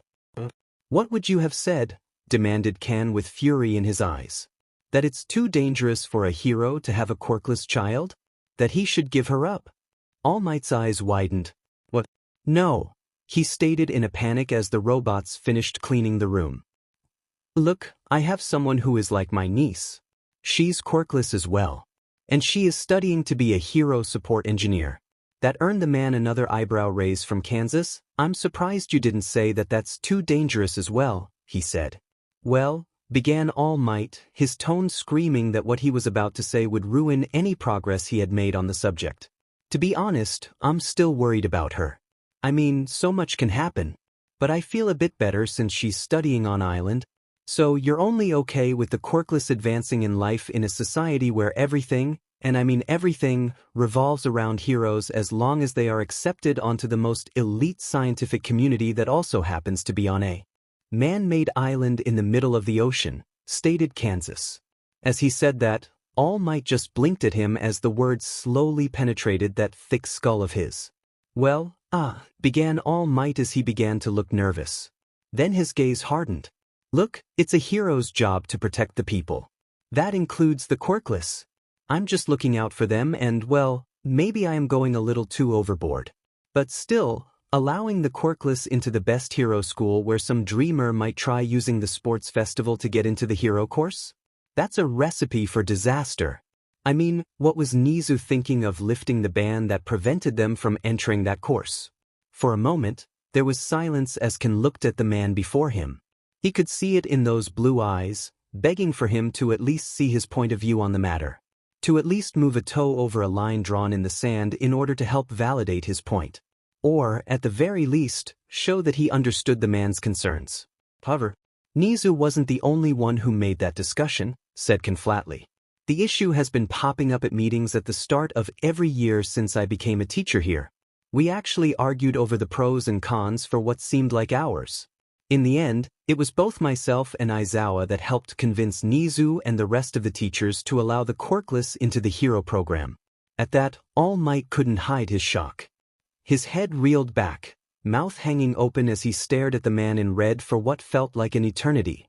After All Might's brain finally reformed from being blown to pieces, he managed to finally close his mouth and clear his throat.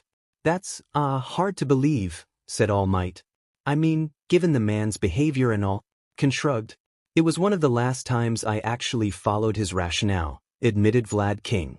He said that we have allowed people with pretty weak quirks to pass the entrance exam as long as they show they have both the skills and/or attitudes that we seek.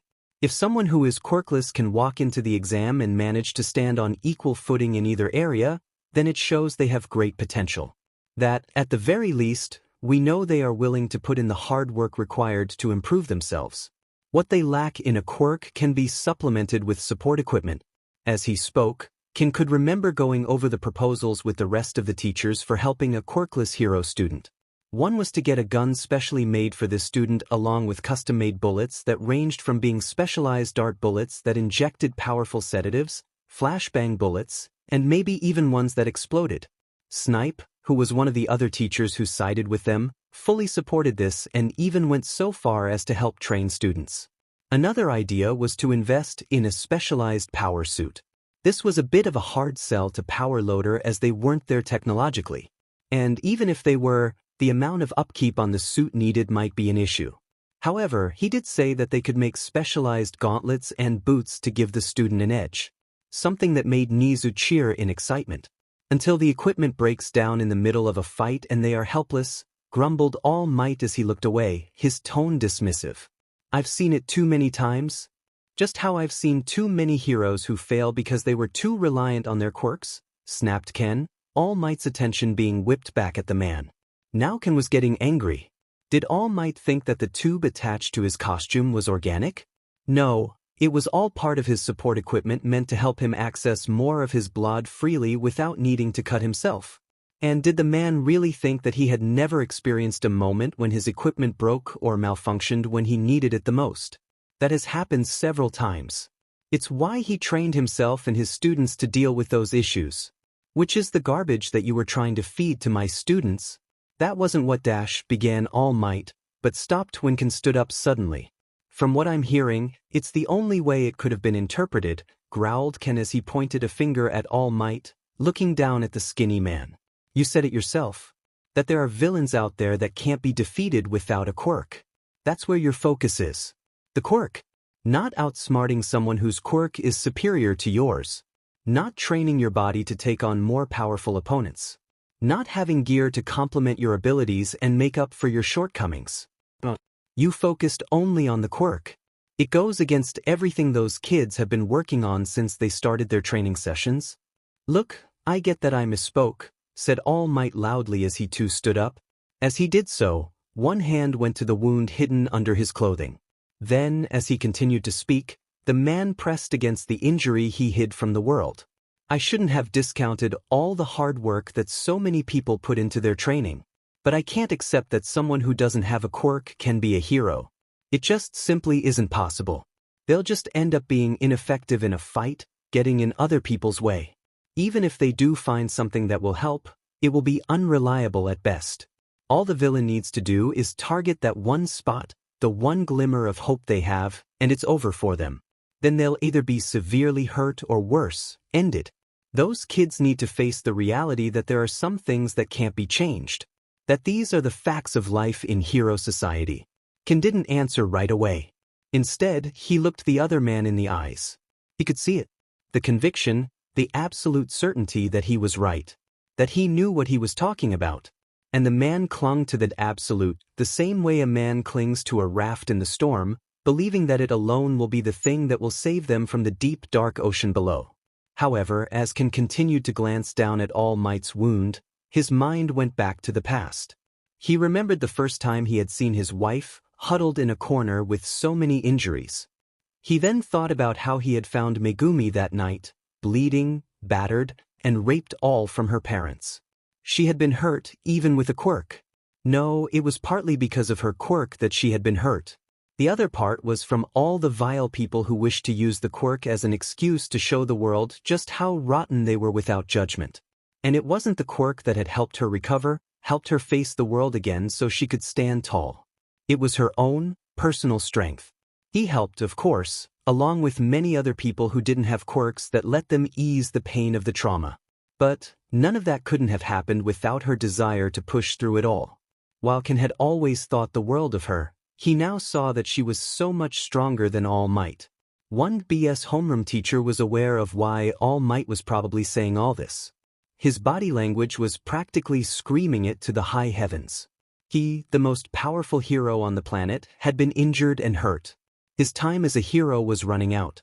If someone like him could be brought down to his knees like this, then what hope did someone who had no quirk have? Honestly, it made Ken wonder if this was the first time he had been seriously injured in his entire life. As Ken's mind continued to move down this train of thought, his eyebrows furrowed as he stared at the spot All Might was clutching. He recalled how badly hurt 13 had been during the USJ, nearly losing her entire back. But had she just given up, gone all doom and gloom while speaking about how the weak shouldn't try? No, she pulled herself together and acted when the people who needed her the most were in trouble. She was recovering. Even Aizawa, a man Ken felt like strangling most days in recent memory and was the closest hero on staff to being considered quirkless, was more of a hero than All Might was right now. The man had fought against dozens of villains, buying time for help to arrive until that Nomu thing got a hold of him. That monster had broken bones, damaged muscles, and even the man's eyes, which was the source of the man's quirk. But despite all of that, the man kept going and trying to help protect his students. And he still showed up to teach his class. But here was All Might, clutching a wound like it proved his point. That if his unbreakable skin couldn't protect him from one random villain, then what good was support equipment going to do for a quirkless person?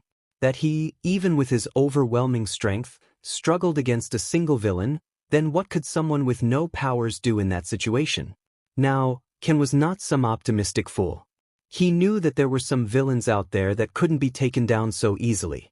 However, as he told his class, that he considered it a personal failure of his to kick any of his students out of his class. So, if he did have a quirkless student, he would have done everything in his power to help that student become the best hero that they could. Unlike All Might, he wouldn't disregard all the hard work that someone put into their training to get into UA just because they didn't have a quirk. Moreover, just because there were some villains that couldn't be taken down easily didn't mean that you had to give up entirely. It just meant that you had to know when to bow out of a battle and help in other ways. Then a thought came to Kansas. It was a method he rarely ever implemented with his students. Mainly because it always left a bitter taste in his mouth and he normally gained so much respect from them that such methods were not needed. However, there were those who were a bit too hard-headed. Those who needed a symbolic slap in the face to get them to realize just how poorly they were acting. Something to get them to reflect on their words and actions.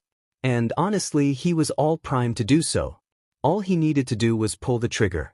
"If that's how you feel," began Ken as he turned towards the door, "then I wish you the best when you have to leave this school in the near future." "What?" All Might shouted in confusion. "But, I'm not getting fired. I've done everything that Nizu has dash." "Your time as a hero is running out," interrupted Ken, not bothering to face the deflated hero. "As time passes, you lose more of your precious time in that form. Pretty soon, you'll barely be able to hold on to it for a few seconds. Then not at all. At that point, well, you'll be quirkless. And as you yourself said, the quirkless have no place anywhere in heroics unless they are on a man-made island. So shouldn't you be treated the same way you treat them?" "That," gasped All Might before the sound of him falling onto the couch could be heard. Ken could imagine what the man's face was like now. A look of shock mixed with horror at what his future was soon to be like. "If you still want a future in heroics, I suggest hitting the books so you can earn a place within Island," continued Kansas. "Maybe call up that niece of yours and see what it's like for her there. Or maybe ask Slip Steel what it's like for his daughter. Well, I guess you could also go out on your own and see just what it's like to get a job as a quirkless man at your age. I believe it would be an enlightening experience." By this point, Ken was at the door ready to open it. "Oh, before I forget, there should be an email waiting for you from Nizu. Endeavor is now employed as a heroics teacher and will be teaching my class." With that, Ken left without another word. Elsewhere, Melissa Shield felt a bubble of nervous energy as she excitedly undressed in the locker room, although it was different from the ones she was used to on Island. This one lacked the optical scanners that were commonplace for all the labs on campus. She also highly doubted that they were made of the highly compressed metals and nanotechnology that would allow them to survive several tons of most common explosives found on the island without a scratch. Heck, with those lockers you could hop into one and survive just about anything for 24 hours before the emergency life support systems ran out. Instead, the blonde support engineer in training found herself placing her blouse into a locker that looked, well, like a normal green locker. One that you needed a key to open instead of biometric readers. There wasn't even a mechanical arm inside that you could hand your clothes to. Using it was sort of weird for her. But, then again, this wasn't Island. A shiver of excitement coursed through Melissa's body as she unhooked her bra, glancing around at several of the other girls. They had all come from different parts of the world, flown here to Texas, and brought to this large lab. As far as the blonde knew, she was the oldest out of 10 girls who were in the room, with the youngest being 5.5.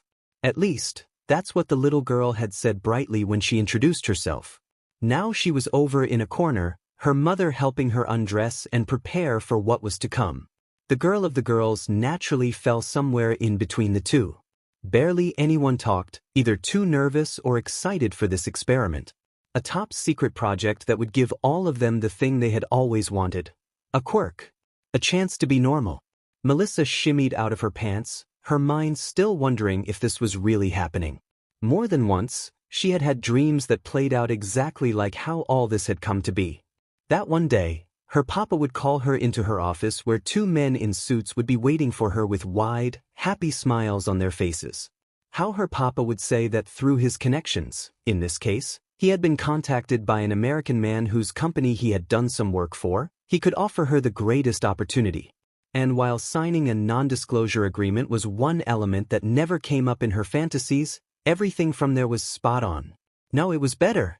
Because, after they had informed her that there was a process to get a quirk of her own, they told her that she would be able to pick one out from their files. "Hey, you going to stand there all day daydreaming?" came a voice next to her, causing Melissa to jump in surprise. Turning to her side, she saw Carol Blackhound standing there with only a towel wrapped around her form. And Melissa knew that she was naked underneath that. According to what she knew about the process, they would all be placed into tanks and mostly submerged into well, they didn't go into too much detail on what the substance was. Just that they would be floating in it. This chemical was pretty important, and the scientists wanted as much direct skin contact as possible. Meaning they would all have to be naked once they got in. Thankfully, the people running this project were doing their best to make this as easy for them as possible.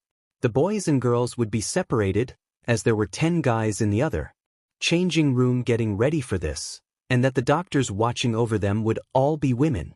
"Sorry," replied Melissa as she stripped off her panties and placed them in the locker before grabbing her own towel. "Just still processing everything. I mean, this is really happening." Carol gave her a smile. "Yeah, I know how you feel," replied the girl. "And sorry if what I said came out a bit harsh." But Carol suddenly became a little uneasy as she looked around. "You standing there like that might give the others the impression that you're flaunting." For a moment, Melissa stood there blinking in confusion.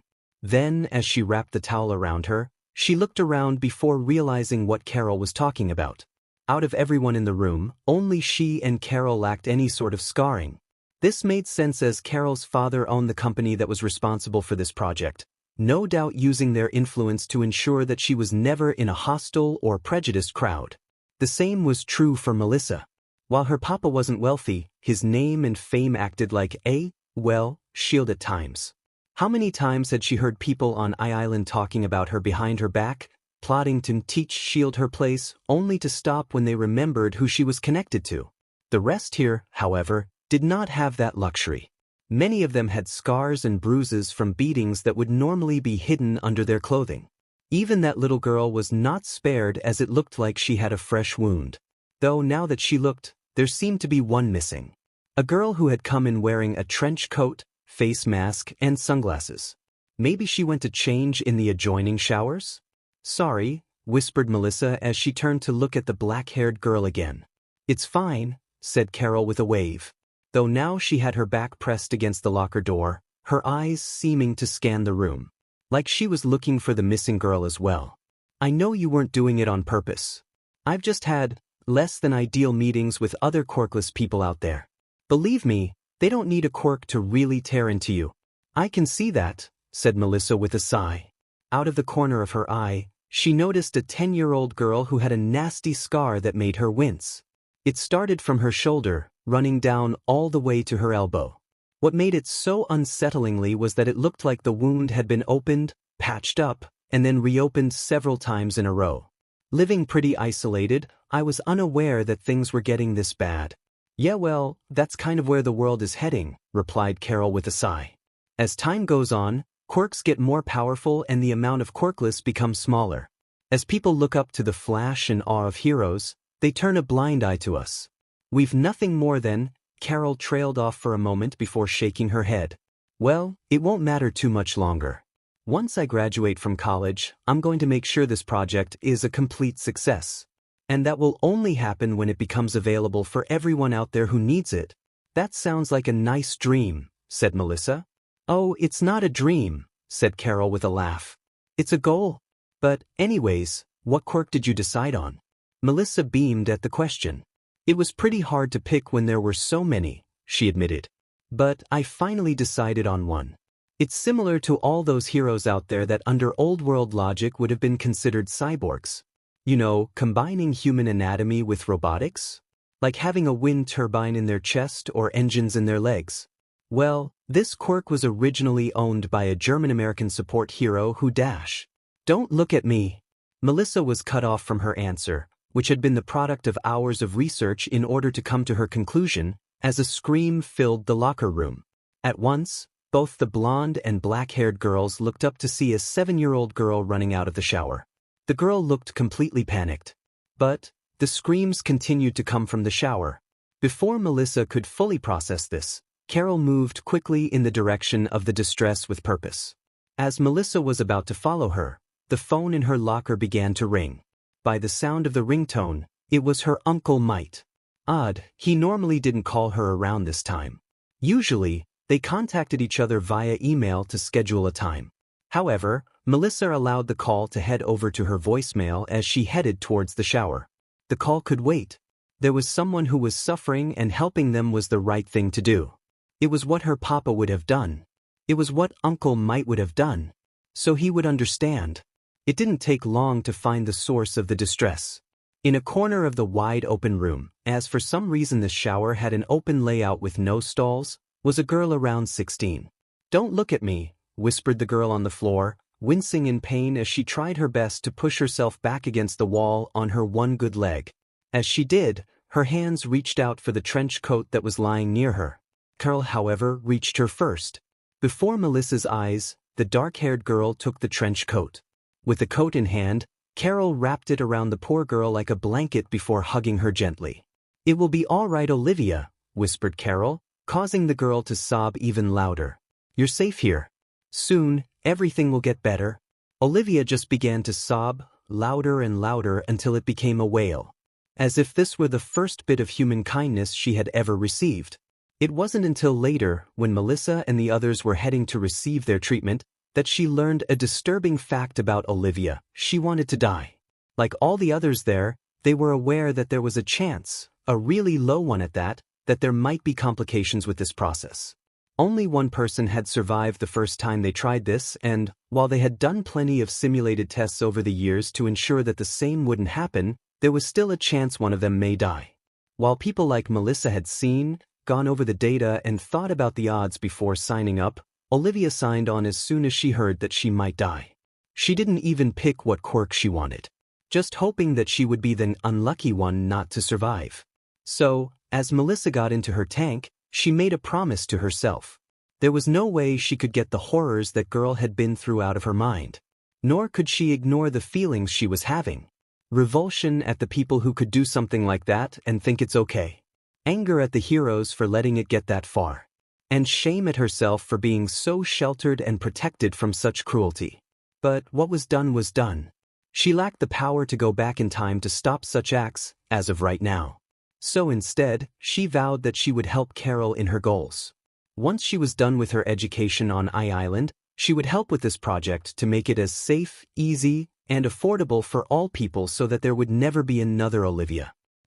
At the same time Melissa was getting into the tank to begin her procedure, on the other side of the world Izuku Midoriya was on his way to the cafeteria with Pony by his side. In one hand, he held his notebook which was opened to a page so the both of them could see what he had drawn. His new hero costume. So, what do you think? He asked. For a moment, Pony looked at it before letting out a hum. Well, this feels less like an upgrade and more like you just created a new costume, she said. I can't see anything from the original design. Are you sure you want to do something like this? Izuku didn't say anything at first, just looking back on the design he had made last night. Or, at least, the one he felt the most comfortable sharing and considering as his hero costume. Gone was the appearance of a martial artist hero, replaced with what could best be described as a high school thug. The outfit had no shirt, but a special material that went up to his ribs that was based on the scarf that people like Eraserhead used. It was flexible and thin, yet strong enough to throw around people who weighed a ton or more around without breaking. That should be good enough to protect his organs in the event he wasn't able to protect them with bone of my sword in time. The sketch also showed him wearing what could best be described as a sleeveless trench coat with the back altered so that it would always leave space. As for his pants, they were slightly baggier than normal with additional materials added in. And finally, black boots. It's the closest thing that I feel comfortable wearing while being practical, admitted Izuku with a sigh. Originally, I wanted to wear something to honor my sensei for everything he taught me. But ever since the beginning of the year, every time we do a training exercise in costume, my outfit gets several holes. It's really becoming a pain. And if I ever do need to go all out, there would be nothing left. I talked to the support department about some specialized clothing, but even with DNA-infused material there's little they can do. Altering size and phasing through solid matter are a bit different from having sharp bones sticking out of your body. So I asked about self-repairing costumes to Power Loader. His response was that there is a limit to how much they can put into a costume before it becomes a problem. I don't know, replied Pony with a mischievous smile on her face. I wouldn't mind seeing you naked as you run through the streets, fighting evil. Izuku blushed before giving her a quizzical look. You know, if that happens, he said in a low tone, that everyone else will be able to see me naked as well. In training, all of our classmates. And if it happens during something like the sports festival, then the entire world will see. As he spoke, he could see the gears turning in his girlfriend's head as her large eyes seemed to grow even wider. Her face twisted from a smile to a look of utter horror. No, I take it back. I take it back, she shouted, surprising anyone else in the area. Thankfully, she quickly quieted down before giving Izuku a meaningful look. Right now, that right is reserved for me and whoever it is you're changing with. I knew you'd see it my way, replied Izuku with a chuckle before leaning closer to Pony, gesturing to parts of his new design as he spoke. With my new costume, I've been able to solve many of the issues the old one had. The trench coat will have several pockets inside, allowing me to hold more medical supplies, and I can take it off easily in order to comfort the people I'm trying to rescue. Without a shirt, I'll be able to use my ribcage without having to worry about ripping my costume. Meanwhile, the trench coat's design will allow me to use the bones in my arms, shoulders, and even my spinal cord with greater ease. The pants are fitted with the self-repair nanotechnology. However, even with this, they'll only be able to patch up a few holes and it'll take them about an hour or so to do it. Any more damage, well, then I need new pants. Overall, I'll be able to try out a new super move I've been thinking about lately based on that one manga you lent me last year. Pony's eyes widened at that. You mean Battle Angel, Last Order? She asked hopefully. When Izuku nodded, Pony seemed to vibrate with excitement. First we create the drill that pierces the heavens, and now this? Best year ever. Now we need names and we're ready to be heroes. Do you have something in mind? Asked Izuku. To that, Pony nodded. Yep. I'm going with Rocketti. It's a really cool name. What about you? She then looked at Izuku, her devilish smile returning. Are you still going with Mighty Boner? Izuku's head slumped. I was 9, he moaned. I had no idea what I was even saying. Oh, the looks on all the adults' faces when you proudly declared your hero name, standing proudly at the top of the playground with a fist raised in the air, is a memory I will always treasure, she said, laughing so hard that tears were forming in the corner of her eyes. Please. Stop, begged Izuku, cringing at the phantom sensations caused by the memory. The laughter of the kids he could have dealt with, but the utter looks of horror and disgust from the parents watching the kids were a different matter. Follow that up with many of them leaving and having his own parents pulling him away to explain why what he had said was so wrong was just so embarrassing. Seriously, he just wanted a name that mixed All Might's name with his quirk. At the time, it sounded good to him. Okay, laughed Pony as she waved a hand in the air. Yay, squealed Pony in joy. When she spoke next, she did her best to imitate the announcer from that old Batman TV show. So, what will the daring hero change his name to? All Bones? Bony Might? Actually, I just want to distance myself from All Might right now, admitted Izuku with a sigh. At that, Pony's good mood seemed to diminish. Still upset about what he said? She asked. Yeah, said Izuku. I mean, don't get me wrong. I still think he's a great hero who's saved a lot of people. Honestly, I don't think anything will change that fact. But I need some time to process how I feel about him as a man. You know? Yep, agreed Pony while nodding. I just hope Stars and Stripes doesn't feel the same way. It would be super depressing if I ever heard her say something like that. So, have you come up with anything? At that, Izuku looked a little crestfallen as he placed a hand on his head. Last night, I was trying out a few names. After a while, I landed on the Unlimited Bladeworks hero, Forge. Hey, that sounds pretty cool, said Pony. And it fits you perfectly. So what's the problem? It's already taken, replied Izuku with a sigh. I only remembered just as the excitement of coming up with the name died down. He doesn't have the Unlimited Bladeworks part of his title, but I'm sure it'll still cause some confusion. Pony stared at him for a moment before sighing and hanging her head. Now that you say it, I think there's a Forge back in the USA. Heck, there's even an old-time comic book hero named Forge. Then Pony lifted her head up.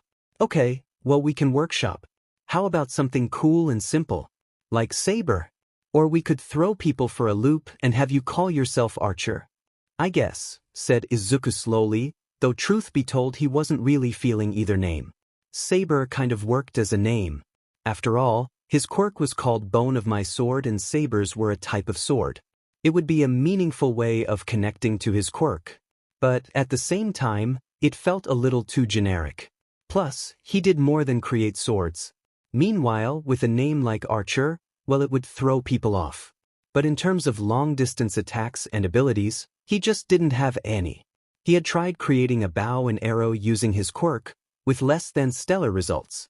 Honestly, if he went for a name like Archer, he felt like he would be lying to the world about who he was. He was about to bring the issue up with Pony when he noticed something was off with her expression. Her eyes seemed brighter as a bubble of happiness seemed to surround her. Then she turned to Izuku. I got it, she declared. The Unlimited Forging Hero, Bladeworks.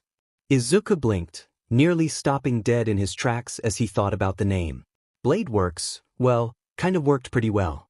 It was a good reference to his quirk like Saber was, but a bit more broad as it implied he could use more than just one type of sword. That he had access to a number of bladed weapons. Heck, that had been the reason he had included it in his introduction.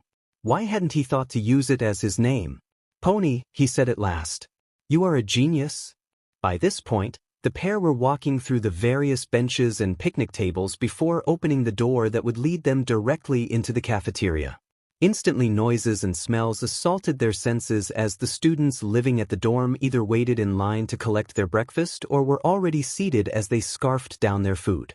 Meanwhile, the pro-hero lunch rush was moving around the kitchen like a blur to both cook and set the dishes on the counter all by himself. As was typical of the pro-hero, each morning there was a sort of theme. While there were basic items like turnovers, toast, and muffins each day, the man wanted to ensure that those staying at the dorms got their money's worth as well as having the experience of a lifetime. So, each day, you could count on him making breakfast dishes from around the world.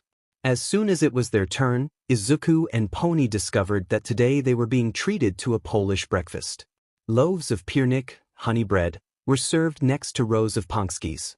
Near them was a dish called rakiki z jabłkami, or Polish apple pancakes, which Pony began filling her plate with. After adding a few to his plate, Izuku took a helping of kielbasa as well as some kiszka before heading to find a seat. It didn't take him long to find the newest resident of the dorms sitting off in a corner by the windows. Urarika looked like she was in heaven, holding a strawberry-filled pankski in both hands, happily eating it with an expression of pure bliss on her face while her helping kazanka, blood sausage, and fuxki, sauerkraut pancakes, laid there half-eaten. For a moment, Izuku hesitated to approach the girl while Pony continued to grab whatever she could find that contained apples. Despite rooming with Pony for the time being, The 1A girl had left before he got there. Something that Izuku was a little glad for, as it would have felt awkward walking with her after what she had walked into last night.